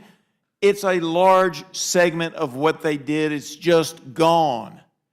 We're just trying to replicate some of that so the American people can see it all. Some of it may come out and look bad for our side of the aisle. That's fine. But we're here tonight and everybody says they want to release files and see this or that. And now y'all don't want to see this or that. You don't want to see all of the files. Ladies and gentlemen, I got to tell you, Madam Chairman, it is absolutely unfathomable that we wouldn't want to have that information where it's supposed to be, and it belongs to the people, it belongs to the House, it's supposed to be out there, it's supposed to be public, and it's not out there. And the reason I cannot sit here tonight and give you the information you want is that you all spoiled the information, you spoiled the evidence. You come to this argument with unclean hands. I'm sorry, you come to this argument with unclean hands. Now, it's not the four of you individually. I do not mean this personally. I mean that the Democrat Select January 6th Committee did things that it ought to have done. And it destroyed or tried to destroy large segments of the evidence that came before them. That's inappropriate. And this select committee will help to resolve those issues. I just want to get the information on the table. I want to get it all on the table. Put it all out there. As a person who loves history and has a history degree, how can the future judge what happened without all the information being open to the sunshine of information being laid on the table for everybody to see? Good, bad, ugly, etc. It all needs to be out there, and that's why I support H.J. Res. 605. And I would submit to you that the point that was raised earlier by my colleague goes back to Jefferson when she said, if this passes, will you vote for it? As you all know, in the original formation of this House, we did not have standing committees. And Jefferson has some beautiful language, and I'm going to try to paraphrase it. But he said in the Manual of Parliamentary Practice and Procedure that you shouldn't put somebody into the amendment process. Now, back then, they didn't have standing committees. So they would say, all right, the 5 of y'all go over there, or the 15 of you go over in this corner, and y'all sort out this language. Or like they did with the Declaration of Independence, they sent a committee off to draft the language elsewhere. But Jefferson's wording on this in the Manual of Parliamentary Practice and Procedure, I encourage you to go read it, says, like a child, one who cares not for a bill should not be placed in charge of it. Like a child should not be placed in the care of someone who cares for it not, neither should a bill or a resolution be placed into the care of one who cares for it not. So if you are not, I mean, it used to be the rule, they don't follow it anymore, and it's been, the precedent has changed, that if you were not willing to support a measure, you were not to offer amendments to that measure. That was what Jefferson stood for in that comment, that one who cares for it not should not be in charge of it. And I know you don't care for this, but to say that there are unknown issues and that therefore we shouldn't have this investigation, I would submit to you, if the full report was there and if all of the data had been provided to the House, we wouldn't need this. But that's not what happened. And so the Democrat Party comes to this discussion on H.J. Res. 605 with what we call in legal terms unclean hands, and the arguments are falling on, at least on me, as being illegitimate arguments by a party, not the four of you, I respect all of you, but by a party that did not put all the information out, and I don't understand why. What did they have to hide? What did somebody know that they didn't want to come forward? I don't know the answers to those questions, but I want to know, because inquiring minds want to know. I yield back, Madam Chair. Madam Chair? Mr. McGovern. Yeah, I was a history major too. And let me just, for the record, say that it used to be that every bill had a separate rule. Now we have rules with 1,000 bills all attached to them. So with all due respect, this is a very different time. Secondly, some of us are a little sensitive about January 6th because I was in the chair that day. I saw what happened. I was one of the last people off the House floor. I was there when they were breaking the glass to get at the police. Police were tasered. They were beaten. And so, yeah, I get a little concerned when we have a president that pardons everybody who did that. No exceptions. When we have some members in this House right now who continue to rewrite history or talk about that day as if it were a peaceful day of people just concerned about the country. I mean, it was a violent, awful day. But let me also just say, there's like a little bit of disconnect here. The gentleman's passion and his outrage and his anger boy, I wish there was a little bit of that that would go toward the people who attacked our police officers. And, you know, again, you know, trying to just say thank you to those who saved our lives that day has become an impossibility up here. And it is really, really frustrating. I support the gentlelady's amendment, and I hope that, yeah, and I yield to the gentlelady. I just want to be clear. I mean, if we had any idea what this commission that's just being thrust upon the country was going to do, it might be a different matter. You say there are unanswered questions, or at least that's what this resolution says, to investigate unanswered questions, but there's nothing there about what those questions are. This is something that deserves a fulsome debate, regular order. If your questions are what happened to some of the evidence, well, maybe we have some questions about why people were pardoned after they were convicted of abusing the police. So there's a lot that we could talk about. There might even be agreement about some of the issues, but to just launch a commission to reinvestigate something with no parameters, I think if you take this resolution and compare it to the original one, you'll see there was quite a bit of direction given to the committee, which was a bipartisan committee, although you seek to disavow the Republicans who participated. I think this is something that deserves a lot more than sneaking a commission through in the middle of the night again, so that We wouldn't be here in the middle of the night if we hadn't had so much irrelevant conversations. We'd have been over a long time ago. So at any rate, if you want the commission, I'm I going think to it turn needs the clock on. We're going to turn the clock on because this is going way too long. People are abusing the situation, okay? We're abusing it. So turn the clocks on, please. We're going to keep track of who's saying what, and we're going to get over this meeting fairly quickly. Ms. Scanlon? I don't know that there's any clocks part of the rules. It certainly hasn't been the practice in the 6 or 7 years I've been on the committee, but I had finished my remarks, so I'll Thank you yield very back. much. I'm assuming there's no one else who wishes to speak on this amendment. Mr. Neguse? I thank the chairwoman. First, just three points. One, Mr. Griffith, when I said quote unquote unanswered questions, there's a reason I said quote unquote. It's because it's from the resolutions. It's not my phrase. That's the language that this resolution uses. Second, I suspect, I know you've been in Congress for some time, and I suspect that if I looked at your voting record, that I would not find any instance in which you voted for a rule that the Democratic majority put on the floor. That's a safe assumption, right? Fair enough? Oh, you voted for Democratic rules? I'll look forward. I'll go back and I'll check. I don't think so either. I would also say in that same period of time that you have, I am sure, because I know that you are a very passionate legislator, introduced countless amendments to a variety of different bills. So you never introduced an amendment during the time in which Democrats had a majority? That's your... If the gentleman would yield? Sure. I'd be happy. I don't believe I've ever introduced an amendment to a rule, and I make it a strict policy in my office that if I propose an amendment and that amendment is adopted, I vote for the bill. Particularly coming to mind is the NDAA, where I consistently put in an amendment. When the amendment is approved, I vote for the bill. When the amendment is not approved, I don't vote for the bill. I will just say, Mr. Griffith, this is the first time you've served on the Rules Committee, which is why you haven't had an opportunity to make amendments to the rule in the past. So I would just simply say this. Let's take you out of it.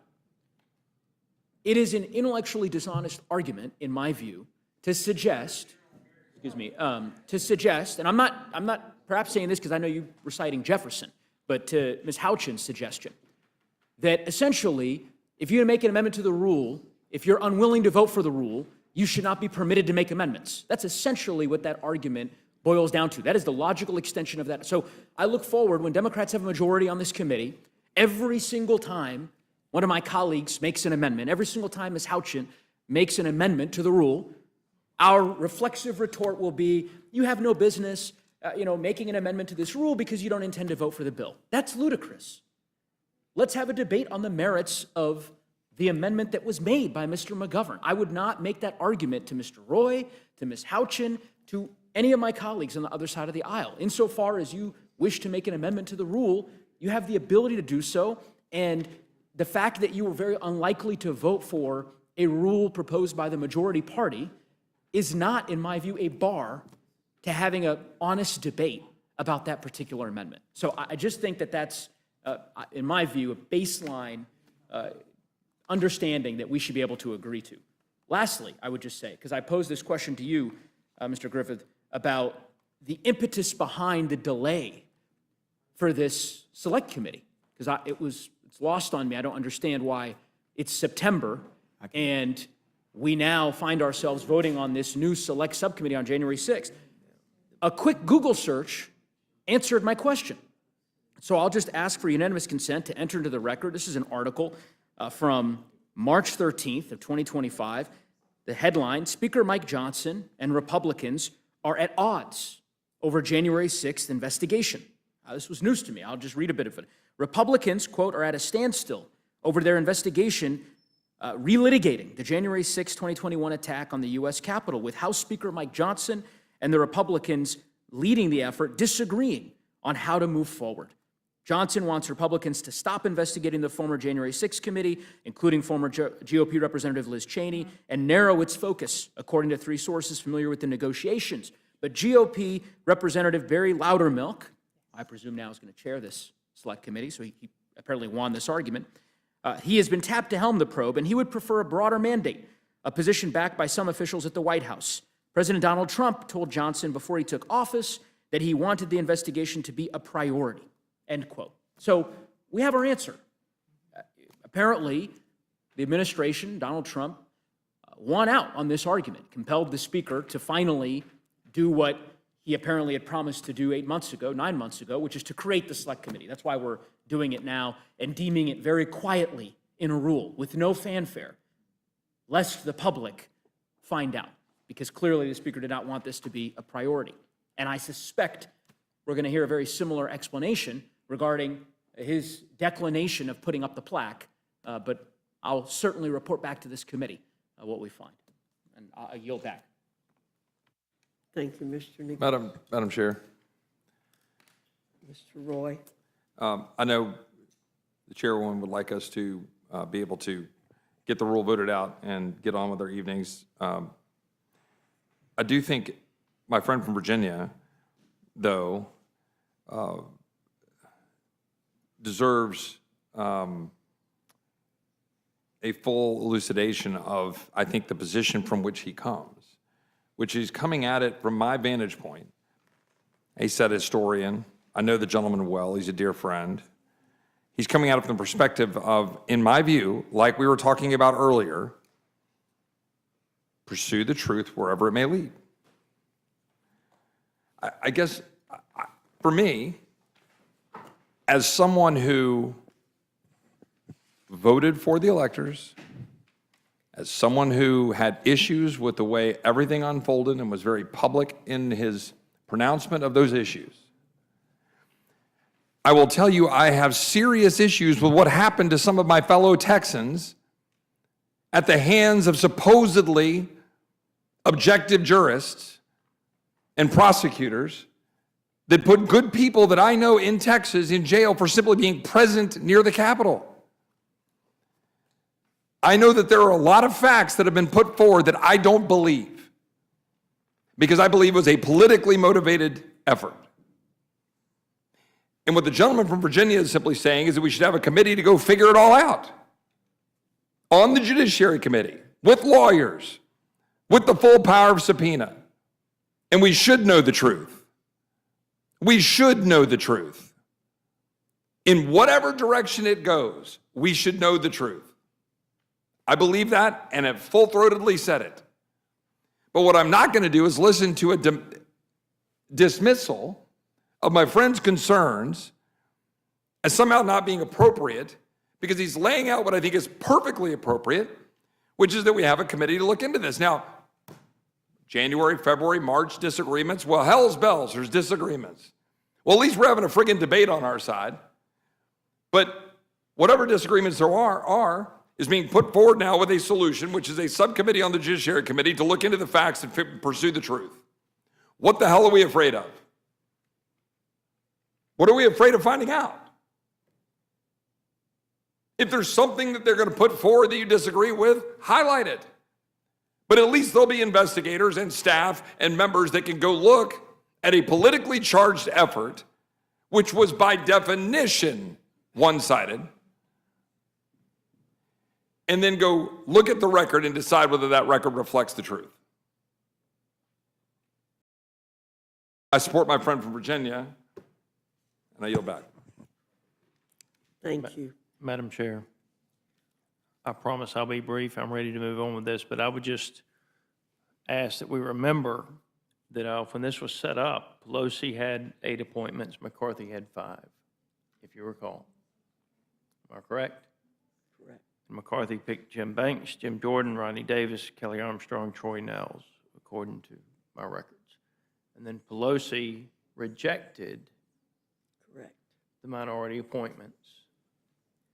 And she then selected both the chair and the vice chair, and she selected the Republicans that served on the committee, not the minority leader. And had she not done that, we would not be having this discussion right now, because then both sides would have been represented, and you could have had an objective discussion. But it was Pelosi's rejection of the Republican members of the committee, and then her insistence on selecting the Republicans who could serve and picking the chair and the vice chair is the reason we're even having this discussion. Would the gentleman yield? That also included the current chairman of the Judiciary Committee, Mr. Jordan, correct? That is correct. I yield back. I yield. Thank you. Is there Madam any Chair. further debate on the amendment? Madam Chair, so all of us on this side of the aisle were here. It was my 3rd day in office, January 6th. And it demanded to be investigated. And there were attempts to make sure that there would be a bipartisan commission that stood outside, and Republicans voted that down. But the other thing that happened, and I think that this is why Representative Scanlon's motion is important. If the public would look at this, they don't know. Section 9, House Resolution 605 is hereby adopted. There was no presentation of this before the Rules Committee. We did not hear from the chair and the ranking member, so we could not have a debate and ask questions. The American people could not see what was happening. It was just hereby adopted. 605. How do the American people know what Resolution 605 is? So that's why we are raising these issues, because it has been just thrust upon them. And if we hadn't brought this, if Chair McGovern hadn't started with his amendment, if Representative Scanlon had not had hers, there would have been no debate whatsoever. And I think that that is an important thing. And as to the issue of, if this is passed, will you vote for the bill? There are always amendments to the bills that we consider, and in fact, I know that before I had the privilege and honor and benefit of sitting on the Rules Committee, when Democrats headed it up, there were many Republican amendments to Democrat bills. We didn't demand that if you were a Republican and your amendment was passed, and many of those Republican amendments were passed, and many of these Democratic amendments to the appropriations bill will get passed, there is not a requirement that if your amendment is adopted on a piece of law that you must vote for the bill. That's never been a requirement, right? It's just not how it works. It's just not how it works. And so to demand that does not make sense, and it's not consistent to how this legislative process works. And given that it is Representative Scanlon's amendment, I'm going to defer some time to her. I just keep coming back to the fact that we have this bare bones resolution, which is being launched without hearing, without explanation, with no direction as to what these unanswered questions are. And that's not good legislative process. We have Mr. Griffith, who thinks that the questions have to do with missing evidence. We have Mr. Roy, who thinks it has to do with whether or not Texans were unjustly convicted. I mean, I think there's some fleshing out that needs to be done if this is to have any kind of legitimacy and be anything other than a fishing expedition for retribution. So that's the basis of why I've offered the motion, and I'd urge everyone to support it. I yield back to Ms. Ledger-Fernandez. And I yield back to the chairwoman. Hearing no further discussion, the question is on the amendment. All those in favor signify by saying aye. Aye. Those opposed say no. No. In the opinion of the chair, the noes have a it. recorded The amendment is not agreed to. I'd request a recorded vote. Roll call. Ms. Scanlon requests a roll call vote. The clerk will call the roll. Mrs. Fishbach? No. Mrs. Fishbach, no. Mr. Norman? No. Mr. Norman, no. Mr. Roy? No. Mr. Roy, no. Mrs. Houchin? Mrs. Houchin, no. Mr. Langworthy? No. Mr. Langworthy, no. Mr. Scott? No. Mr. Scott, no. Mr. Griffith? No. Mr. Griffith, no. Mr. Jack? No. Mr. Jack, no. Mr. McGovern? Mr. McGovern, aye. Ms. Scanlon? Ms. Scanlon, aye. Mr. Neguse? Mr. Neguse, aye. Ms. Ledger-Fernandez? Ms. Ledger-Fernandez, aye. Madam Chair? No. Madam Chair, no. Clerk will report the vote. 4 yeas, 9 nays. Noes have it. The amendment is not agreed to. Is there further discussion? Ms. Ledger-Fernandez, you recognize?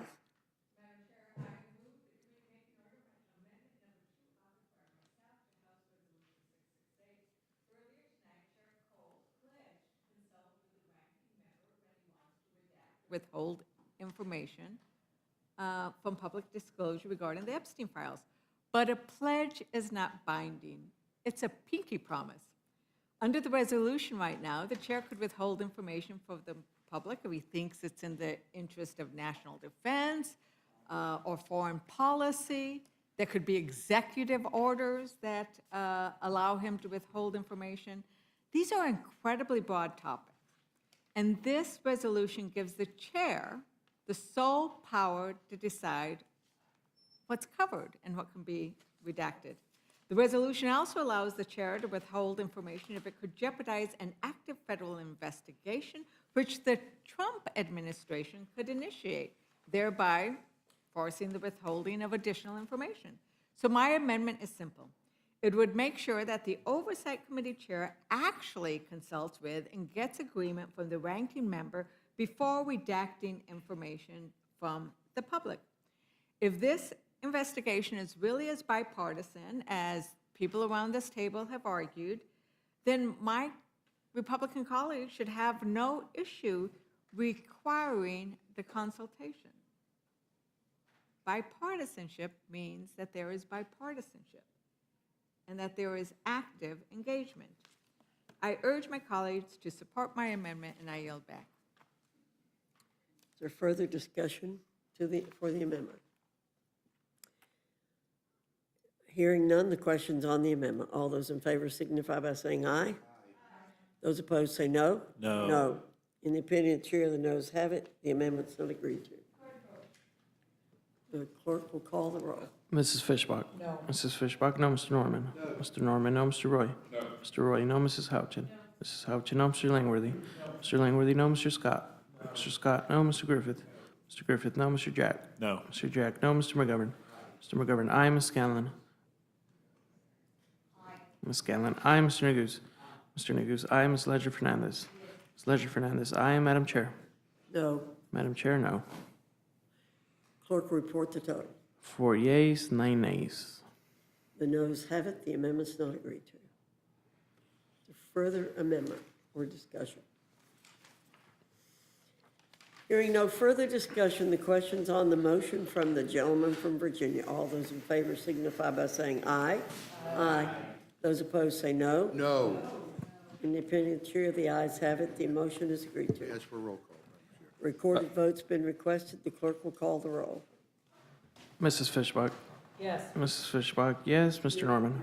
Mr. Norman, yes. Mr. Roy? Mr. Roy, yes. Mrs. Houchin? Mrs. Houchin, yes. Mr. Langworthy? Mr. Langworthy, yes. Mr. Scott? Mr. Scott, yes. Mr. Griffith?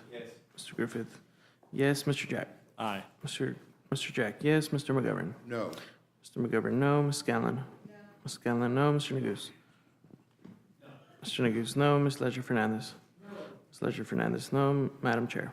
Aye. Madam Chair, yes. Clerk, report the total. 9 yeas, 4 nays. The ayes have it. The motion to report is agreed to. Accordingly, the gentleman from Virginia, Mr. Griffith, will be managing this rule for the majority. And I will for the minority. Madam Chair, I know we're late, but just 10 seconds, personal privilege. My legislative director, Hannah Arvey, this is her last Rules Committee. She's heading over to the administration, so we've only got the benefit of her services for a few more days, but I just want to wish Hannah well as she heads over to the administration. Congratulations. Thank you for your service. Sorry we couldn't have given you a shorter meeting. Thank you very much, everybody. The meeting's adjourned.